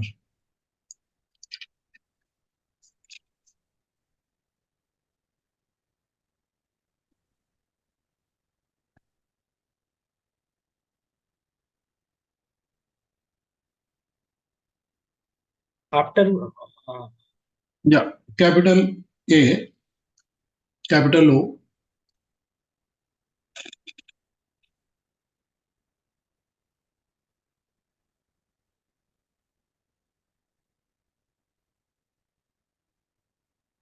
Now you select the parent. Now you write finish on or before. new in same date constraint Now you or write here finish okay. on or before.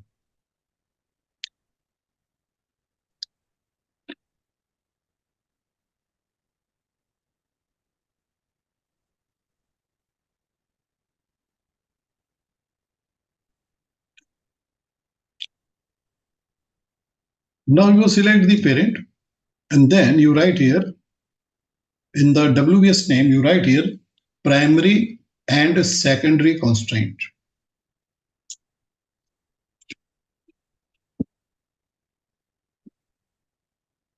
Primary and secondary constraint.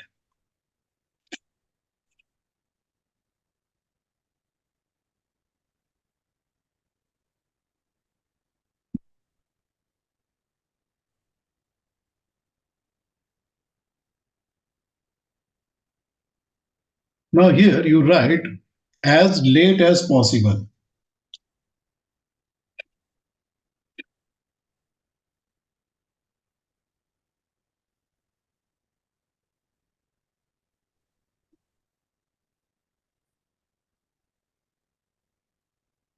Now you select here, then you write mandatory finish.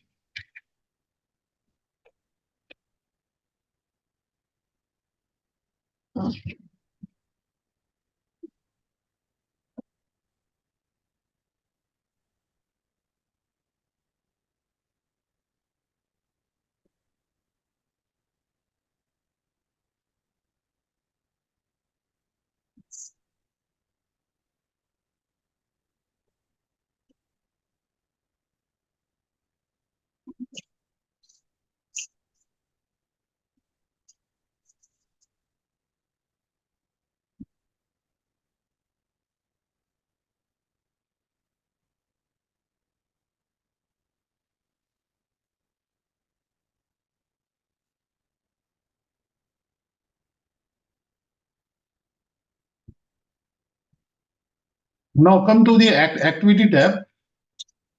Now you are going to group them. So you select two and you cut and move them into 4.1.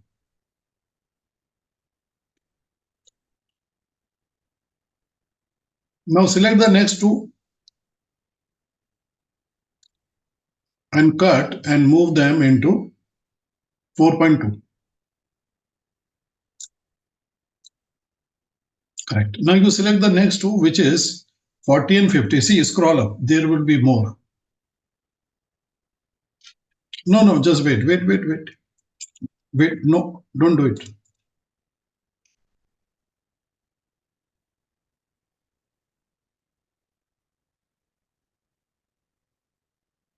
Now, in as late as possible, you select only one. Only one. Move it into the 4.4. Scroll down.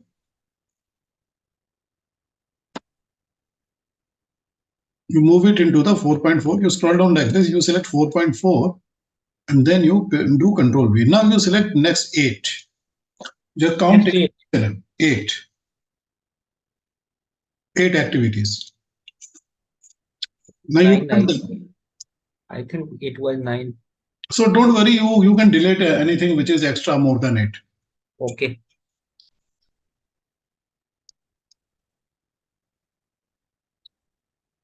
Go to the last one. That is the mandatory finish. 4.5.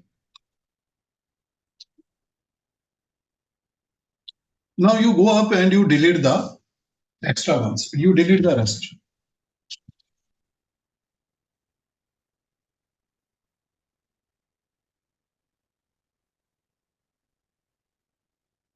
Just a moment. Let me help you. Let me delete it.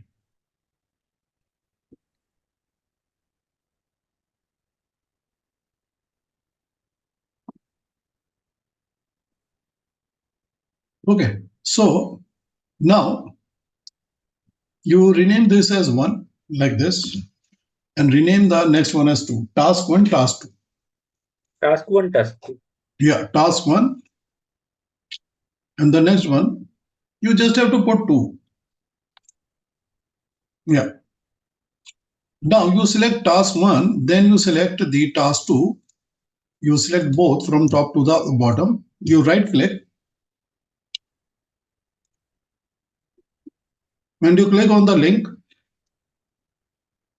Link activity. Yeah.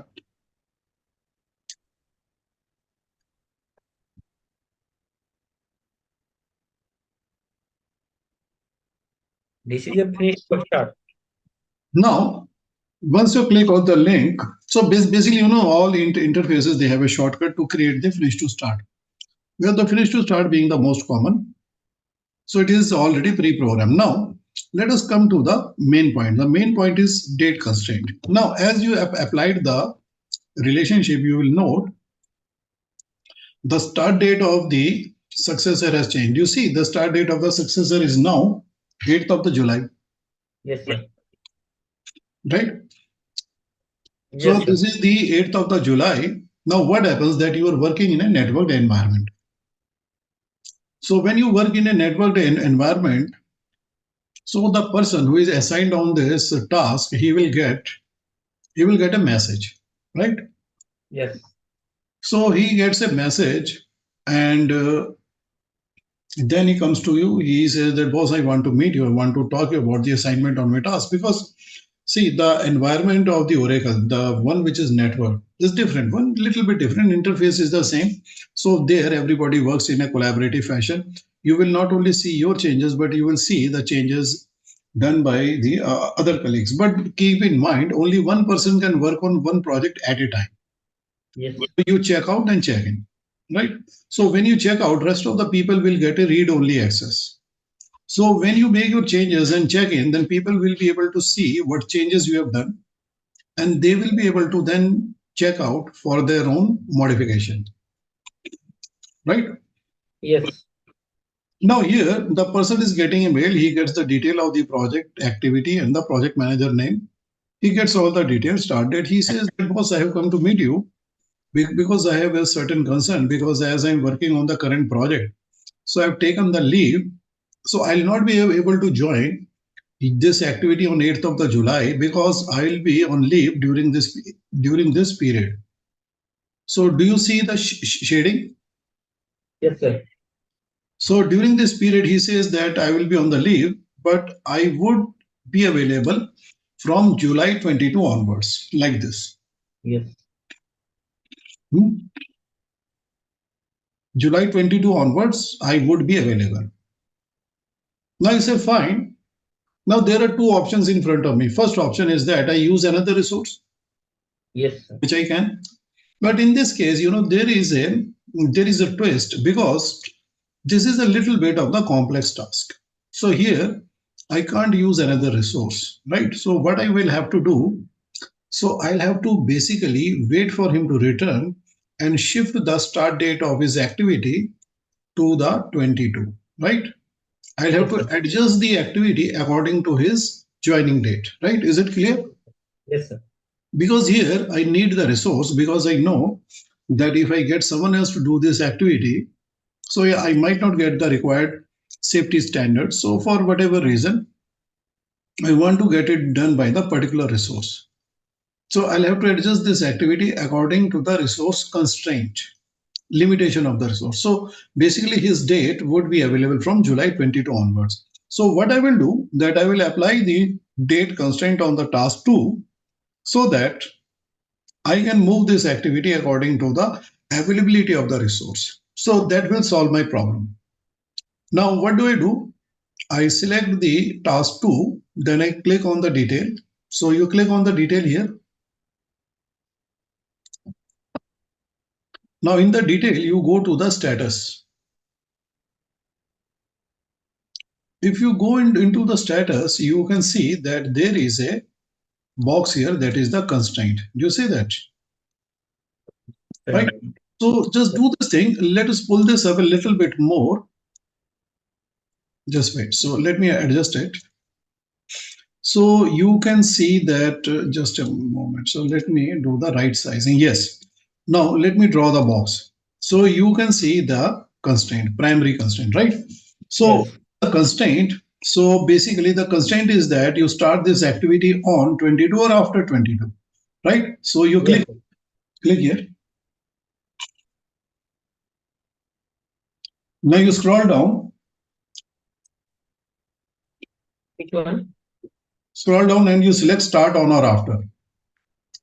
On or after. Yeah. The next one. Start. Yeah. Scroll one step more.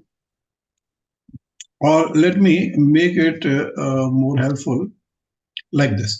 So you see, I'm sure you can see the list, right? Scroll Yes, sir. start on or after. Now, what is the date? Date is the 22. You select the date 22 July because he's joining on 22 July Monday. Okay, did you note something? So, Yes, sir. okay. First thing is that this activity has shifted to the 22 July. And since we applied a constraint on the start date, you will see a star. So this Yes, sir. star, just keep in mind that it indicates that this date is not a naturally calculated nor naturally scheduled date, but this date has been adjusted.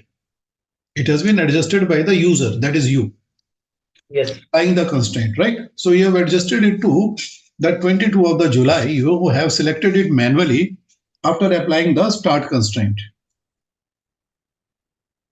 right? Is this clear? Yes, sir. Now, once you apply the constraint, the activity is shifted. Now, after this, I want you to notice two things. See, do you see this dark bar? Yes, sir. This is actually the float which has been created between the task 1 and task 2 because you have forcibly shifted the task 2. That is why. And do you see this dotted line, the dashed line here? Yes, sir. So basically, this is representing the relationship because the relationship has been stretched. So that is why it is being represented by the dash. Right? Is this clear? Yes, sir. So normally what would happen if there is a relationship without any kind of the stretching or pushing? So that will be represented by a solid line. But when the successor activity is pushed away, so it will be represented by a dashed line, right? And the Yes. dash would appear like this.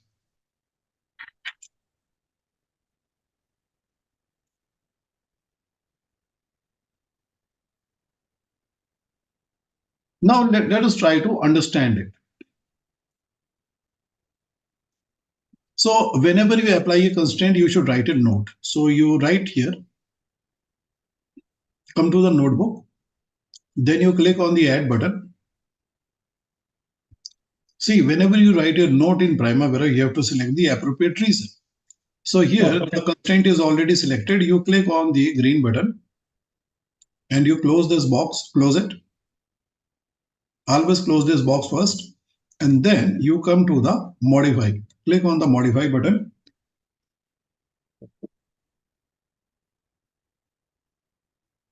Now you write here The material constraint or you write here the resource assigned on this activity. First you write, I'll explain to you. The resource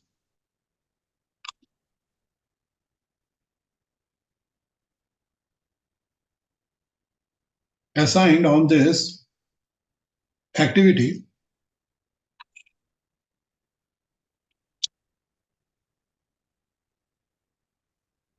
will be available from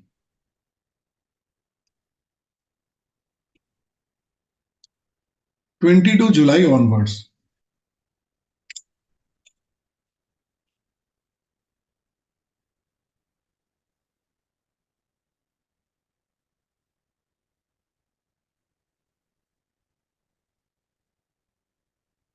Now click on the OK.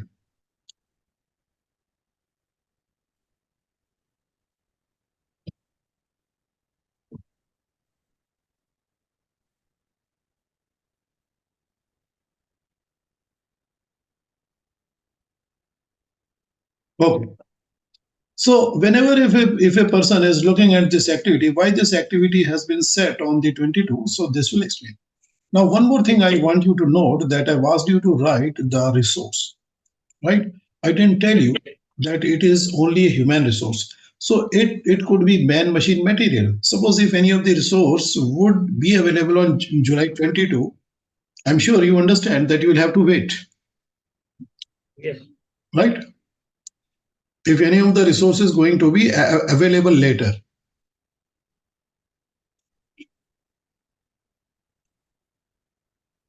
Okay. Now,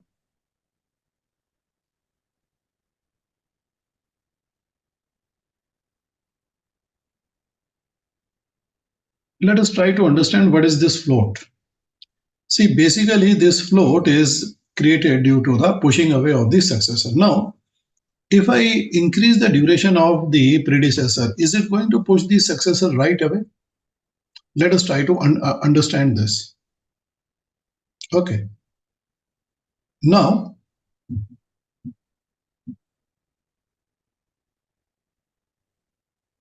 you select the predecessor and change the duration to 12 days and see what is the effect on the float.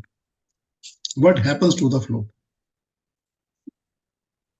predecessor 10 days. No. You change it to 12. So basically the float is getting consumed. So how many days of the float is left? 6 days, right? So Yes. you can see in the float column also. So let me reduce this. You can see in the float column that now the float is 6 days, right? Yes, But sir. look at the second activity, that is the task 2. The float is 0. Why? Why it is 0? Because this activity has been pushed away to define the finish date of the project. Yes. So since this activity is at the forefront on the last edge of the project, so this activity is critical because any Yes. delay of this task 2 is going to push the finish date of the project, right? Now, but this activity, which is basically before this, so this activity is still having the 6 days float, so which is mentioned there. Now, you go to the task 1 and you change the duration to 18, then you see.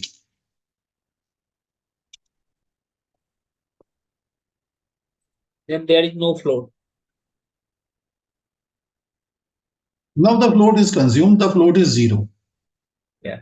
So it means that from this point onwards, if I increase the duration of the predecessor, then it is going to be with the successor in a back-to-back fashion, right?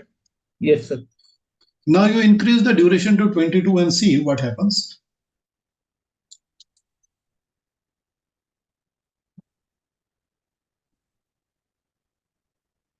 Now, what do you see here?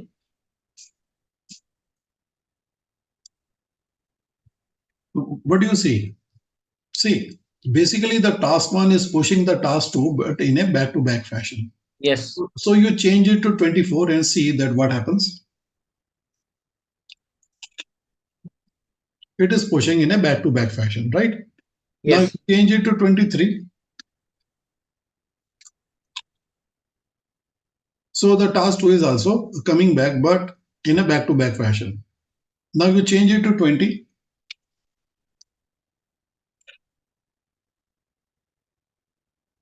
Now you change it to 10.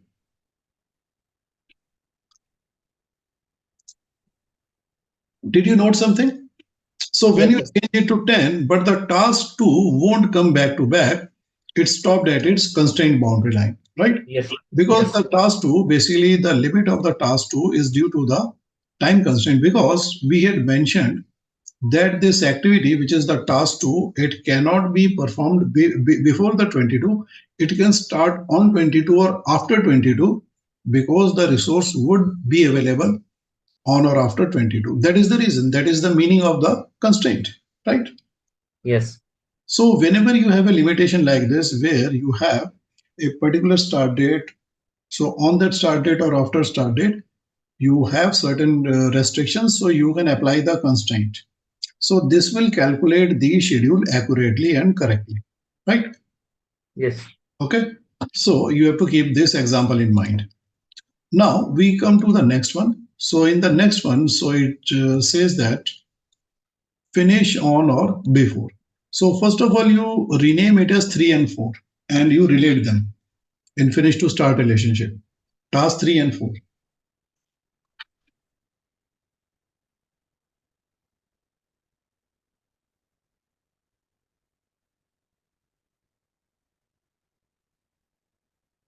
Link up. Yeah, link them. You select 3 and 4.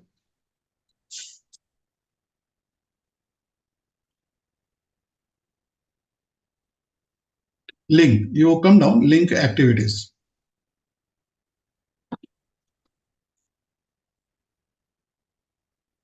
Now after you link them, so you basically you trigger an email, right, to the resource who is assigned on the task force. Now the resource who is assigned on the task force, that resource comes to meet you.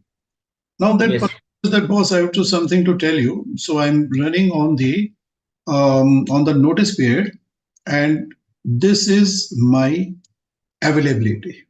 Do you see what is the last date? Can you read the my last? la my last date is 15 to 5, 19th, 20th. Correct, 20. You can read backward also from 22. You read backward 22, 21, 20. So he says that I would be available till the 20th of the July, 6 p.m. And any activity that you are assigning to me, that should be finished before that. I would be needing 6 days of my activity time. So if you are having any predecessor activity before my activity, just make sure that the predecessor activity should not push my activity beyond the 20th of the July. Right? Is it clear? Yes, sir. So you say fine. So what you need to do, you need to apply a date constraint on the task number 4. Now you select task number 4. After that, you will go into the status tab. Come to the status tab here. In the status tab, you will select, so you push this up, okay, you select finish on or before. And you drag this up, drag the partition up. See, actually, I think you need to, okay. Now, after dragging up of the partition, you need to do a little bit more.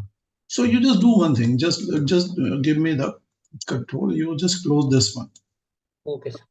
right? So you select this one, and then what is the date constraint? He's saying the last date is basically 20th July. So you select here 20th of the July, which is a Saturday. Click on the select. So once you select the constraint, now what do you see? There are two things you should notice. So once you apply 20th of July, did you notice that its float bar is trimmed? It is now limited up to 20th only. See, Yes, normally sir. the float bar of an activity goes till the end of the project, because the project date is the last date of any activity to which an activity can flow up to or float up to, right? Yes, sir. Yes. Now, if you look at this activity, So it's having the float which is trimmed up to the 20th of the July. Now, one more thing that you should note, since you applied a constraint on the finish date, so you will see that there is a star applied on the finish date. Yes. Did you note that? Yes, sir. Okay.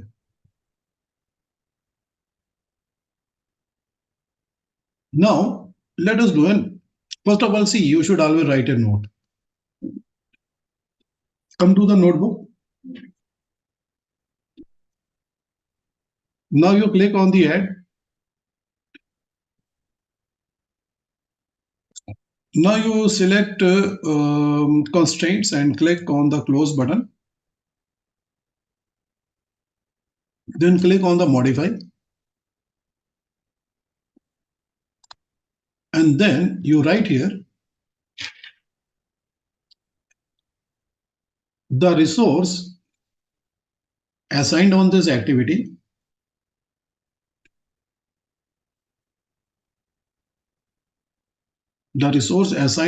activity would be available till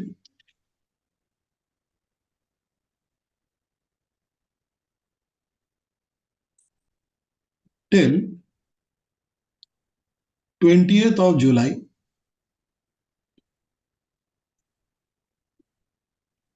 20th of July, right? And click on the OK.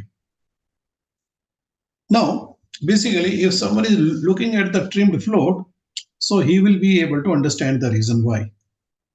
So I asked you to write resource, not human resource. So it could be man or machine also, right? Is it clear? Yes. Yes. Basically, suppose if you have taken a machine on the lease, so definitely it will have to be returned, right? So, Yes. so basically it is a resource assigned on this active would be available till 20th of the July. Now, what you need to do is this, you need to do an experiment. Suppose if you start to push the successor, suppose you go to the task 3 and change the duration to, let's say you change the duration to 10 days, then what happens? See, when you change the duration to 10 days, did you notice that the float is getting consumed? Yes, sir. Now we change it to 12 days, now the float will become 0 and both these activities will be marked as critical. Critical. Now, why these activities are being marked as critical, even though they are not the longest, we have to understand one thing, that these activities, they have a limit date which is set by their finish date constraint. The finish date constraint is putting a limit. This is the limit line. Yes. 20th of July. So when these two activities, they are touching their finish date, so their float becomes 0, because for these two activities, the float is being calculated from the reference of their finish constraint date. Yes. And for the rest of the activities which are not having any constraint of their own, then their last constraint date is the finish date of the project itself. Right? Is it clear? Yes. Yes. So since this activity have their own constraints, so their float will be calculated from the constraint date. Since they have touched the constraint date and there is no longer any float, so they will be marked as the critical path. Right? Okay, now Yes. we'll do an experiment a little bit further. You change the duration of the task 3 to 16 days and see what happens on the Gantt chart. So what did you note on the Gantt chart? There is something which is now different and new. Do you see a yellow ribbon? Yes. And the yellow ribbon, it is having a twist. Okay, it twists like a toffee wrapper, right? In the toffee wrapper, on both the ends, you see a twist like that, right? Yes. Now, what is the meaning of this twist? Basically, the meaning of this twist, Assign other resource. this is the finish date. Yes. So when you are exceeding the finish date, so when you go beyond your finish date, you are having the negative float. Do you see this? It says -4. You know what is the meaning of the -4? The meaning of the -4 is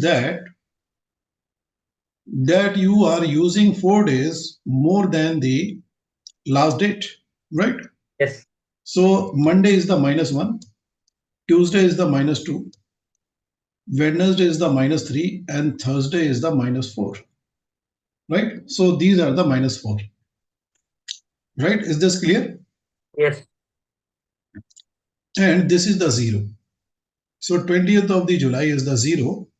So this is the date till which you can finish the combination or the network, right? So Yes. if you go beyond that, so you will get the minus, right? Yes. Okay. Now what will I do? Basically, you don't have to worry about the negative float because the negative float is your friend. Basically, it is trying to tell you that in your planning. So basically, you're trying to utilize the dates or the durations which are not realistically available to you because your Yes. last date for this activity as per the reason of the constraint is your 20th of the July. So you are going 4 days beyond the 20th. So that is why it is showing you -4. So what you need to do, you will call your engineering team and you will tell them, look, guys, I have a negative float of -4. So we would like to basically reduce the float to 0.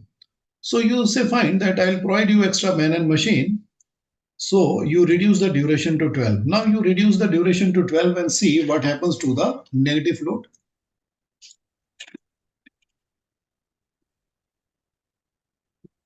Now what happened? The Then negative float zero flow. has reduced and become 0. See, technically 0 float is fine, but think of it. Is it practically fine? Think of No. the situation that your international flight is going to take off at 5 p.m. Would you target to reach the boarding gate at 5 p.m. or at 4 p.m.? 4 p.m. 4 p.m. Absolutely. So here also it applies in the same way. You would like to create some flow. So then you tell your technical team, guys, I'm willing to provide you more men and machine. Please reduce the duration to 10 days and tell me extra men and machine you need. Yes. So you reduce it to 10 days.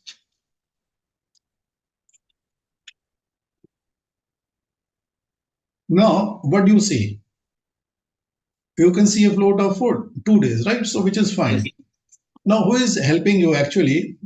So you are being held by the constraint, which is the finish date constraint, right? Yes. This applies on the setting the finish limit. So it helps us basically deal realistically with the availability of the resource because we are, see, in real world, there is a restriction of resource, but in dreams, there is no restriction. You can get as many resources or as many dates you want, right? Yes. Because we are working in the real life. So in real life, we live in the physical world, and in the physical world, there is limitation of the physical resources. So this resource is basically, it could be a person, it could be a leased machine. So whose last date is 20th of the July, and that is why we apply the resource and we make sure that our planning is finished within the constraint date, right? So what does it Yes. say? It says finish on or before 20th of July, right?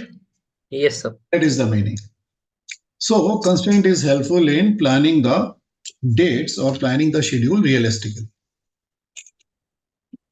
Now, I hope the concept is clear. Yes, sir. Now we will learn the primary and the secondary constraint.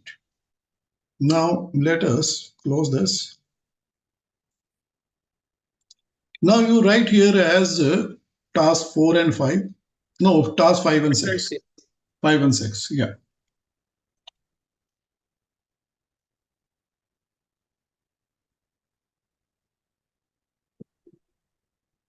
Now you link them.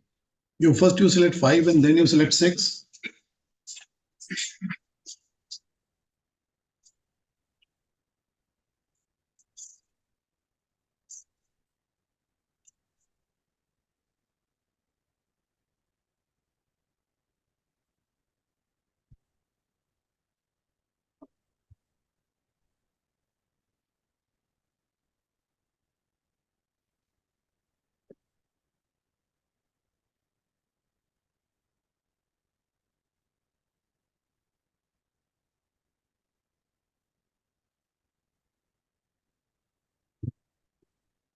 You change the duration to 4 days each.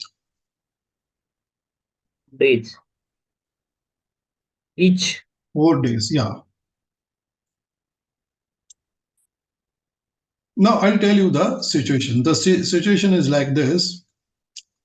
So on the task number 6, you want to use a heavy piece of equipment. So I'm writing this for your reference, 100-ton crane.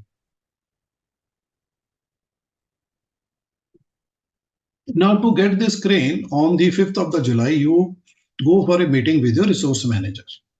So you present your plan to the resource manager and tell him that, look, as per the scheduling between task 5 and 6, the starting date of the task 6 is 5 July to 9 July, and you need a 100-ton crane. Now, what your resource manager does, he looks at the basically his records, okay, and then he says that he can give you this crane, but you will get it on Monday. You can use it during this dates. Do you see the green patch? Yes, sir. So what is the starting date? Starting date 8 July. Starting date is 8 July.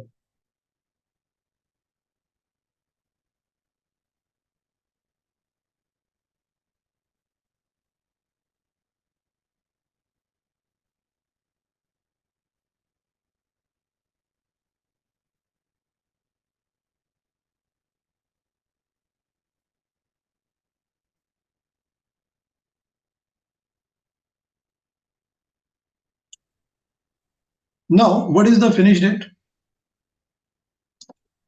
Finish date 15 7 22 21 20 sorry. Correct. So basically, between these range, I will be able to use this resource, right? This machine. So between 8th of the July till the 20th. So the starting date will be 8th. So it will be installed on my site on the 8th and it will be picked up on the 20th. So in between, if I finish it earlier, I can return it earlier. It is just like borrowing a book from the library, right? Yes. Suppose you borrow a book from the library on the 8th till the 20th, the date has been given. So it might take you 3-4 days to finish the book if you wish and kind enough, and you can return the book earlier also. Right? You get the point? Yes, sir. So here also, there are big pieces of equipments which are shared between multiple projects. So no resource manager will give you the resource and forget about it. That is not possible because those things they cost a lot of money. They are useful as long as they are utilized, over multiple projects, right?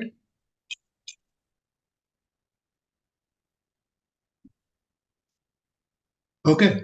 So what you need to do, you need to apply the starting date constraint and the finish date constraint in the Primavera. It is called the primary and secondary constraint. And this facility is Primavera only. Only in Primavera you have this. Now to apply this constraint, first of all, I want you to see, within the constraint block, there are two kind of constraint. One is the primary and one is the secondary, right?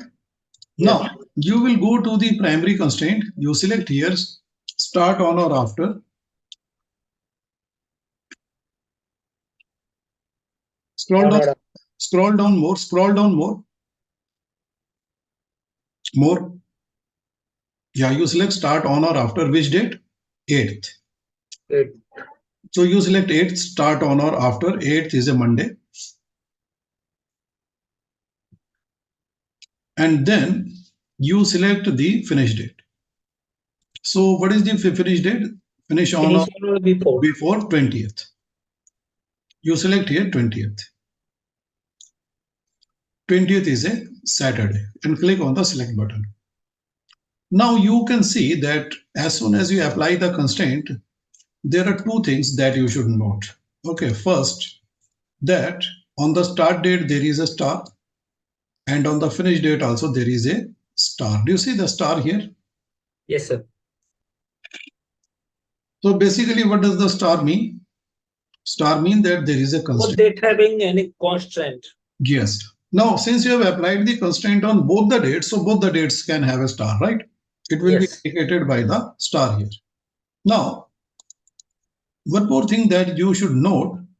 So, once you have applied the constraint, so the constraint will be applied on both sides. So you can see the activity has been pushed away to the 8th. Yes. Right? You see that? You see the dotted relationship line. Yes. And you can see the the float of this activity is trimmed up to the 20th of the July, right? From Yes. the 8th of the July till the 20th of the July. So within these dates, this activity can operate. Now let us do an experiment. Let us try to push this activity. First, we will consume the float to zero. Then we will see what happens. Then we will push it beyond the zero float. Then we will see what happens. Right? Okay. So let us do it. So first of all, go to the duration of the predecessor and change it to 10 days. Change it to 10 days.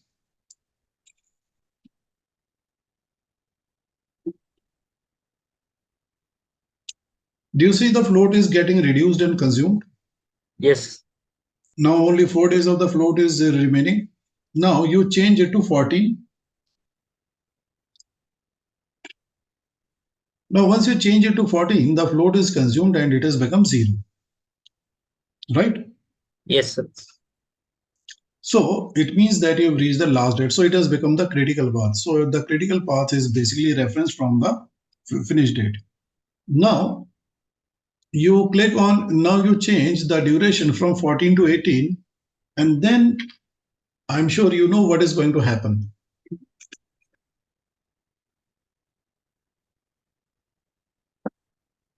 So what did you note? Negative. Negative float of minus 4 days, right? So I'll show Yes. you what is the negative float of the minus 4 days. So it is right in front of you. See this. Monday is the minus 1. Tuesday is the minus 2. Wednesday is the minus 3. And Thursday is the minus 4. Right? Is this clear? Yes. And this is the finish date. So where is the finish date coming from? It is coming from the finish on or after. So do you see the twist? Yes. So the twist is basically indicating that this is the last date as per the constraint, and if you're going beyond that, it is going to create a negative float. Now, as soon as you see the negative float, you realize that this is not realistic. So you reduce the duration to 12. Reduce the duration of the task 5 to 12 days. So it has become a positive float. Now you reduce the duration of the task 5 to the 6 days and see what happens. Task 5, 6 day. Yeah, 6 days, reduce it to 6. Now you reduce it to 4 days.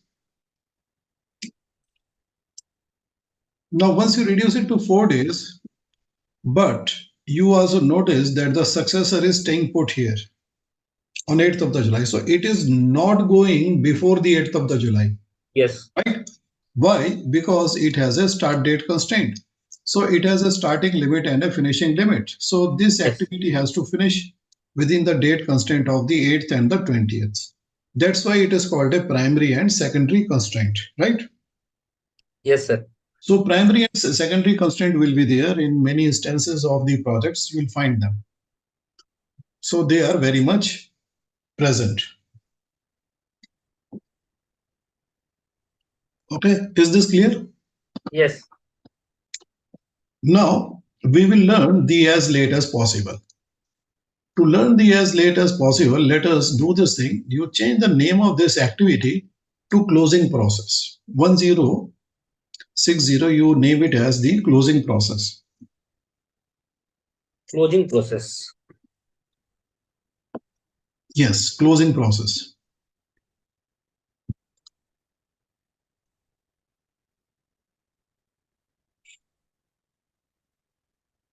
See, I'll tell you about the closing process. See, whenever you are having a life cycle of a project, so to close the project, you do administrative activities. So these administrative activities done during the last days of the project. For example, this activity will be done during the last 6 days. So you have to align this activity with the last days of the project. So this has to be counted backwards from the last date of the project. So this will be done automatically. So how it is going to be done? So you go to the status, right? Then you come to the constraint and you select as late as possible. You come to the primary. and you select as late as possible. So after you select as late as possible, you can see that this activity has been aligned to the last date of the project. Do you see that? Yes. Automatically. Because within this activity, there is a lump sum. Actually, this is not one activity, but it is a lump sum duration to do multiple activities. For example, during the 6 days, you will clean up the project site, you will remove any unused material, you will restock the material. So you will get a QA certificate from the client, you will raise final invoice to the client, then you will make final payment to your subcontractors, right? So, Yes. these are the activities which are non-engineering activities which are helping you to wind down the project and exit the project site gracefully. So you'll hand over all the maps, documents, and drawings to the customer. You will hand over you will provide all kind of training to the client to handle the building equipments. So that is as late as possible, right? Yes. So basically, you will write a punch list in the notebook, right? So just understand that you will have to write a punch list. Suppose, so this activity, so you have applied the constraint as late as possible, so it will automatically remain aligned with the finish date of the project. How? Suppose if you change the finish date of the project by going to some previous activity and changing the duration. So change the duration of this task to 12 days and see what happens. Change it to 12 days.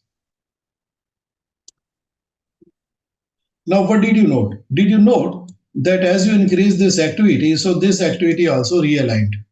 Yes. Now, you reduce that duration of task to 10 days, 10. Did you see that as the project duration is reducing, this is also getting aligned, right? So Yes. you reduce it to 8, reduce the task to 8.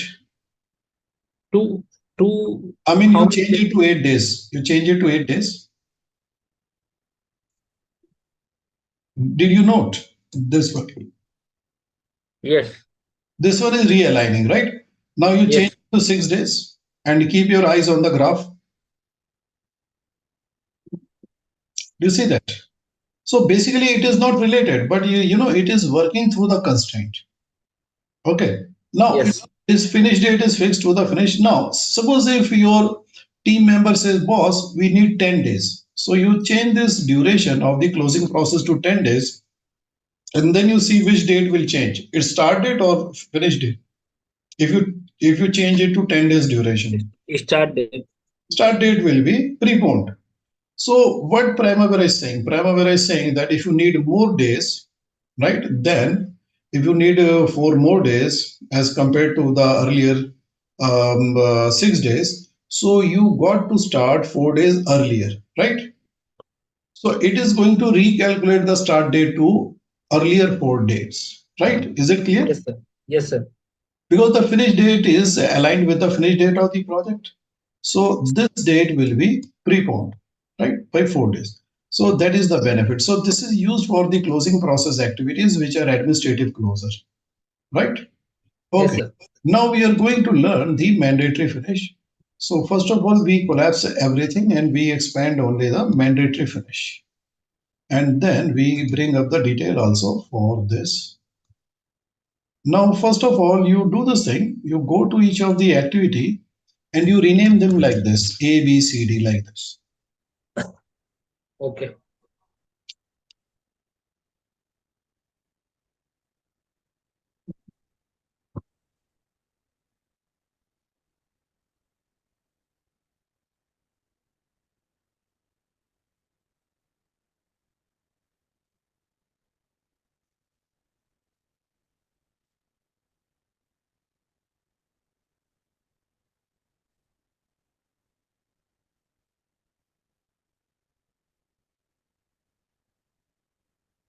Just wait.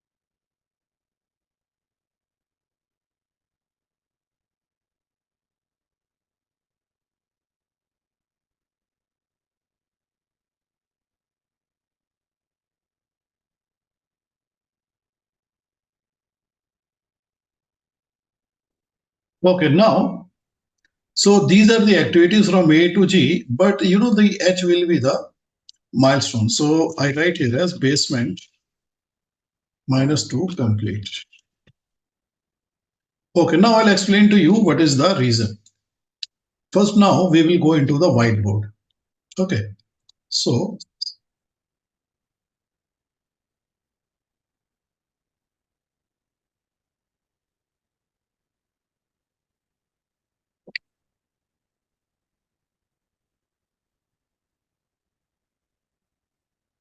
see, I'm constructing a new building, right? New Yes. shopping. Now I have a contract with the client. The contract with the client is that I will finish the basement by the 1st of the August 2024, right? Like this. So this is my schedule. So my second deliverable will be 30th August, 30th September, 30th October, like that, right? So it is going like this. Okay. So it means that I have 31 days to work. On the 1st August. I have time until 6 p.m. to show the basement minus 2 parking. So building will be constructed grounds up. So Yes. I've written my plan grounds up like this, right? Do you see that? Yes, Upside, sir. so that you can understand it with the diagram. So my first commitment to the client that I will complete the basement minus 2 parking on 1st of the August, and the client will pay me 10 million units of money. Whatever money is that. So in every country you have some unit of the money. Now it really does not matter. So you will be paid 10 million units of money. Now it is compulsory to finish. Why? Because I have to do it in a time bound fashion to give the perception of the progress. So that is why I use the constraint. So the constraint is called the mandatory finish. Do you see this? Yes, sir. Mandatory finish is the constraint that will be used. Now this constraint is always combined with a finish milestone. That is the best practice, right? So Yes. just keep that in mind. So we will be basically converting this into a finish milestone, and we will be attaching it to a mandatory finish compulsory, right? So now we keep this picture in mind. So then we come to the Primavera. So the first thing that we will do, that will be converting this activity 1140 into a milestone. So to do this, you come to the general tab, select the general. After you select the general, you change the activity type. Actually, it is not an activity, but rather a finish milestone. So you change it to the finish milestone. Which Activity, one? no, activity type. Activity type. Look here, look at the arrow. Yeah, you select finish milestone. So after you select the finish milestone, I want you to note something. First of all, as soon as you made it the milestone, did you note that the duration has become zero? Yes. From 6 or whatever it was, it has become zero. And then second thing you should note, since it is a finish milestone, a finish milestone has only a finish date. It does not have a start date. Yes. Okay, it will have only one date. Then a milestone, whichever milestone it is, it will be having the diamond symbol. Do you see this diamond symbol? Yes, sir. Now, what is the meaning of the word milestone? Milestone means achievement. In earlier times, when people were traveling between two cities, so on the cities, there were intercity roads, right? Yes. Milestones are placed on the intercity road. You will not usually find a milestone on the roads which are inside the city. It is basically on the roads which are between the cities, right? Yes, sir. So when a person is traveling, so suppose if the person wants to know how far I have traveled, he can look toward the left side of the road. He will find a milestone at, at predetermined distances. So the number of the miles that he has completed on that particular milestone, so that will be the achievement of the distance, right? Because in earlier time, achieving a distance was a great deal because people were traveling on foot. They were riding the horseback. They were riding the horse-driven carriages or some other animal-driven carts, right? So it was taking a great effort on part of the man and the animal to achieve a distance. So it will give them a feeling that okay, if they are going on time, it will give them a great satisfaction, right? that they are achieving this distance. So the achievement of the distance was called the milestone achieved. So now this feeling was brought. So this idea was brought into the project that the completion of the if you do these activities A B C D E F G, you will achieve the completion of basement minus 2. Is this clear? So what is the basement minus 2 completion? It is a milestone, and this Yes, sir. milestone is agreed by a particular date. Between me and the client, we agreed that this will be completed by the 1st of the July. I mean, the 1st of the August. Now, the 1st of the August. So what do I do? I have to set the mandatory finish constraint on this milestone. So for that, I will go into the status tab. So go on to the status.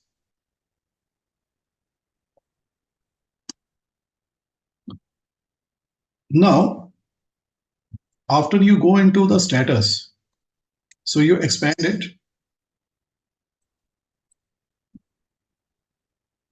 expand it a little bit more. Now you go to the primary. So you select mandatory finish, right? So Yes, after you select the mandatory finish, so just a moment. So let me scroll it down.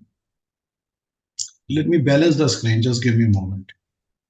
Now I think the screen is balanced. Now, so as per the agreement between you and your client, it is the 1st of the August. Now you select here 1st of the August. Okay, select here. August 1, you scroll 1st August, and there you scroll to 18. No, you scroll up to 18 till the you have the whole day. 18. Yeah, 18. So you can show the client from morning till 18 in the evening, right? Select. Now, once you select, I want you to notice two things. First, you will notice that there is a star on the finish date. So let me show it to you. Let me expand the column. So do you see that there is a star on the column? Yes, Now, one more thing that you should notice that the milestone has been aligned to the 31st, to the 1st of the August, right? yes, It has gone there. Now, then there are activities between the milestones, right? So yes, basically, these are the activities which are to be done, and then this milestone will be achieved. So you have to do some engineering kind of the dependency, right? So what do, you call your team and you tell them that guys, you relate these activities, right? So what yes, do they do? They select up to here, and then they say you link them. You, as per their advice, you link. You right click and link it.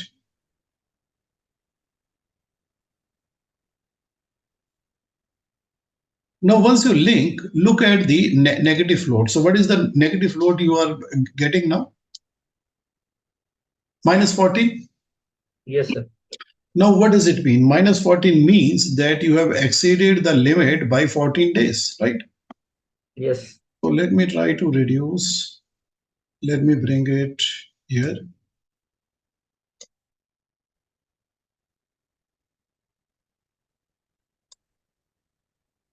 So basically, you have exceeded the time limit. So which is the time limit is on the 1st of the August. So you have exceeded that by the 14 days. So then what happens? Your team member now they can't help it. So they don't know. So they say that boss, you please help us. Then you say that okay, fine. I'm going to teach you the schedule compression, right? So yes, now you are going to teach them the schedule compression. That what are the fundamentals of the schedule compression, right? Now let us go into our whiteboard because the schedule compression is a project management technique. So if you understand that, then of course it will be easy to implement and use in the software. Now I want you to read this text. Read the schedule compression.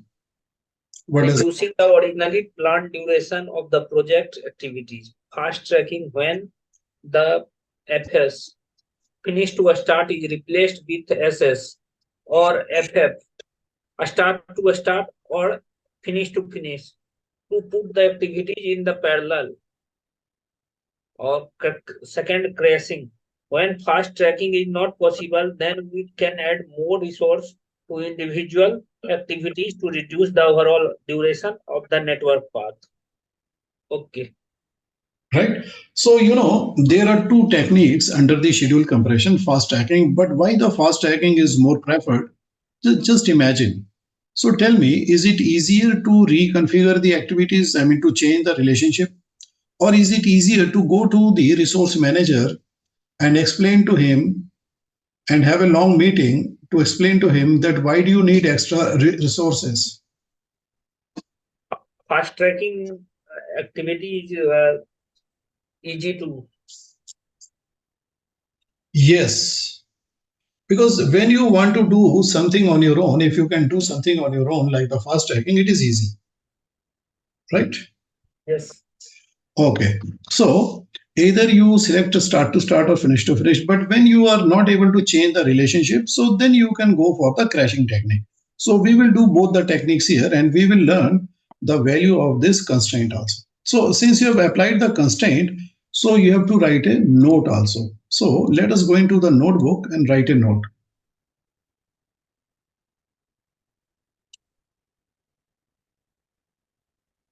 Select constraints and click on the selection button. Correct. Now click on the modify and write a very simple reason as per contract, because whatever constraint you have applied as per contract. So anybody wants to see the detail, he can read the contract document.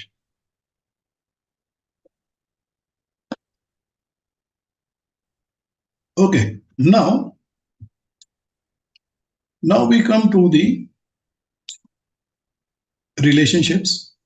So we come to the first activity. Now we are going to apply the fast tracking. So when I look at the relationship between A and B, so from my past experience, so from my past experience, I know that between A and B, so we can change the relationship to start as per my experience. So that is my expert judgment. So you change it to start to start.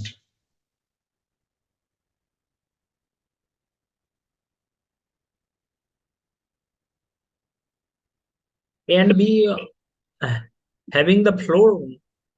Now, did you note something? Yes, The sir. the negative float is now reduced to -8 from earlier, Yes. because we have brought these two activities in parallel. Now, then you select this activity C. Now, when you look at the activity C, so then you recall something from your experience, from your expert judgment, that between C and D there can be a finish to finish relationship. So you change this relationship to FF. So between C and D you change it to FF, right? Did you know Yes. the float has been further reduced, but it is still negative float? See, negative float is not practicable. It means that you are trying to spend more money than you earn, right? So you have to basically adjust your budget to a point where your spending is within your earning, right? So Yes. what do you do? So your team members are looking at you. They are saying that, boss, can you change the relationship between E to F? So between F to G, you said, no, that is not possible. We can't change the relationship between E to F or F to G, because these are engineering wise, they are fixed. The outcome of the E has to compulsorily go to F, and outcome of the F has to compulsorily go into the G. So what do we do? So you say not to worry. So we will now do the schedule compression. I mean, we will do the crashing. So crashing means crushing the duration by applying more relation. So what do Yes. you suggest to them? That you go to the EFG and you reduce their duration to 4 days each. Okay. By, by You maximize manpower. so you increase Episode. manpower and the machine. Man and machine both have to be increased. So they do the calculation, right? So Yes. how much they need, and they reduce the duration of E, then they reduce the duration of F, and then they reduce the duration of G to 4 days each, right? 4 days, 4 days, and 4 days.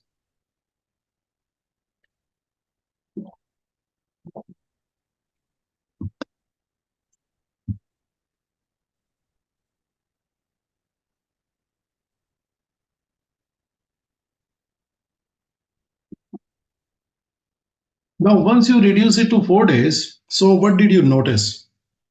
What do you notice at the float? You see, Float has 4 days. so you are getting 4 days float. So then you ask your team members, guys, is it okay? Can you finish this with 4 days float? 4 days as the questioning. They said, yes, boss, it is sufficient. Now, 4 days float means that any of these activities, they can use it, right? So it is Yes, the sir. collective float. It is like a common pocket money, right? Between two friends, it's a common purse. So it is a common kitty. Now, but when you're having a float of 4 days, basically you should be careful. What is advisable is that you should be careful not to try not to use the float, but it is there. Okay, it gives you peace of mind, it gives you security, that you should look good to the client even if you finish by the 31st of the July, because on 1st of the morning or during the entire day of the 1st of the August you have got the time, because that is the milestone duration where you showcase your achievement, but your working duration is still 31st, right? Yes. 31st of the July, right? Okay, is this clear? So this Yes, is sir. the benefit of the mandatory finish. So this is the hero. So what does the mandatory finish do? So basically what the mandatory finish is doing, that it is pinning down the milestone. Yes. So basically if the activity were pinned down, then you won't be able to properly calculate the float, whether it is negative or positive or how much. So you won't be able to calculate it. So when you are utilizing the milestone, you are keeping the milestone pinned down, then the milestone works as a point of reference. So point of reference tells you that what is the amount of the float. So we need point of references, right? So what Yes. is the point of reference of Earth? Earth, for the Earth, the point of the reference is the sun, right? Yes. Because the Earth is going around the sun, right? Yes. So we basically say the Earth is at this distance from the sun, Moon is at this distance from the Earth. So Moon, for the Moon, the point of reference is the Earth. So Earth. point of references, right? So in the project, so this milestone, this fixed date milestone is working as a point of reference. So we are trying to finish on or before this. So we say that this milestone is to be mandatorily achieved by the 1st of the August. So if we are able to showcase on the 1st of the August, then we are fine, right? Yes, So sir. we basically keep the flexibility on the activities. We pin down the milestone, then we are able to know the positive or the negative float. So that is the utility of mandatory finish, compulsory. So it is compulsory because the client says it is compulsory. That's why it is compulsory, right? Yes, sir. Now let us sum up the whole thing. The whole thing is like this. So we have this constraint. How many constraints are there? Five constraints. 5%. So in fact, there are more constraints, but these five are the main constraints which will cover 95% of this situation. So basically, when people go to the Oracle centers or this, they will teach you everything. So that's good. So you should learn everything, but you should learn everything to the point when you can handle it. But if you can't no longer able to digest it, so you are not able to implement anything practically because you have been taught so much. You are wondering that what is the priority of the things that I will like to use first. So then that kind of learning does not help much, right? So Yes, sir. basically, we are arming you with the main knowledge. You start with the main knowledge. First of all, you should be able to control the project, right? So Yes, once sir. you can control of the project, then very soon you will be able to add on more knowledge by reading the books. First of all, it is very important that you should be able to finish the life cycle of the project from initiating till the closing process. Yes. So today we will go further with the planning, then we will go to the resource breakdown structure, then we will go to the allocation of the resource, then we will do a project, then we'll baseline the project, then we'll execute the project, we'll monitor and control the project, we'll create a report on the project, we will make the reports internally from Primavera reports, and we will make externally using the Excel. So we will be creating graphs and we will be completing the project life cycle tomorrow, right? Now Yes, I'm sir. pausing here. If you have any question, you can ask me any question on the constraint. Can I prepare delay analysis from uh, uh, Primavera? Yeah, delay analysis you can prepare. So basically what you are doing, that you are comparing your actuals with the baseline. Yeah. That's the variance analysis, right? So what you're calling as the delay is the variance. So that we are going to do tomorrow. Yes, sir. So first of all, we must have a baseline to compare against. Yes, sir. Okay. So first we have to complete the planning phase. So once we complete the planning phase, we will have the baseline values of the schedule, of the cost of resource units, and then definitely we'll be able to do the delay analysis when